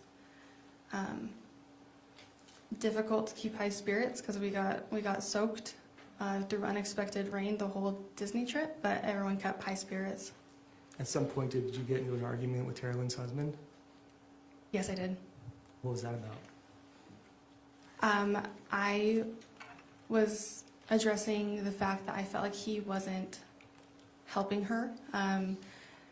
Whether that be, this was mainly around loading or unloading. I think it was at the end of the trip when we were trying to load and pack everything back up and trying to get out by our checkout time. He was downstairs in the lobby, and Tara Lynn was in charge of getting the kids situated, packing up all the stuff, making sure she didn't forget anything. And I don't recall exactly what I said to him, but I remember him being upset and texting me about it. What did he say? Do you remember? I don't recall exactly what his text said. I know he called me a bitch, and I let Tara Lynn know, and I never responded to that. Do you recall what time that was? No, I don't recall. Was that the last day you were at Disneyland? Yes. Did Tara Lynn get upset when you told her that? Yes, I believe she did. And did she leave? Did Tara Lynn leave early? Like she just checked out of the room and left? I don't recall. May I approach the witness, Your Honor? Yes.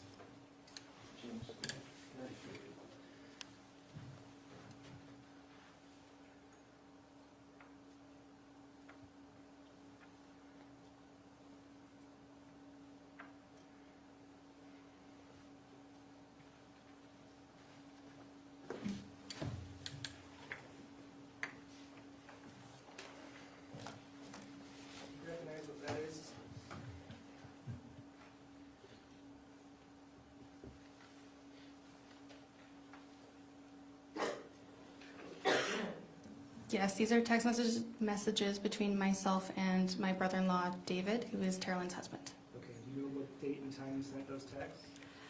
February 7th, 2024, timestamped 10:59:55 p.m. Okay, what did he tell you? It says, I was trying to make sure you could get in the house. I don't understand why you get bitchy. Let's go down.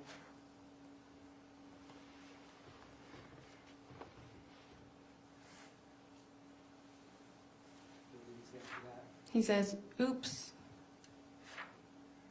bitchy. Okay. And when you received that, you sent that to Tara Lynn? Yes, I did let her know that David had sent those texts. Right after that? Yeah, almost immediately. I'd like to have that marked as State's Exhibit 37. 137, Yeah, move to admit. any objection? No. State's Exhibit 137 submitted without objection. Did you hear about anything about the goldfish at that time, on that trip, at that time? I want to say that Tara Lynn had brought it up to me Previous to that, previous to, to this incident with her husband?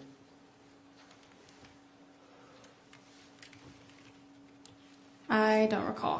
Okay. But let me get this, let me make sure I understand.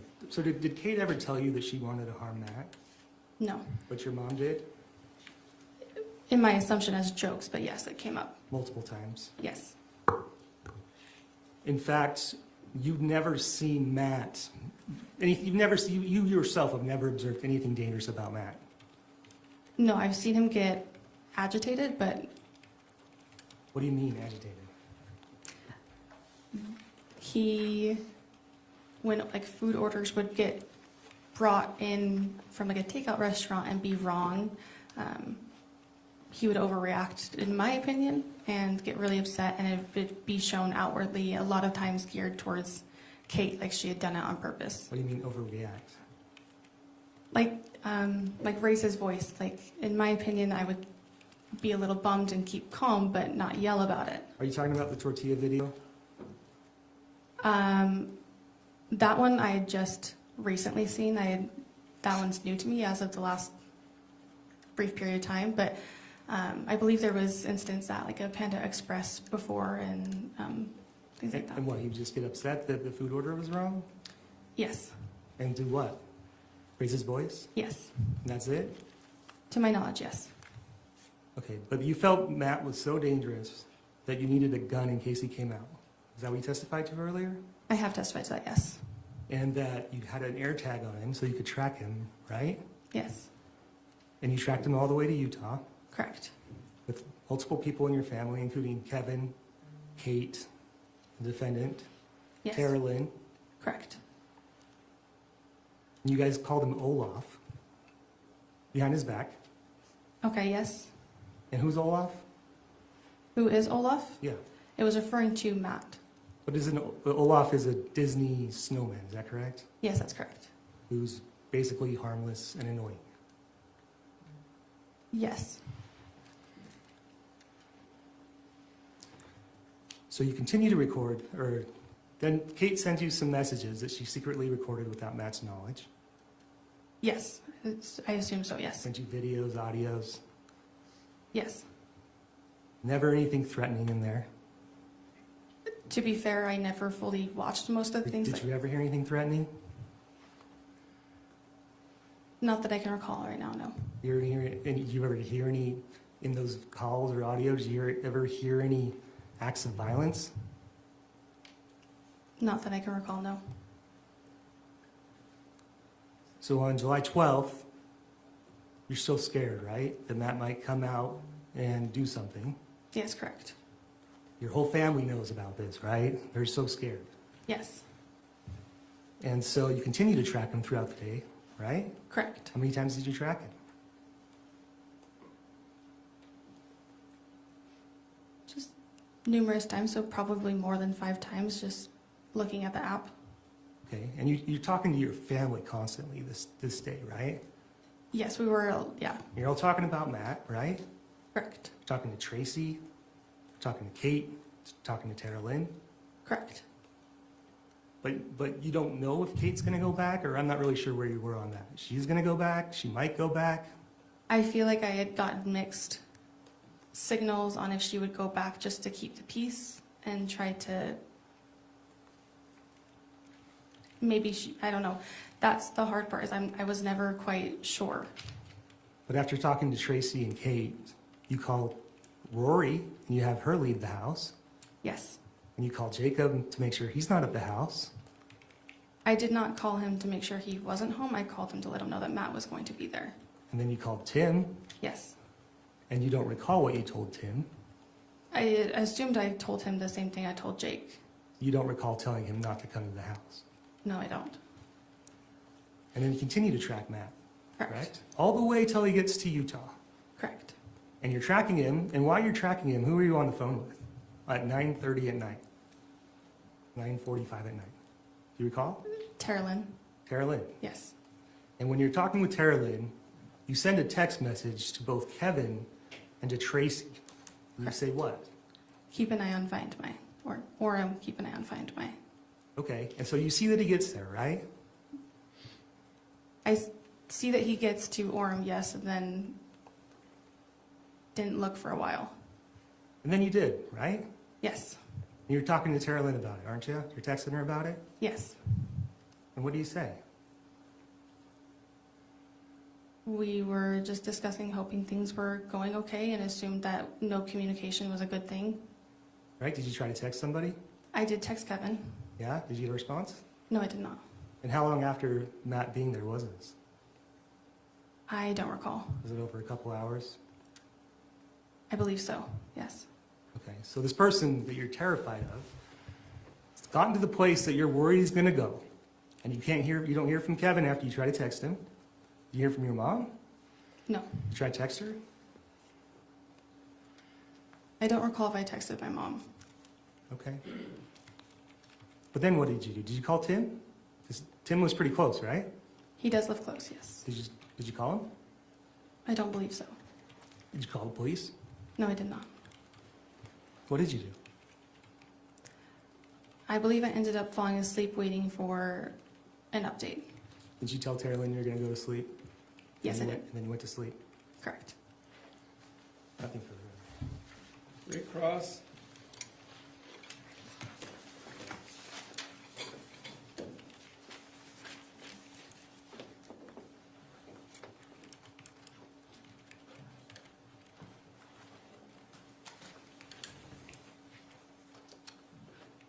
Were you the one who called Rory and invited her to your house in Ogden? Yes. And was it because you didn't want to have Rory at the house when Matt got there? It's not that I didn't want her there, I just wanted her to have the option to not be there. Yeah. Because you thought it might be a volatile experience at the house? Yes. Because truthfully, you want to kill Matt, don't you? No. No, you don't. Sounds like the prosecution maybe thinks you do, doesn't it? Objection, Your Honor. It's argumentative. I'm sorry? Argumentative. I don't know how that's argumentative. I'm going to allow that question, but let's, I'll give you a moment, Rachel.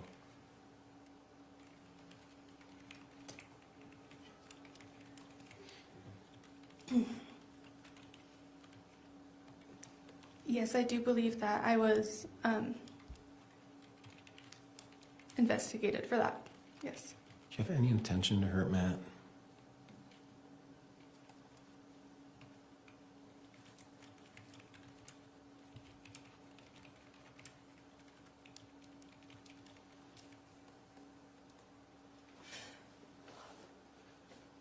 No, I did not. Were you just talking amongst your family about a difficult family relationship? Yes. Did you ever think your mom would hurt Matt? No. Did you ever think Kevin would hurt Matt? No, I did not. Did you ever think Kate would hurt Matt? No. Did you ever think Tara Lynn would hurt Matt? No. Did you ever think Kevin used cocaine? No. I mean, I wasn't prior aware to that, no. Did you ever think Kevin used cocaine back then? Not to my knowledge. Did it surprise you? It did. Think Rory wanted to hurt Matt? No. Did you remove Rory from the house so she wouldn't hurt Matt? No, I did not.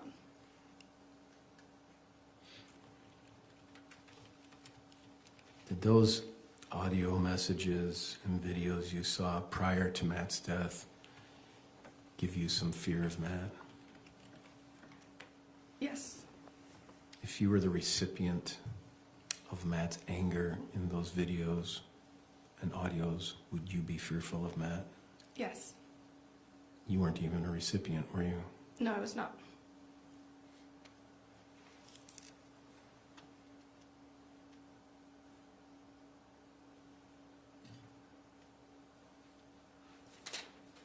And you've been at that house before, right? At my mom's house? Mom's house. Yes. And you sat on the front lawn with large blankets, blowing bubbles and doing stuff, right? Yes. Mom had those blankets available to sit outside. Yes.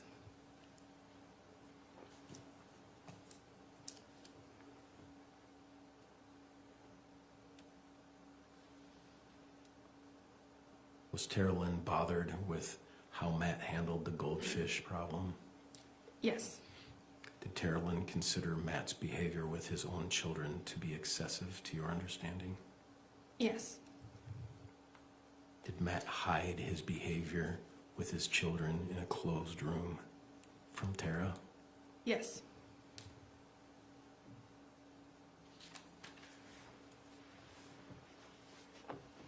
Moment, please.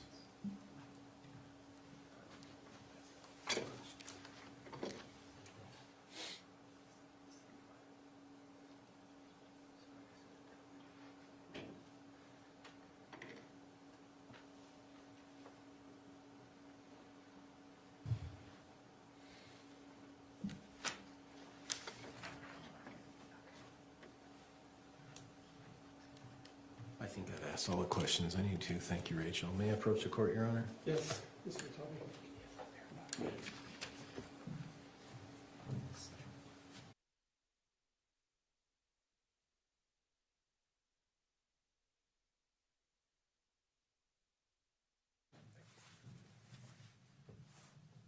No further questions, Your Honor. All right, thank you. Please call your next witness.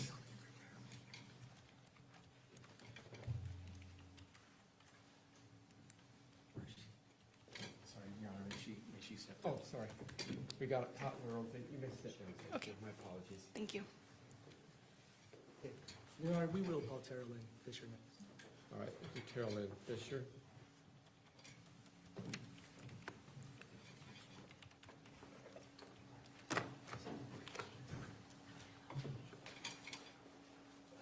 Can she be excused? Yes, you're excused. You can go. Thank you.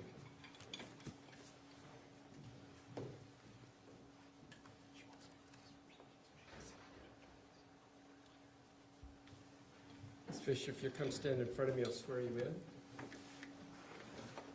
Yes, sir. Anywhere in there. You swear or affirm under the laws of the state of Utah, penalty of perjury, that the testimony in this matter today will be true and correct, so help you God. I do. Thank you. Please have a seat up there. When you're walking up, I'll give you some quick instructions on how to testify if I haven't seen you before. Yes, sir. Please make sure you give a direct response to the question that's asked. It's a simple yes or no response. That's how we need non-narrative responses are generally appropriate. The attorney's job is to follow up with any additional questions. Don't understand the question. Tell the attorney exactly how to rephrase it. Please give us verbal responses. Non-verbal responses, while we use it all the time now with the video recorder. So I get a or I'll have to ask you if that's yes or no, just to be precise. Fair enough? Yes, sir. Thank you. Mr. Rotati. Forgive me, I'm recovering from a pneumonia, so if I cough quite a bit. It's all right. There should be water up there. Is there water around there? There is. Perfect. Tara Lynn, thanks for being here today. Will you state your name and spell your last name for the record? Tara Lynn Fisher, Fischer. And do you know who Tracey Grist is? I do. How do you know who she is? She's my mom. Where are you in relation to the children of Tracey Grist? I'm her oldest. And how would you describe your relationship with her? Ebbs and flows. We were pretty close. Struggled with trust a little bit. over the years. It's just fun. I'd like to show you what's marked as and published to the jury, States Exhibit 129.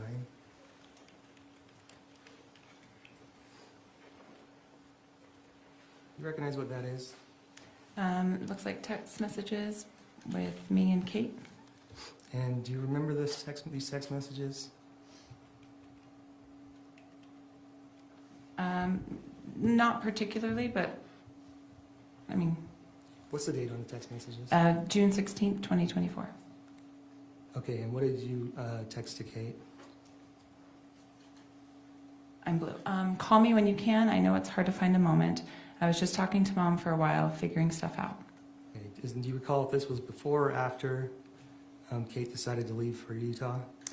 Probably during the decision-making process. Okay, if I told you that Kate left on June 20th. Yes, yeah. Okay. And do you remember that date specifically, talking to your mom for like an hour and a half that morning? Not particularly. We talked for an hour and a half often. Okay, but on this particular day, do you remember talking at all about anything to deal with Matt? No, I don't. Okay. So I believe that we did, but I don't know. Okay. Any. Do you remember talking to Rachel about asking her if she shot her 380 yet? Yeah, I remember that. My husband, sorry, I'm not supposed to. No, you're right.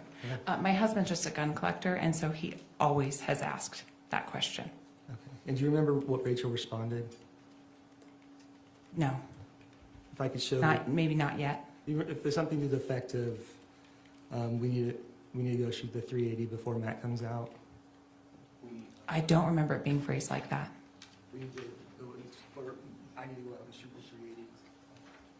Yeah, what's text number? 28. You can pull the mic a little closer to it. Okay. Do you recognize those texts? Yeah, I see mine, yes. Is that from the same day of the last text? Yes. Okay. It's a little bit later in the day. Okay, yeah. Okay, if you could go down and read the text that Rachel sent. No, unfortunately, kids make it hard to get out and go shooting. Haha, we need to coordinate with Mom and take it out for any chance of Matt coming. LOL. Did you understand what Rachel was talking about? Yeah, she was scared of Matt. What did she say? She had to make sure they went shooting possibly before he came. I'd like to show you one that's marked as States Exhibit 131. You recognize what those are? I believe these are texts between me and my mom. Okay, and what day is this? August 6th, 2024. Okay, and so is this sometime after July 12th, 2024? Yes, yeah, I remember what day this was. Okay, and can you read those text messages and just kind of say who you received, who's saying what? Am I sent or am I received? You tell me. I don't see a name. I just see sent. Okay, I'm guessing I'm sent. I totally get it. Mom, I am mad at me too, and I will love him no matter what. I gave a thumbs up to that text. Okay, sorry, if you can start from the bottom and read up. It looks like they start. Oh, yeah, start it's on the backwards. Okay. Mom, please tell Kevin that if he is mad at me and doesn't want to talk to me, he isn't have to. Okay, and that's your mom sending you that text? Yes. And go ahead and read the next one. Doesn't, which obviously she corrected her, isn't, doesn't. And what's the next text she sends you as well? I am mad at me too, and I will love him no matter what. And did you understand any of the context or what she meant by that? Yeah, she was feeling responsible for everything that was going on. Okay. At the time, sorry. Yeah, let's just I paused. I'm sorry. Yes, sir. Okay.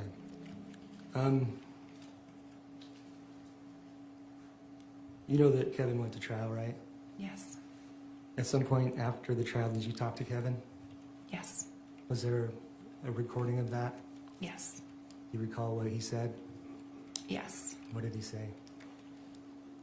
He said that he tried to tell her before she did it, are you sure you're going to hurt a lot of people? Do you really want to do this? Who was he talking about? My mom. State would like to publish States Exhibit 132. Any objection? Thank you. Exhibit 132, submitted, published.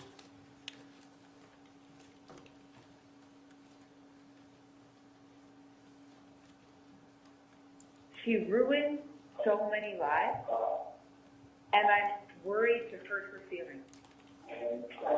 Yeah. Well, I can tell you something now, a little extra. What's that? Oh. I asked if she was sure. She was sure? Mm-hmm. Because she was like, tell me anything about all the stuff that happened.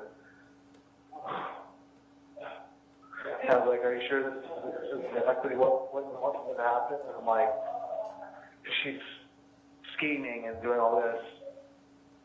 And she said yes.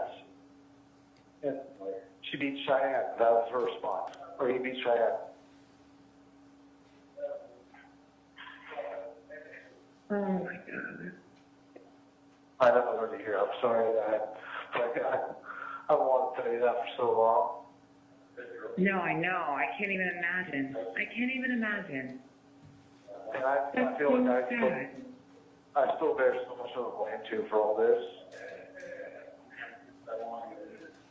I'm so, and that makes me so mad that she's caused you to have to live with this. I mean, Like it's, I could have done something different. I should have stood up and I should have said no. yeah. Yeah. But your mom should have never asked you that. You should have never had to say no. Nothing further, Your Honor. Cross? Oh, wait, sorry, just a second. Almost. A little sorry, Your Honor. Trying to hurry. The same person who planned this is the same person who baked cookies. It's the same, like, And that's wild. Like, she's the one who made me my chocolate chip cookies without chocolate chips. I know. Yes. And blueberry muffin cake for your birthday. Yeah. But this is what she wanted to do. This is I mean, she had to live in its consequences. She had to. I just don't think, she just doesn't think far enough ahead. She never has. And I think she just is so used to getting away with everything, she just, I literally warned her. I said, this will change so many lives. You won't even know how many lives it's going to change. oh my God, you said that? That's, wow. Yes.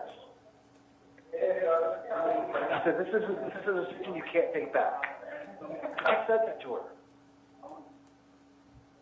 Wow. Kevin. Yeah, so there's that. You were the voice of reason that we all wish we could have, like, seriously, that's what Rachel and I were talking about, like, the reason she didn't want to tell us was because she didn't want to hear our opinion. But you gave her the opinion that we would have given her, like, what the fuck are you, this is insane. This is gonna, you can't do this kind of thing. I literally warned her. I was like, this is going to have long, like, I said, I don't remember exactly what I said, but I know I got it across very eloquently and very efficiently. Of like, this is not the best idea you're having. Like, think about it for a second. Oh my God. But, and then that's why I feel so much blame, because I would step up at that point and be like, you know what, no, I need to take my own advice. I listened to her. Now, no further questions, really. Cross.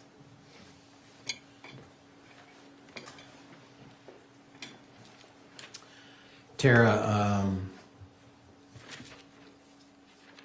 you aware that Kevin was a cocaine user? Not till after it came out. It's the first time you heard about it, isn't it? Yeah. You're aware that he was under the influence of cocaine on the night of the shooting? I am aware of that, yes. And you're aware that Kevin is the one who shot Matt? Yes. And you're aware that Kevin went to trial and said, I'm not guilty, right? Yes.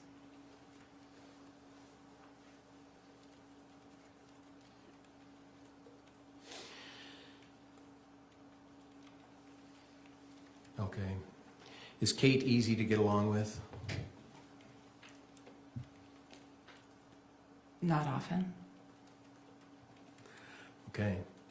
And have you had an opportunity to speak with Kate about her relationship with Matt? Yes. Have you had an opportunity to speak with your husband about that relationship? Yes. Have you had an opportunity to speak with your mom about that relationship? Yes. Have you had an opportunity to speak with Rachel about that relationship? Yes. Have you had an opportunity to speak with Kevin about that relationship? Yes. Is it fair to say that everyone in the family knew that the relationship of Kate and Matt was toxic? Yes. Was Kate afraid of Matt? I believe sometimes yes. Was Kate afraid of Matt enough that she would just leave without telling him, rent a car, and drive to Utah? Yes. Did you support her position to do that?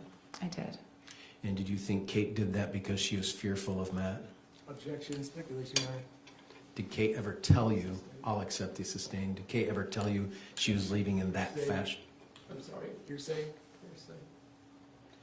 Did you help Kate leave the state of California because of the fear that she had for Matt? Yes. What did Kate put in the storage units? Christmas stuff, letterboard stuff, Was it all of her blankets, or no. She left a lot of stuff in their home, didn't she? Yes. And was it your understanding that Kate was leaving to have a temporary pause on the relationship? Yes. Was it your understanding that Kate wanted to get a divorce? Yes. Was it your understanding on the day that Kate left that she wanted to have Matt killed? No. Are you aware that she has told people that the plan was to have Matt killed even before the day she left for Utah? No, I don't believe that. You don't believe that that's been said by her? No. I've never heard that, and I don't believe that's the truth. You don't believe that's the truth. Do you know that she has actually said both? That she left to divorce, and that before she left, the plan was to kill Matt. Are you aware of that? No. Objection, misstating facts, not evidence. Oh. I will say those are facts that are evidence, and that's exactly what Kate said on the stand, Your Honor. She said both. She never said that there's a plan to kill Matt before she left for California. I don't believe she said there was a plan. I think there was discussions that comments that she wanted to kill him, that she hated her life. So I'm sustained to the objection under that limited text.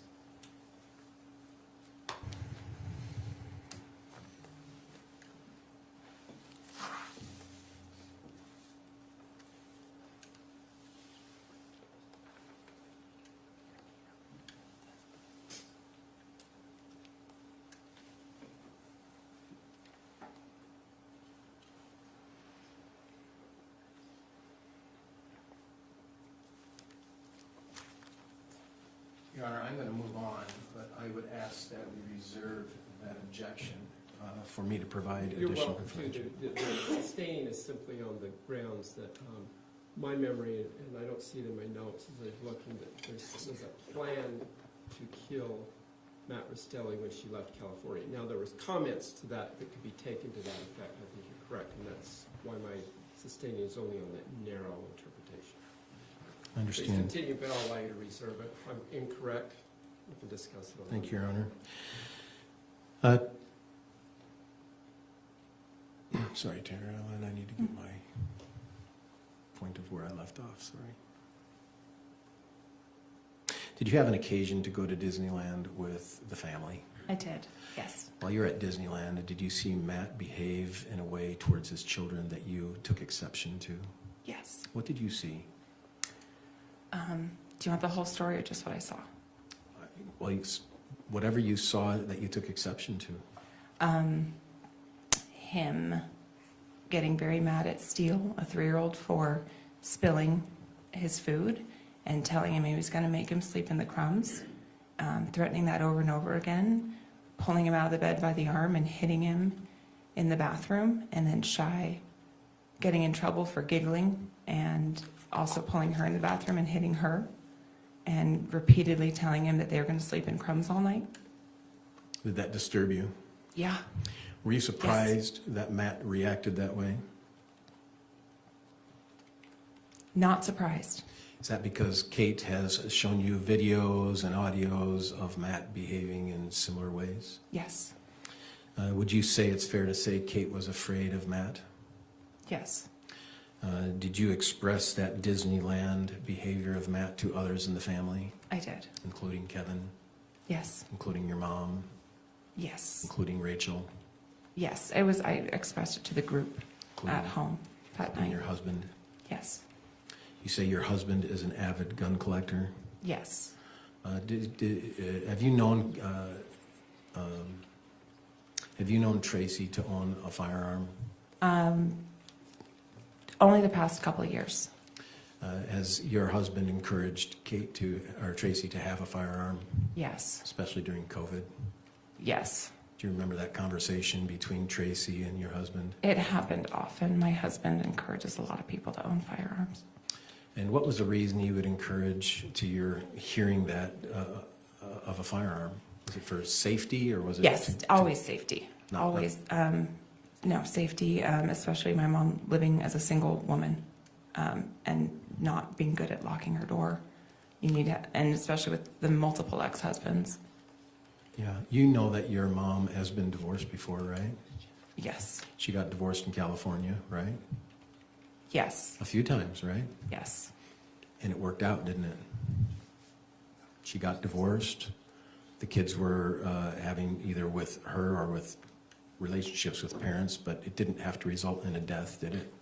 No. No. And indeed, she got divorced 3 times in California, didn't she? Yes. And did Kate ever express to you her desire to get divorced? Yes. And did you encourage Kate to move forward with the divorce? Yes. And did you ever encourage Kate to move forward with the killing of her husband? No. Were you surprised when you found out that Kevin killed Matt? Yes.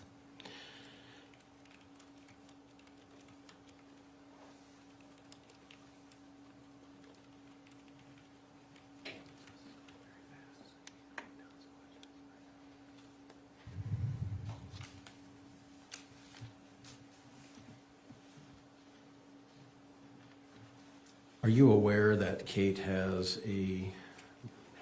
a marijuana problem? Yes. Would you consider it a problem? I would. Were you aware of the smoke camper? Yes. And how often do you think Kate smoked weed, marijuana, pot, whatever you want to call it? Daily, multiple times a day. Multiple times a day. You've seen Kate high before? If you saw Kate, she was, yeah. Yes. Yes. That's a good comment. If you saw Kate, she was high. Mm-hmm. Is that a good way to describe Kate's life the past few years? Yes. And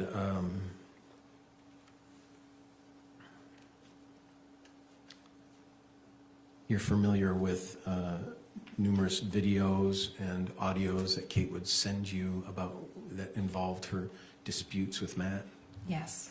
And if you were the recipient of Matt in those videos and audios you heard, would that give you fear of Matt? Yes. And would you consider your family, meaning your brothers and sisters and mom, to be afraid of Matt? I don't know if they were. I was. Yeah. Did you know Matt had an alcohol problem, at least an alcohol problem? Yes. Would you consider it a problem? Yes. Would you consider it not a drinker, but a alcohol problem? Alcoholic, yes. An alcoholic? Yes.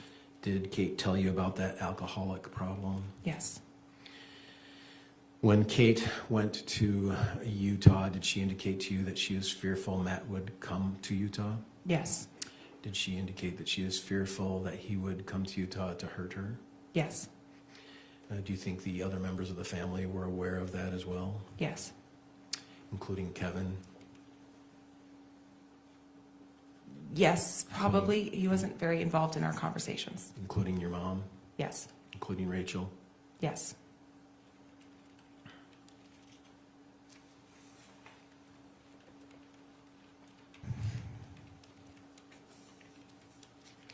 this time, Your Honor, I'd like to play a video. Do you recall a video being sent to you regarding the wet tortilla? Yes. Do you have it, or you need it from me?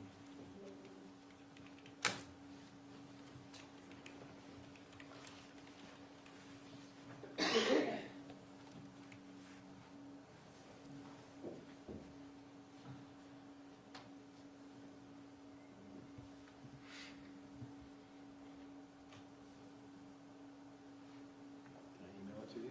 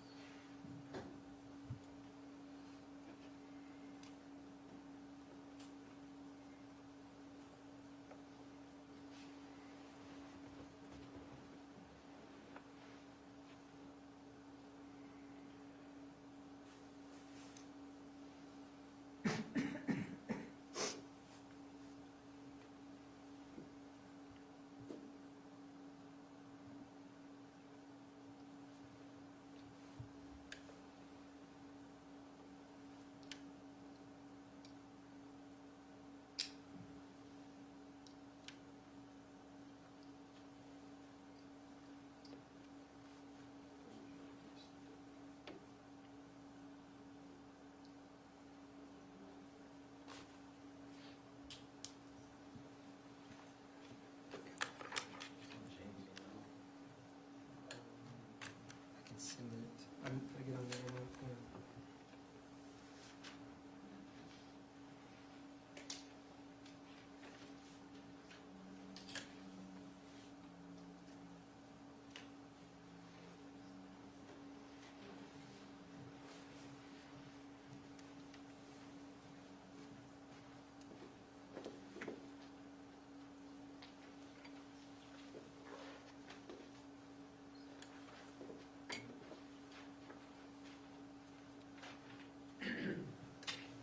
As we're waiting for that to show up, would you say that your husband, David, expressed to you that he was afraid?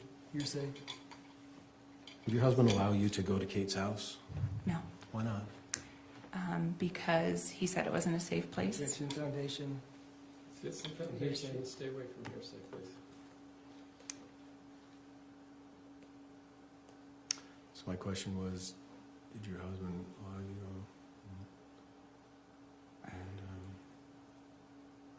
are you aware of any examples on why your husband would not want you to go to Kate's house?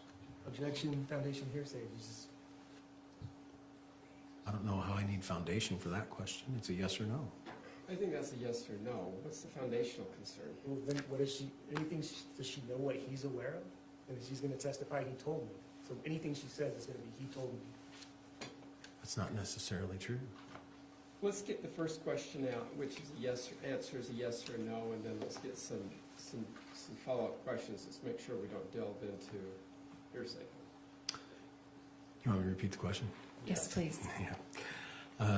The first question was, did your husband allow you to go to Kate's house? No.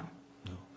Are you aware of some experiences that you've expressed for the reason that he did not want you to go to Kate's house? Yes.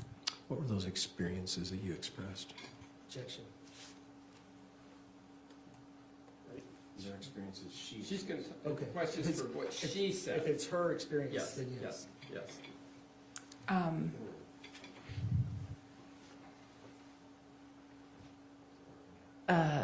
There was a really long list of things. Were they, okay, then let's not go through the long list. If you can pause that for a moment, thank you. If we can not go through a long list, are they experiences of volatile behavior? Yes.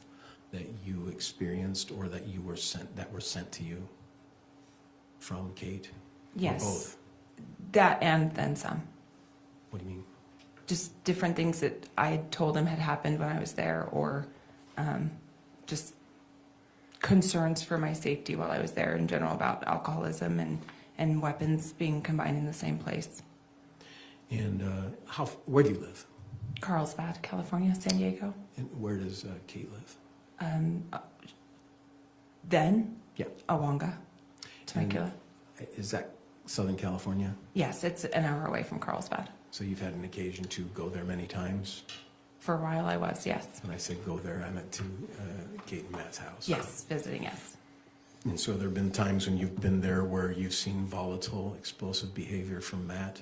Yes. Is there times you've been there where you've seen volatile, explosive behavior from Kate? Yes. Let's, do you recognize this screenshot in front of you? Yes, I do. Is this a video you received from Kate? Yes, it is. If we can hit play. She's still eating her beans, Matt. She's still eating her beans. No, I'm going to keep it recorded. Hey, you put wet tortilla chips on top of my tacos. When I asked you not Sit down to. and eat your beans, Cheyenne. I asked you not to. You're okay. Sit down and eat your beans. Stop, okay? It's No, stupid. no. You ruined my meal. You ate your meal. No, that's not true. You put wet tortilla chips on top of my tacos.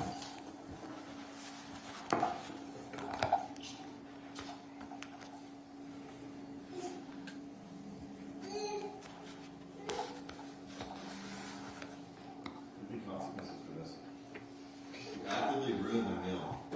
I asked you not to, and you put them directly on top of my taco.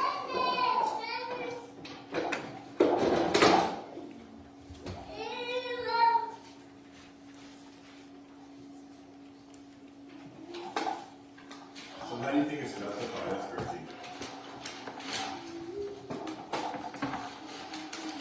I asked you not to, Kate, and you directly ruined my tacos.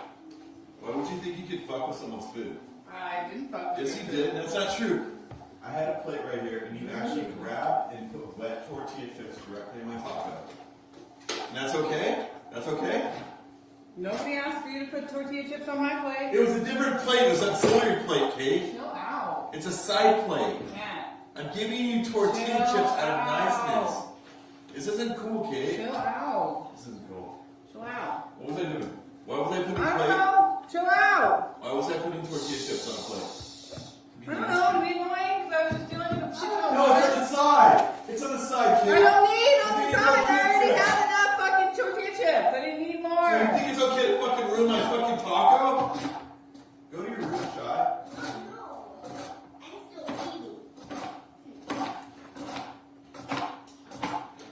Matt, pause yourself and have this conversation You actively later. ruined my plate. Pause yourself and have this conversation later, okay? That's all. You ruined my plate on purpose. And I asked you not to. All I did was give you tortilla chips. What did I do to deserve my fucking taco ruin? What did I do? I put tortilla chips on that auxiliary plate. I gave You fucking ruined my meal. You ruined my meal. You said I was wet. I said don't do it. Shut the fuck I said don't do it. up! I said don't do it. What'd you do? You I fucking did ruined my not, you did taco. not say don't do it. I said don't do it. Why would you ruin my taco? Shut up, I gave you a taco in place No, of the taco. I don't I care. opened. You fucking ruined my taco with wet fucking tortilla chips. And you had a taco. Why would you in ruin place my of- meal? You actively fucking put your hand over and ruin my fucking meal. Because you're a true bitch. I gave you a taco in place of Shut that. the fuck up. You actively leaned over and fucking ruined my fucking tacos. You ruined them. On purpose with wet tortillas.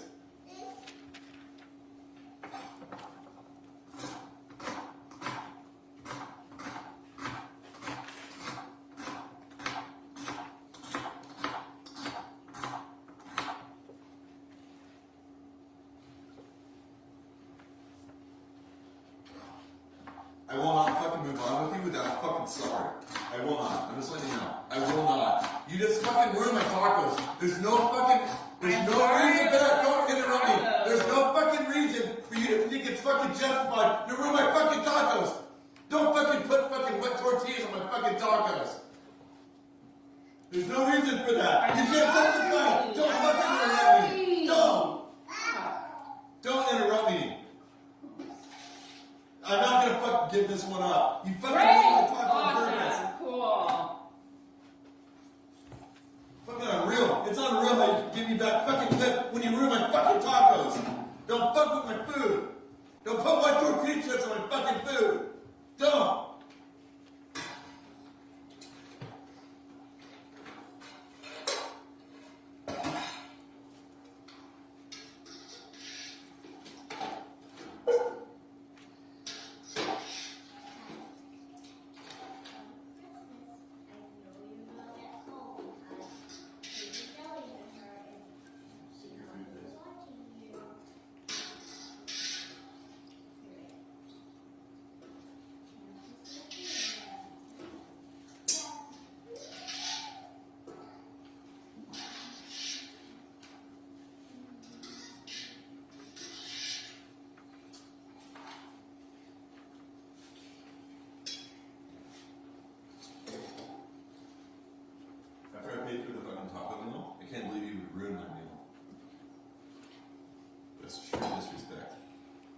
okay?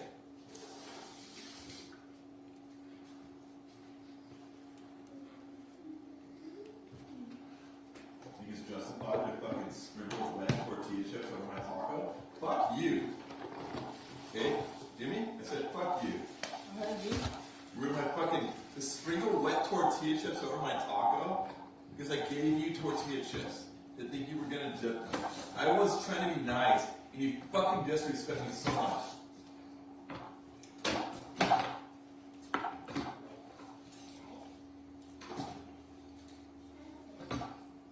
You have your phone on, right? Turn it off. So annoying, Dave. Will this be on or no? Turn it off. Don't touch my phone. You just disrespecting me so much. What is wrong, okay? Back up out of my personal space. No, why would you do that? Yes, back up out of my personal You space. set me up tonight. You Back ruined my up tacos, out you of put my wet personal tortillas chips on my fucking taco. Why would you put wet tortilla chips on my taco and ruin my taco? Why would you do that? Sorry, I fucking put. No, why would you do that? Why would you do that? And you go ahead and record me? Like, you set me up, like, what do you want to try to do? Get out of my face. Delete it now. Get out of my face. Delete your phone now. Get out of my face. Delete it now. I will delete it. Get Now. out of my face. Do it right now. No, I'm get not out of in my your face. I'm off to the side. Get out of You my ruined You my are in tortilla my plate. personal space. You ruined my tortilla plate. And I replaced it. No, with you my did own. not. Yes, I did. No, you did not. You fucking traumatized me. It's called trauma, okay? You fucking put wet tortilla chips on my fucking plate. Delete the fucking phone now. Delete it. Delete it now. I'm being serious. Delete it now. No.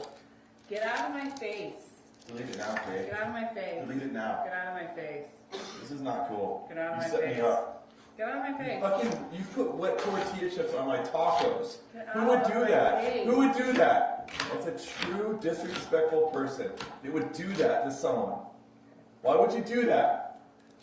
Delete your phone now. Set the knife down and go delete your fucking phone now. I will. Do it Yeah, right let now. me- I'm let done me waiting. finish, let me No, I'm finish. done waiting right now. You fucked me up. You ruined my fucking taco and you fucking put fucking wet tortilla chips on it. And you think it's cool to record me. Delete that shit now. Delete it. Delete it. Now. Delete it. If you want to fucking further progress our problems, delete your fucking phone now. Fine. Do you remember when you received this video? I don't remember the date. I remember the feeling, the moment. And is this similar to other kinds of videos or audios she would send you? I'm sorry? Sorry, yes. Do you remember when you and Kate first talked about her really buttoning up the plan to go to Utah? Do you remember when that was? Week before it happened, maybe? So June 20th, she went to Utah, is that right? Yes. And then, so it would be within a week of June 20th? I think so. I don't really remember. It's been so long. Pretty close, though, right? Yes. Did you have conversations with your mom about that? About Kate coming to the house and bringing the kids with her? Yes, my mom told me to do it. Do you remember having conversations with your mom about Kate bringing the kids to Utah? Yes. Before they got there? Yes. Within that week before they got there? Yes. Do you remember having a conversation with your mom on June 16th, which is 4 days before she left? An hour and a half long conversation on the telephone. Do you remember that? Like I said, I talked to her a lot, so I believe it. Don't remember it specifically, but yes. Would you it's a be common occurrence. surprised? Would you be surprised if I told you had an hour, 29-minute, 28-second conversation on June 16th, 2024 with your mom? No. I wouldn't At be approximately 9 in the morning. No. Do you remember having a conversation during that week before Kate left with Tracey, where you were on speakerphone? Is that a common occurrence for you to be on speakerphone when you're talking to your mom? Yes. Just speaking into the speakerphone? Yes.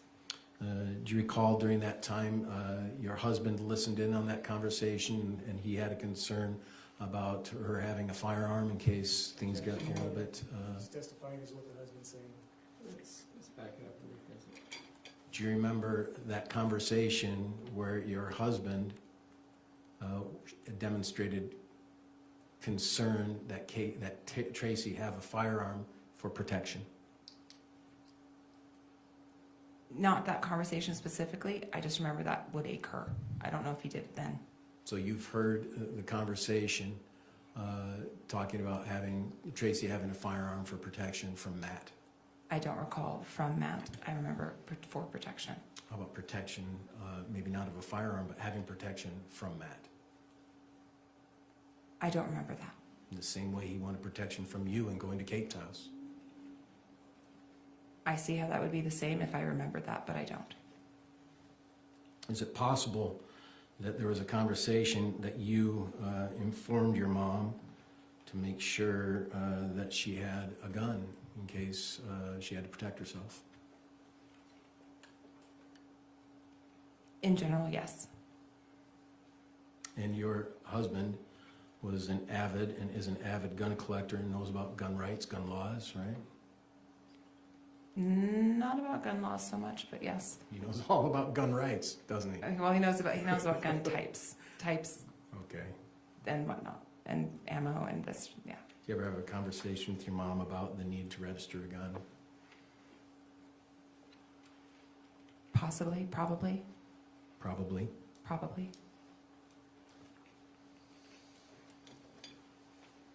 And could that conversation have occurred within that week of Kate going to Utah? It could have, but again, I don't remember it, so can't place it. And I understand. That was almost 2 years ago. Do you watch and listen to true crime? Yes. Is it fun for you?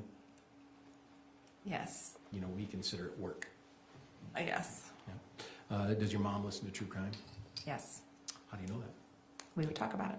And how do you listen to it? Podcasts, Dateline, watching episodes, Netflix, all sorts of ways. Did you ever talk to your mom about the Adlesen case? We did, yes. Adlesen case? It was, the Adlesens were on TikTok and we would talk about it. Oh, okay. Do you think your mom was serious when she said she wanted to strangle Matt? No. Do you think your mom was serious when she said she wanted to kill Matt? No. Do you think your mom was frustrated with the relationship Matt and Kate had? Yes.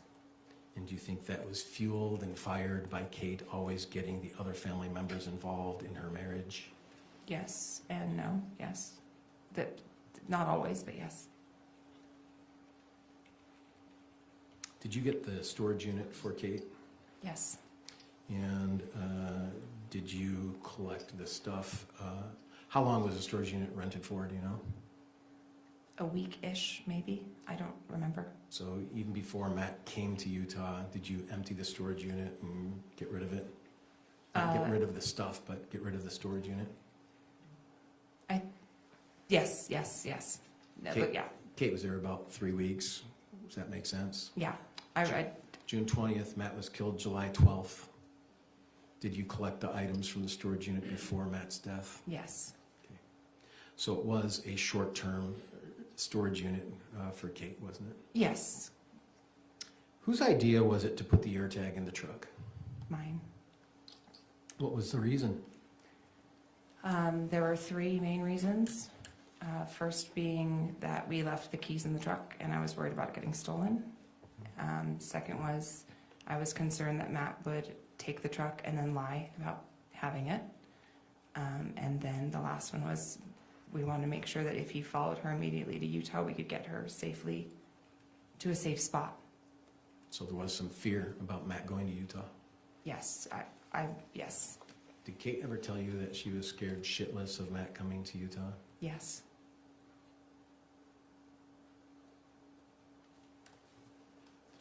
Did she talk about that with other family members and you in the same conversation? About her being afraid of Matt coming to Utah? Not that I remember specifically. She ever talked to you about divorce? Yes. Do you remember her talking to you about the divorce attorney that she recorded? Yes. Do you remember what her thoughts were about the divorce? Yes. The potential divorce? Yes. Did she feel like she had a chance? Yes. To have the kids? Yes. Do you think Kevin was aware of all of these things in which we've talked about today? I don't know. To your understanding, was he aware of any of it? I think so, some of it. Again, yeah. Sorry.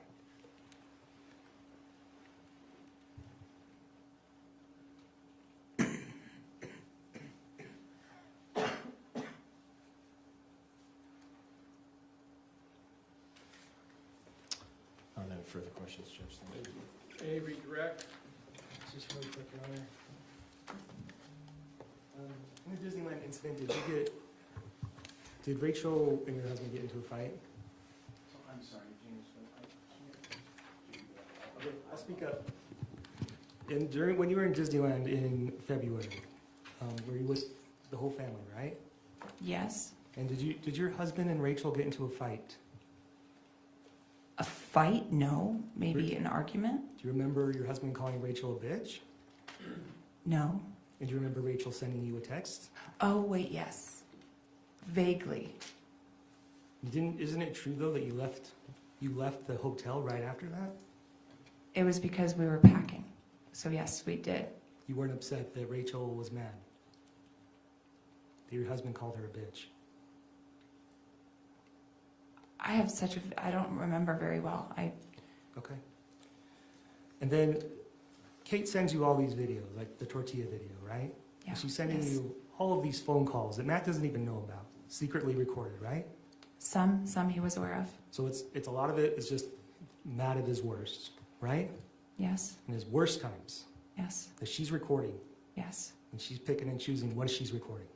Yes. It's fair to say that Matt isn't always like that, right? No, not always.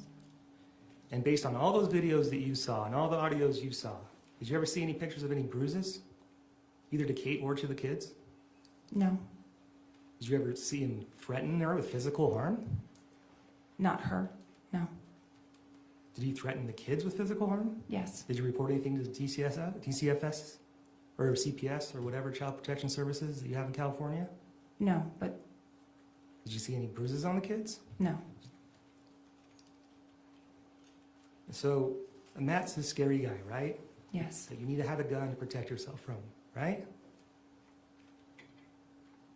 I don't think so. You don't think you needed a gun to protect yourself? No. Were you worried when you went out to California? Or from California to Utah, were you worried? Yes. And you should have had a gun at that point? I wasn't worried enough to have a gun, no. Were you? I wasn't worried enough to have anyone have a gun. Okay, so were you worried when he started coming to Utah? Yes. And you continued to track him on the AirTag? Yes. And were you talking to Rachel on the phone when she told Tracey and Kevin that Matt was there? Yes. And you guys were texting that night, continued to text that night, right? Yes. Did you ever text, Kevin or Tracey or Kate to see if they were okay? One of us texted my mom. She didn't respond. I don't remember texting Kate or... I think I might have texted Kate or tried to call. We made an attempt to reach out. Were you not worried that nobody was responding? Yes and no, because I thought it would escalate not to where it did. I thought it would escalate to a fight, like an argument. So why do you need an AirTag if all you're worried about is escalate to an argument? Or why would you think that you would need a gun to protect somebody? Because I've watched a lot of Dateline, and that says that the most dangerous time in a relationship is the end. So that's why I told Kate, don't. But do you see how that's not consistent, that you wouldn't? Because what did you do? Because she said at that point, I was under the impression that Kate had invited him up there. Okay. So I don't know the inner workings of a relationship. If she's telling me she's afraid of him to go up there, then yes, I was afraid and I was nervous, and I told her be cautious because he's going to be mad if you are leaving him. But you just testified about how horrible Matt was and how dangerous he was and how you needed a gun. I never said that I believed I needed a gun. My husband is an avid gun person, but he didn't say you need a gun to protect yourself from Matt. So you weren't worried at all about Matt leaving California to come to Utah then, were you? I was. You were? What were you worried about? I was worried he was going to go up there, and I was worried for the kids because they see their parents arguing all the time, and it's horrible. So you were worried there'd be another tortilla type incident? Yes. Is that right? Is that all it was? Yes. Or he would get angry. Yes, I was worried he was going to be just angry. I didn't know what he would do because he got angry and shot a dog once. So nobody in the family is, what you're telling me, nobody in the family is actually really that worried that Matt's going to do anything, correct? That they would need a gun. That wasn't the feeling in the family, right? Not to the, I don't, I don't know the rest of the people's feelings. Not yours, we at were, least yours. I just want to know yours. Your feeling was there was no gun needed, correct? I didn't think there was a gun needed, no. Okay, nothing. Rick Cross? You're aware Matt has used a gun before, aren't you? Yes, And that he killed a dog. yes, And did he talk about that? yes. Was that fearful to you?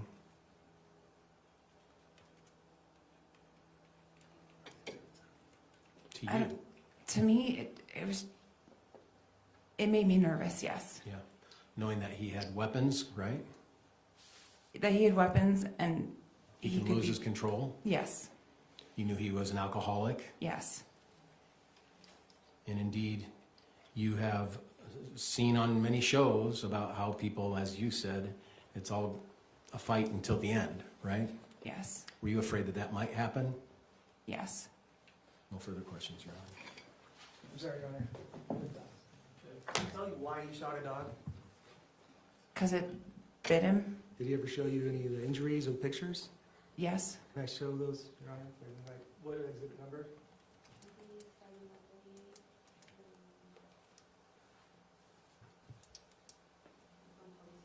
Statement moved to admit and publish State's Exhibit 138 through 146. Any objection? No. Exhibits 138 to 146. Are these some of the injuries from the dog that he showed you? Objection, foundation. Did you show, Of whether she knows. I just asked, did he show you pictures of the dog? I don't remember the pictures. I just remember him. Did Yes. you see injuries? Do you recognize if this is one of the injuries that you observed from the dog?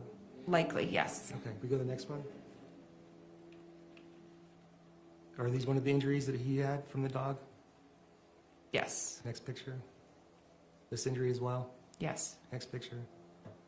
yes, Next picture. yes, Next picture. yes, Next picture. yes. Next picture. Is that the dog? Mm-hmm. So didn't he just tell you he shot the dog out of Yes. self-defense? Did he tell you he shot the dog out of self-defense? Those weren't his words, but he told the whole story, yes. Okay, nothing further. Oh, I think I did admit. I moved to admit those pictures. They were admitted by stipulation. Thank you. No objection. Was that his dog?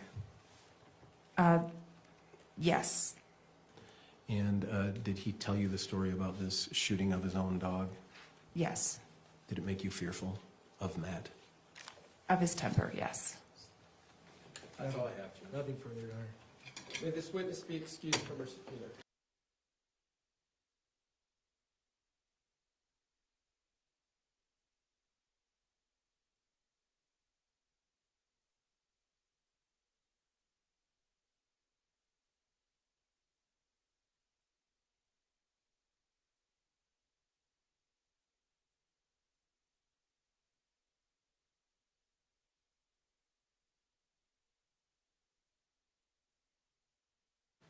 So it's the good news, it's the bad news. Bad news was I kept you over, I apologize. The good news is the state is extremely ahead of their schedule. They anticipate only needing to call one more witness, which will be Monday morning. And then they anticipate, barring anything that they see differently over the weekend, resting. So that's putting us about a week ahead or more, which is a good thing. Because of that, and because of the schedule that they've indicated to me, I'm going to ask you to just be here ready to go at 9 a.m., 9-ish. It might be a 9-ish, unfortunately, because of the posture that we are at now. Over the weekend, it's especially critical that you don't form an opinion about this case. You've heard a lot of the evidence, but you haven't heard all of it. You haven't heard anything that the defense may elect to present. Remember, they have no burden to do anything in this case. So keep it in mind. Don't ruminate about anything you've seen or heard today. Think about everything else but this case. Don't talk about it to others. Don't use social media. Don't do any research. That whole admonition that we've been going over throughout the entire week, keep that in mind. Monday morning, when we're here, if it moves as quickly as it potentially could, you may receive the case Monday, for sure on Tuesday, so you should make sure that your schedules both Monday and Tuesday evenings are free. So if you're planning on maybe a dinner or a movie with family or friends on Monday or Tuesday, that should be canceled because you may be in deliberations. Possibly Wednesday if it goes longer on your deliberations. so keep that in mind. That in mind, I appreciate you being so attentive and being on time. I look forward to seeing you on Monday morning. All rise.